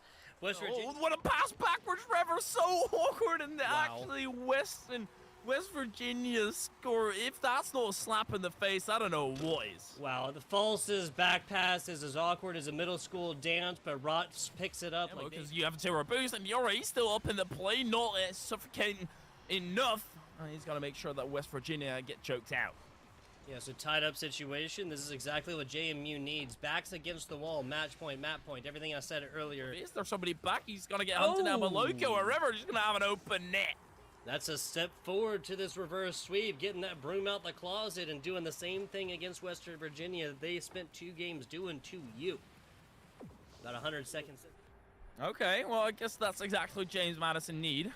Foles swinging incredibly wide, leaving the net open for Magic, or leaving it over. River would have been the name of the game, but 3-2, 4-1, however it ends. This game is West Virginia's, and we get our first extended Rocket League match of the to it. Loco has been doing crazy stuff all day long, and there is no reason to believe that now in the lower bracket finals that one is going to stop, Hyperio. It's a mistake from Roltz. That doesn't take. That's the side of Western Virginia that has used that so far, but a gut shot right here, traveling about as fast as a bullet. That's Diora for the second. 140 kph, wow. 2 taps and 2 rammers as well, straight towards each other. Laser beams will have. And this is just going to be a slow roller around the other side. With that, JMU has punched their ticket to a game 5. I am so upset. It was an open net. It was your final chance into each other, redirecting the aim of the barrel, and instead it's going to go right down into that final game. That's going to be JMU. Loco's about to pop it through. 39 seconds, and Loco comes through for his team in the offensive end. Nicely done. First shot right here after the offensive pressure proves to be just a little bit too much for this Western Virginia University squad. Well, actually, Poppin' Panda pops it forward. It's going to be down to the crowd, or actually, no, my word, that was incredibly close, but it is James Madison who complete the...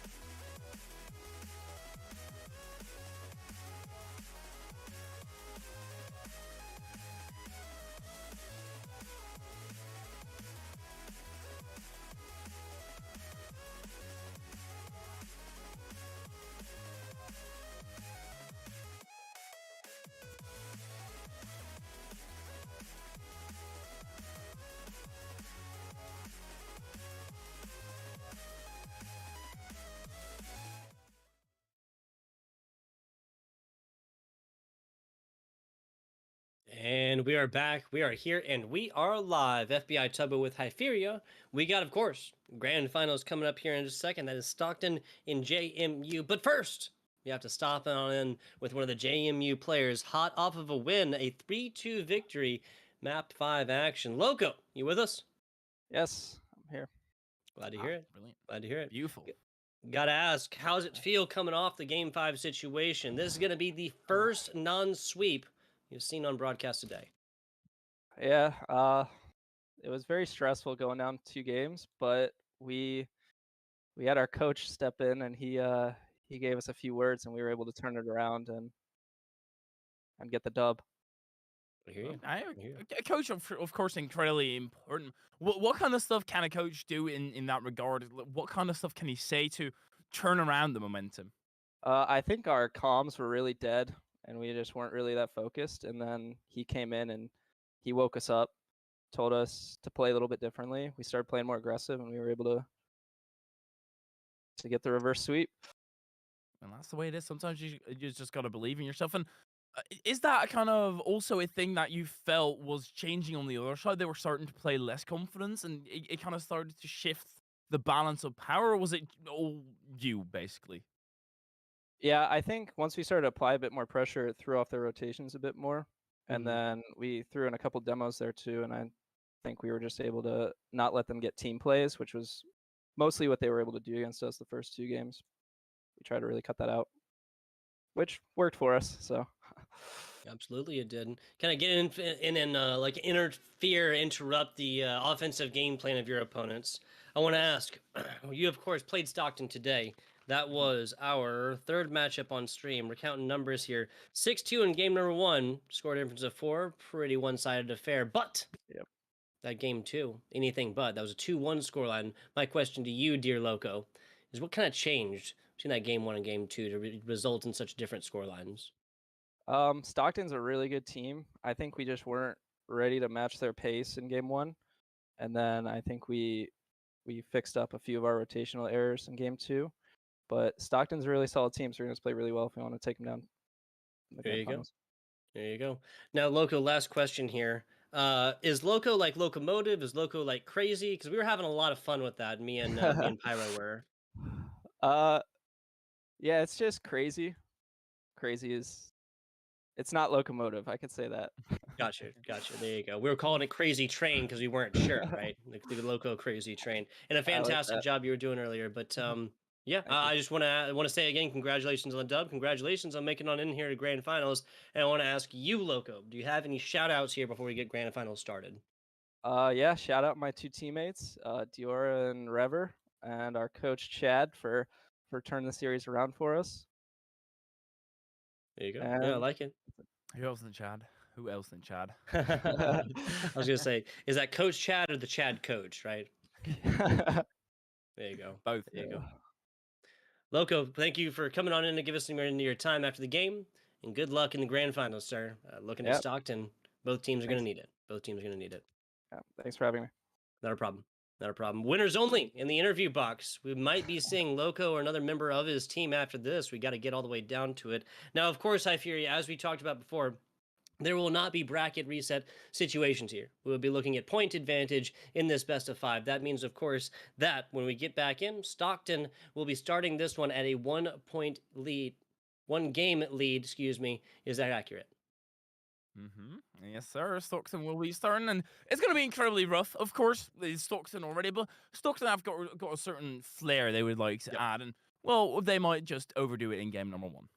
We will see how that goes. Starting in just a minute, short break to get that one set up, get Loco on with the team, and we'll have grand finals of the CECC starting very soon.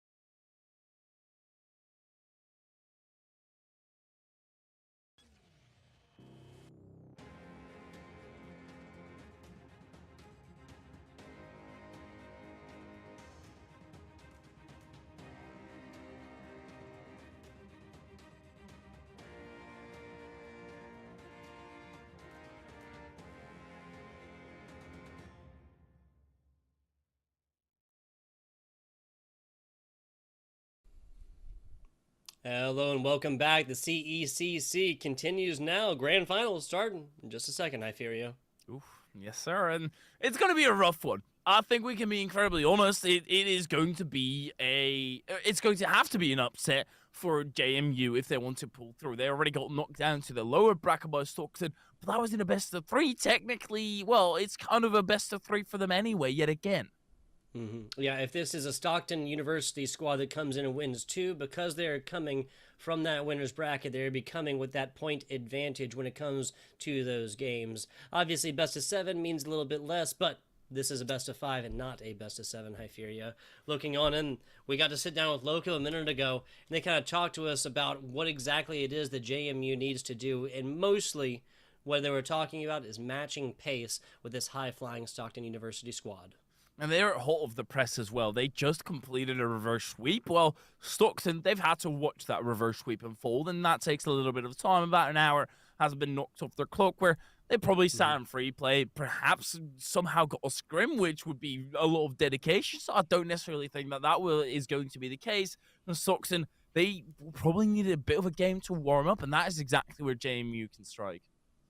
Exactly. JMU just simply coming off of like more recent hot and fiery competitive action. Even ranked play, yeah, it's going to be competitive, but does it really mean the same when you have on the balance $1,000 in scholarship money going on into the first place team, $500 to second place, not even in the biggest, an invite to the CECC Mid-Atlantic Invitational 2022 in sunny Atlanta, Georgia. Well, you get the double up and you get a ticket as well. You want to shoot for both those things, but as I said plenty of times, it's Stockton versus James Madison in an absolute brawl. They're going to figure out who gets to go home and who can actually push through to Atlanta. Bussy at least wants to get it up to a hot start for Stockton. And well, Stockton, they're already off to a brilliant start, at least putting James Madison under heavy scrutiny. Yes, they are. Back to the middle. Bussy barely missing that one. Drip puts it off into the corner and chases it down themselves. A lower blow, but Top Cheese can't quite get there. Diora, a nice pickup. Make sure that JMU going to be looking fine as wine in the next little bit. Stockton on the left, JMU on the right. Oh no, that's a double commit. Can't Loka get enough power behind it? Passes it off to Diora, who doesn't have an angle. Needs to pass it back off back center. With Bus, 50-50 on Loco into Diora. Good 50-50 to send it into their own positioning. Bus, that's going to be a free ball to River. Good dive in from Top Cheat, still diving nonetheless. Has to recover for a little bit. Goes for a bump on Loco. Bus tries to go low, but that was a great read by Loco. Yeah, the kind of comeback swap right there, reading it perfectly and nailing this ball to get it and over on into this blue half as well. That's not quite on point. Drip knows it and then plays it there towards the end. Bringing it out is Bussy here. Bring it to the corner. Diora wins this one, sends it flying down. Now a stop ball as Top Cheese picks this one up. A shot to the middle, but Drip is there all day long. It seems awful similar to how it went in the previous match as well. But then the rules actually reverse. Stockton, they're starting off hot, but there's a few cracks in the defense right now where James Madison have yet been unable to sneak through. It is only a matter of time. And if they keep on getting those opportunities, at some point they'll break through. So it's time for Stockton to actually put one through. Bus actually taps it down back into the box. The Aura's incredibly awkward. Trip right in front of Top Cheese, and all he has to do is get a touch.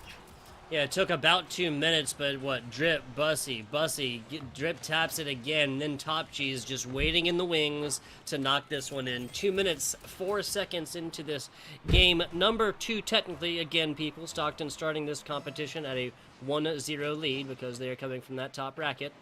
And that is going to be Stockton 1-0 within this game number 2. Bus, wide, second tap. Top Cheese didn't want that. He wants actually for it to be left. River. Having a rough time. Is there a boost in the tank? Drip standing right underneath. Diora fakes him out. Top Cheese. Oh no, that's right into Drip. Is there an opportunity? Is there somebody there? No. Loco arrives way too late. River, it goes way too late. Then the shot comes through by Diora, but Bus arrives in time, as it should be. Yeah, Drip is now picking up side boost. Spent quite a while, no boost to be spoken of. Now in the back, Drip gets the hit, but does get demoed for their efforts. A shot across, and it's Top Cheese again. Yep, this is the class that you can be expecting out of Stockton. Just immaculate hits across the pitch to whip up to Top Cheese and the finisher on top as well. It's so incredibly hard to come up against Stockton. You need to intercept every single little play that they're pulling up, otherwise it's going to go out of control. And well, this is nicely controlled for them. River with a weak shot, and everybody's already diving on Bert. Yes, tell me if you sit here. Stockton demos left, right, and center like these players are driving across a minefield. Another shot. Bussy is almost. It's going to be top cheese. Deny the third goal, at least right now. Back on out to this middle. Bussy trying to pick this one up off the corner. Actually hits top cheese on the way in, and that gives JMU a little bit of way in edgewise. Okay. Up high. It's going to be a bit awkward for Drip. He doesn't necessarily need to hit it. Plus, he ended up leaving it. I don't know. I have no answers anymore for whatever is happening on the pitch currently, but at least they managed to get it away. I guess that's the Stockton way. Yeah, I mean, JMU said that they literally wanted to do this, and they have come within a hair's breadth of scoring multiple times, Hypheria, turning up the pace to Stockton's, and then turning it to 11, ripping the knob off and tossing in the rubbish, in the garbage bin. You're right. He's getting tossed in the garbage bin as well. Loco sends somebody else into the woods. Trip sent far away. Bus finally able to catch the ball and keep it under control. Enough boost as well, and a flip to boot, and gets it almost over the top. Dior, I'm not too sure what he was doing up in the sky. Top cheap, brilliant 50-50, still landing into the half of James Madison. The Stockton unable to continue an attack. Bus will make that happen though. Top cheese not getting the spike down. Bus goes wide with it. Smart play. Yeah, what some would call it a waterfall, I would call that one a guillotine with the power with which that ball was coming down and the effect it would have. 3-0 for Stockton with 40 seconds left is essentially the nail in the coffin for this game number 2. Now already puts James Madison on a line on the edge of a cliff. No way. Oh, Okay. My goodness. This is one for the Blackfoots in history. Nicely done. Loco continues this. Bus, Drip, both completely whiffing. I think that might have been a communications error. Like, Drip telling Bussy that he could have picked it up, Bussy being way closer and having a better angle and trajectory, but then just minor misplay. Who knows? Would have loved to have been a fly on the wall for the comms for that one. I have a feeling that Bus was supposed to touch it and it ended up missing, and unfortunately Drip got sent into a tizzy. Now these hard defense won't actually be into a tizzy, but they made it a game. James Madison, all of a sudden, that's why you don't give up. It could always happen that the heavy and mighty Stockton make a mistake, but now you need to force 1 6 seconds. Brilliant landing by River on the side, but no boost to actually catch, and leaks clear away by Bus. Might just be the dagger. Still keeping it up. Nope, ground ball 2-1 Stockton in game number 2, and we're going to be looking at match point just like that, Hypheria. Simple as that. And Stockton, they made one mistake and they paid for it duly. Then they stopped, and they might have stopped altogether. They want to finish this off as soon as possible, but at the same time, it was that game number 2 that was a lot closer between these two. Exactly. Yeah, that's literally, you took the words right out of my mouth. This was Stockton that came in swinging for the fences against JMU to very begin with. That was 6-2, a 4-score difference. One of the biggest we've seen here today, and an absolutely oppressive scoreline. Following that up with this scoreline, with a 2-1 scoreline in the second game earlier, what that tells me is that James Madison is improving incrementally here. They're also coming off the most recent Rocket League action here when the pressure is like really on, and some of the biggest rewards here are to be played for. Again, invite here on into Atlanta, Georgia, May 7th and 8th for the largest collegiate land North America has ever seen. James Madison, they've already had a rigid run. They've gone all the way through the lower bracket, being knocked down there by Stockton, just to come back up and get bonked on the head again by Stockton. They seem inevitable, and I guess if you're the top dog, you're going to be coming up against them every single time. And we already said it earlier, you need to be able to take down that top dog in order to claim your prize. You get knocked down, you got to get up again. You can't never keep me down. That's JMU's theme song, or the tub thumping song, Chumbawamba, whatever you want to go for there. 5 minutes starting in just a second, and this could be it here. This could be it for JMU, Hypheria. Okay. Gonna kick us off somewhat. It was an awkward scenario. And maybe a fake kicker from the side of Stockton. We don't know. It doesn't matter. There's James Madison. They are still in control of the ball. Perhaps a free way through. An awkward pass back. Loco at least manages to catch it. Trip whipped it up. Diora, plenty of time on the catch. Whip and drip right there on into Diora. That was almost a perfect setup here. Diora would have been granted that open net, but defender got there in just the nick of time. But again, such is kind of the gameplay we come to expect from Stockton, right? They're just always there when they need to be. Nice fake, and that's gonna be Stockton striking first in game number 3. I don't like that Stockton struck first here. It's a brilliant fake by Drip, but Bus going off the ceiling there, that is the way that Stockton are still going to get a reverse swept here. Because James Madison, they're still an incredibly capable squad. I don't think Stockton can be that loose with it just yet. They still need to keep themselves in it. Like the pass back as well, River. Just get back in time, indeed, catches it and carries it. Yeah, and that's another way that Stockton can just apply this pressure. When they're able to wing this one out at a true angle, kind of like that, it forces everybody to pay attention to it, but that angle wasn't 100% true. It looks like it was not true overall. Always going to be the second tap. That's Rever coming through for the side of JMU, James Madison University. That's the Dukes, y'all. And if you ever play ranks and you are not able to climb those ranks, this is why. You always need to double commit, because your teammate will probably miss it. Just exquisitely read by Rever. Always end up double committing. James Madison, they would have been in a heap of trouble had Rever missed that, or it had been saved, because they were both with very little boost. This is exactly what I mean with Stockton can't start styling like it just yet, because James Madison, they were still able to fight back, and Bus, that's an awkward scenario that they somehow need to clean up. Loco with another shot, it goes down low. Bus and Top Cheese both converge on the play and is lodged wide. Yeah, there's 90 seconds into this one. Both teams haven't scored once, but no advantage either side. Is match point, and JMU knows it. They're definitely playing it like it at this point, Hyperia. Top Cheese from the upper echelons right now. Hit over, but that's Bussy that was not able to bring this one down. Now Drip. Drip usually does go down, but Rever is there to be able to block this one away. My Drip always stays up. Nice. Nice. So icy for life. Loco might go crazy again. Oh, Buzz, River, Loco back in field of Drip yet again with a swat wide. Tries to trail it down, but Duran was caught off guard by the Bus miss, and on River pops that up high. It's a bit awkward. Cheese might have a second tap, but it's not going to go on target. Wow. About as close as it gets for JMU without getting this one in. Nice takeaway, though. Stockton coming in. Drip going way too fast at this one and does nothing more than play against the backboard with himself. Cheese still. He goes against the backboard as well, but not playing with himself because Bus is there. And it's a little 1-2. The pass not received back. Drip tricks that on into the center. Top Cheese goes up high and one clear over the top, deep into the orange half. Bus loses control just a little bit, but manages to find control again. Gonna go down to the final 2 minutes with a 1-1 scenario.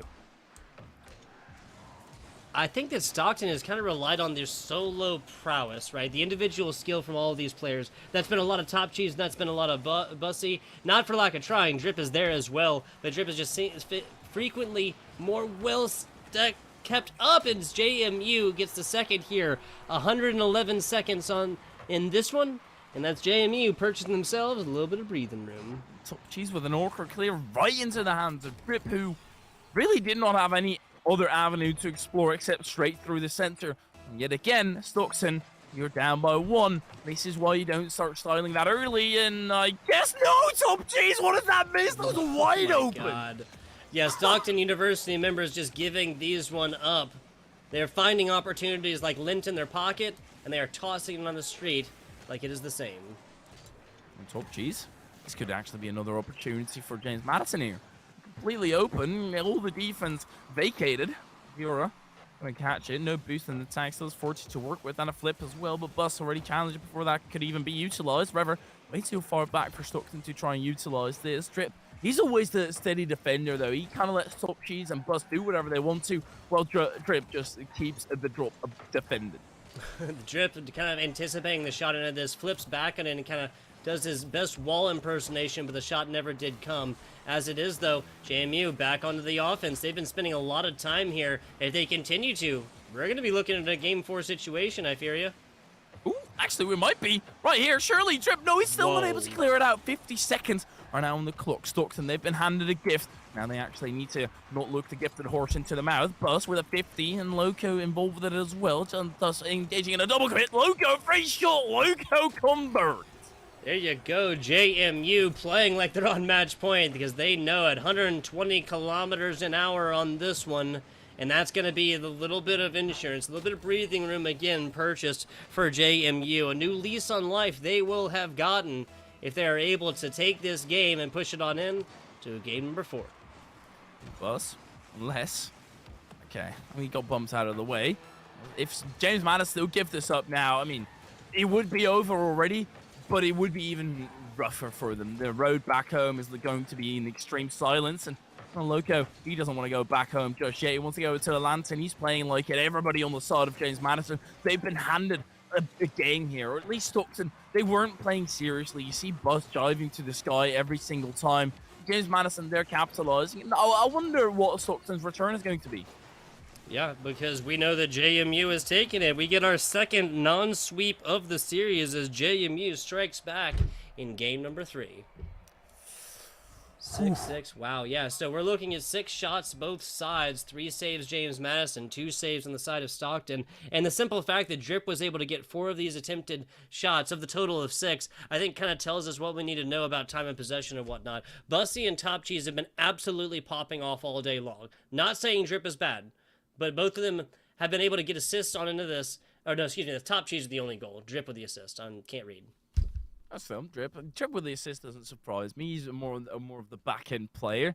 But Stockton, they've lost a bit of focus. And what often happens, we've all experienced it, if we play casual and then try and go back to ranked, all of a sudden you're out of that vibe. You don't feel like playing seriously anymore. And it's up to Stockton to actually start playing like it again. Because James Madison, they have proven their sufficiency, or their proficiency rather, in reverse sweeps. And they might just be able to do it again.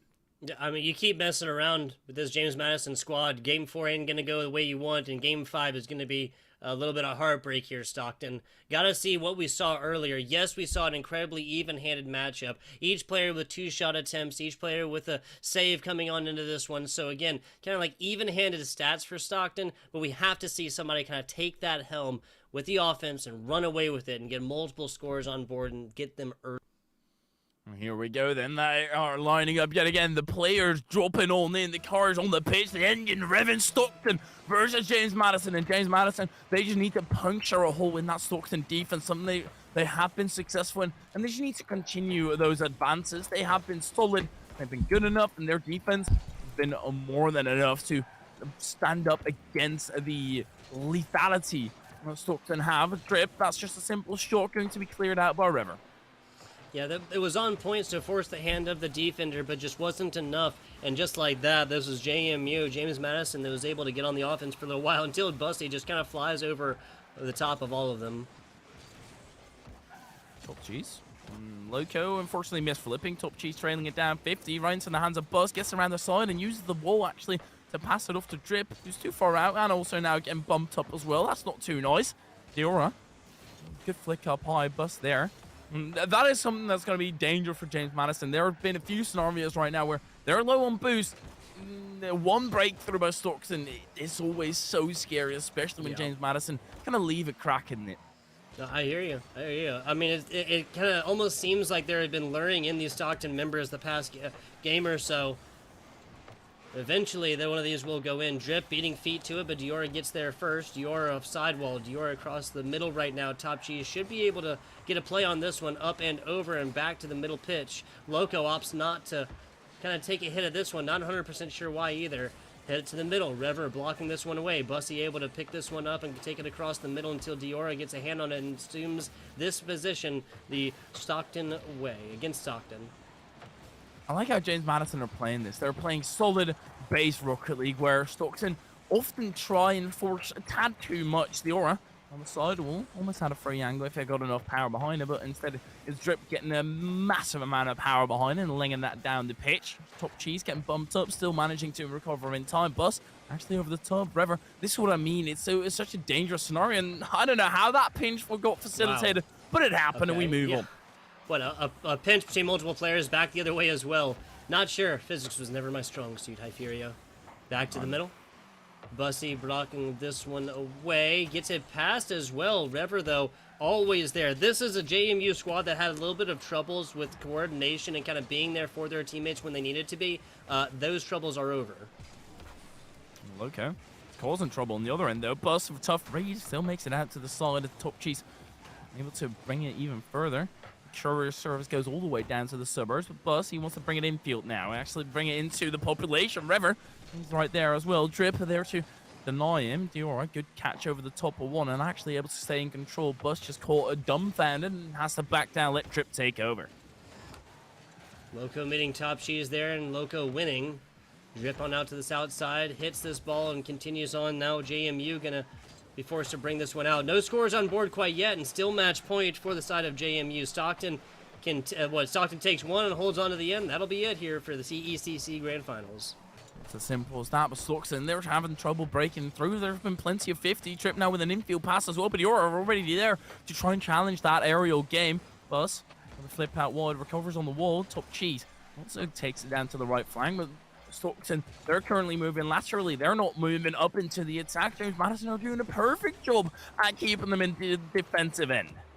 Yeah, I think that if we see much shorter passes and not just an individual player always going for the shot, regardless of if a player is there. Two demos, though. Nice pinch. Is going to send this one lofting and Bussy and Drip both back, and with a little bit of boost to work with. But yeah, short passes here, High Fury. That's the name of the game. That's what I want to see on this. Oh, Bussy just getting absolutely bullied by River. Oh, Loco, that's a good tap out wide. It buys so much time for his team, and going into the final minute, Drip with a shot. Saved by River, though. Loco infield, nobody there, but at least they somehow managed to stick into the match and actually get an opportunity out of it as well. This is brilliantly done by James Madison. Nicely done. Yeah, that was a high-flying electric offense that I'm honestly surprised did not strike. We're looking at 4 minutes and 20 seconds on this with no scores on board quite yet, High Fury.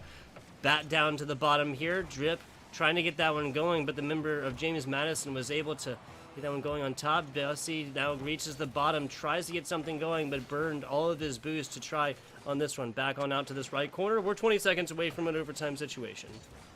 Buzz, everybody must be drained at this point, exhausted.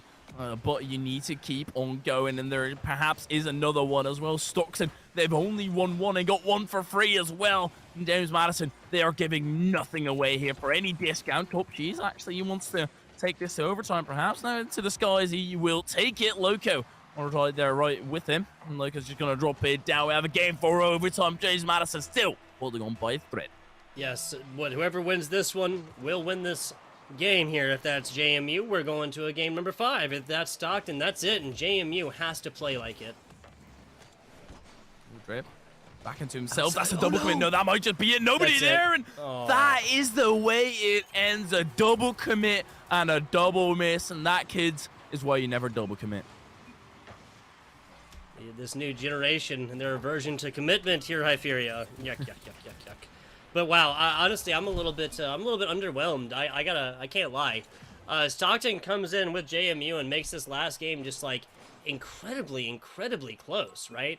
Like just really back and forth, and nobody, like it seems like there's so much pressure here that nobody can really get anything going because everybody is just laser focused, turned it up to 11.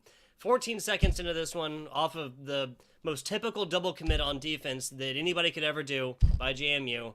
The first real mistake in this game number 5, and Stockton just very easily and quickly. I think it was like a 10-kilometer-an-hour ball. It shows you need to be perfect against Stockton. Yep, exactly. It's kind of that reaction. Oh well, we played an insane series, and for it to end that way. But if it was the first goal that had happened, it wouldn't have been that big of a deal. So it's kind of, it happens, you shake it off. But still, that doesn't make it less anticlimactic. But still, at the same time, Stockton, they managed to pull through and qualify themselves and double up on their prize money. Absolutely. $500 still going the way of James Madison University, and that'll go forth to really propel these esports players forward in their collegiate careers. Love to see it. Love to see it. That's going to be just about it, but we do have a little interview action coming at you. We're looking at Stockton University is going to be coming in. We only have winners in my interview box here, High Furious, so we're going to grab one of these players, get a little slice of the mind. Anything else you want to add before we go to a short break and get that set up? Just go to the break. I don't even care. Don't ask me anything. Go to the break. Cut whenever. Just go, please. Now. Go. Break.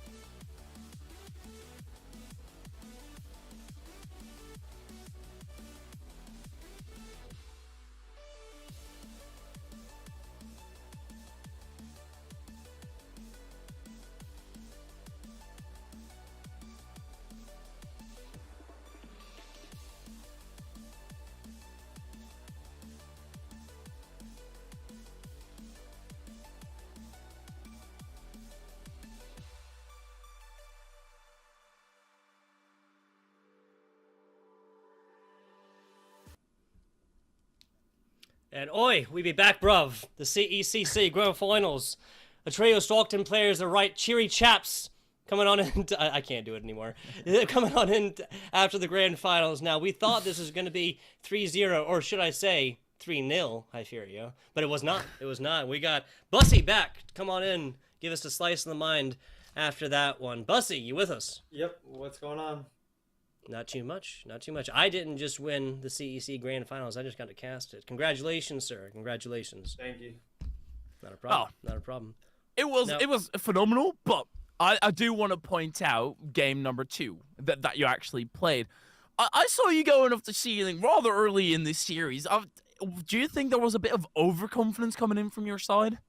Yeah, we were kind of memeing the whole time until we lost, and then we started like kind of playing again, and then they still got us to OT, and that kind of like annoyed us a bit. But they were playing well, so I can't really take anything away from them. Absolutely, they played incredible. And let me preface this question with another question: have you ever played at a LAN before?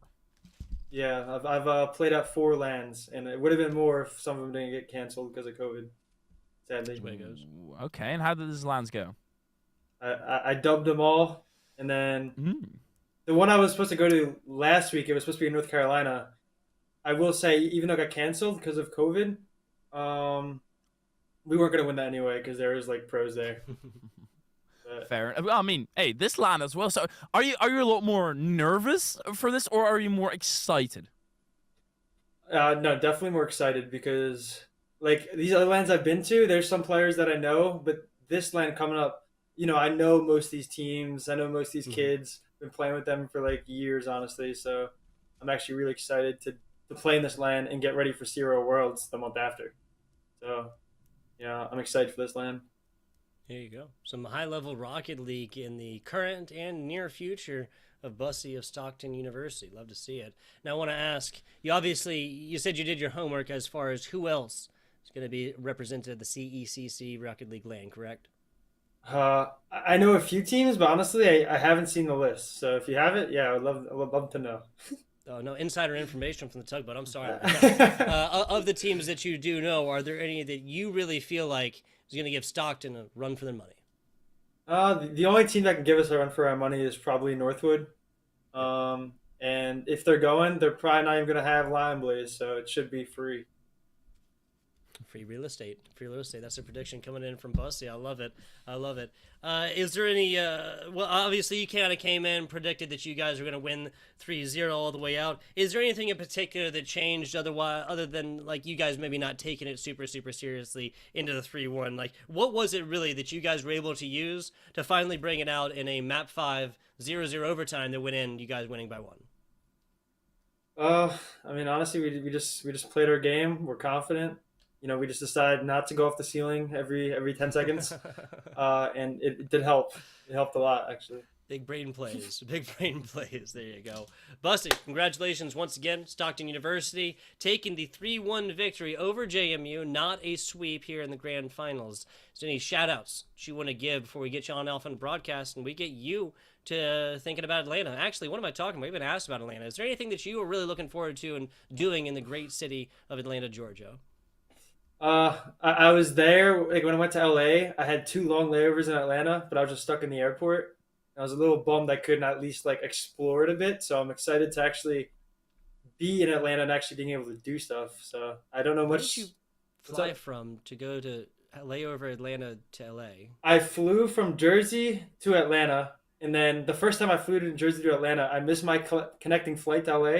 So then I had to go to Houston the next day. Yep. Yeah, Knew it. Well, hey, that Atlanta airport can definitely be mistaken for a city within a city. Yeah. It is rather large. But hey, this time you'll be able to go forth, actually see the city and whatnot. I grew up not too far away. There's a lot to be done in the great city of Atlanta. A lot to be done out there. Congratulations, sir. You'll be able to enjoy it now. Shout-outs. Yeah, shout out Samba. He's on UTA. I'm pretty sure he's going. Can't wait to clap him at the LAN. There you go. Texas Arlington, another team being shouted out here from the Bussy players, Stockton University. Thank you for your time, sir. Congratulations on the victory, and we'll be seeing you at the CEC Invitational in Atlanta, Georgia. Thank you, guys. Not a problem. With that, believe we have reached my least favorite part of any broadcast here, Hyperia. That, of course, is the end. I personally want to give a huge shout out to our producer here, K-Tad, been with us all the way through. Now, Hyperia, I would never, ever say this to the man's face, but he's actually a pretty great guy and a talented producer. Don't let that get anywhere. I know this isn't being broadcasted, so. Yeah, that's all right. With the amount of mistakes that he makes, usually, it probably won't be live anyway or something. No, it's been a brilliant day, and obviously thanks to you as well, Chuck, but for sticking this thing through the entire way. It's been brilliant. Absolutely. Thank you guys for watching as well. The last shout out that we really have to give. We will catch you next week, the last chance qualifier. Yes, these teams did not make it all the way in here today. There is still one hope left left for your humanity. Let's get out of here. Hyperia. It's been a long day. See ya.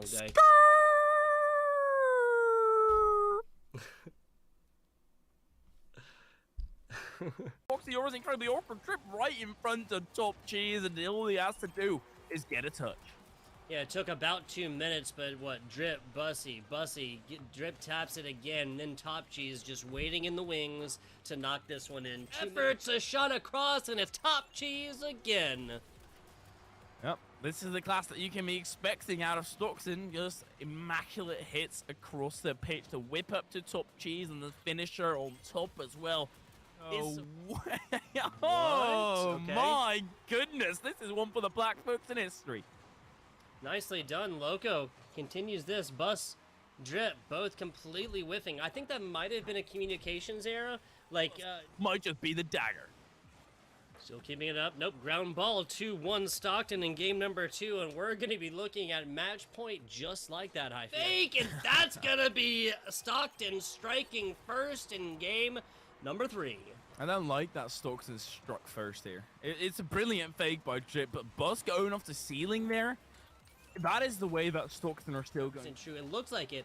It was not true overall. Always going to be the second tap. That's Rever coming through for the side of JMU, James Madison University. That's the Dukes, y'all. And if you ever play ranks and you are not able to... More well kept up as JMU gets the second here. 111 seconds in this one. And that's JMU purchasing themselves a little bit of breathing room. Top Cheese with an awkward clear right into the hands of Drip, who engaging in a double commit. Loco, free shot. Loco convert. There you go. JMU playing like they're on match point because they know it. 120 kilometers an hour on this one. And that's going to be a little bit of insurance, a little bit of breathing room. Diving to the sky every single time. James Madison, they're capitalizing. I wonder what Stockton's return is going to be. Yeah, because we know that JMU is taking it. Why did buy so much time for his team and going into the final minute? Drip with a shot, saved by River though. Loco infield, nobody there, but at least they somehow managed to stick into the match and actually get an opportunity out of it as well. This is brilliant overtime. James Madison still holding on by a thread. Yes, whoever wins this one. Oh. That is the way it ends. A double commit and a double miss, and that, kids, is why you never double commit. This new generation and their aversion to commitment here, Hyperia. Yuck.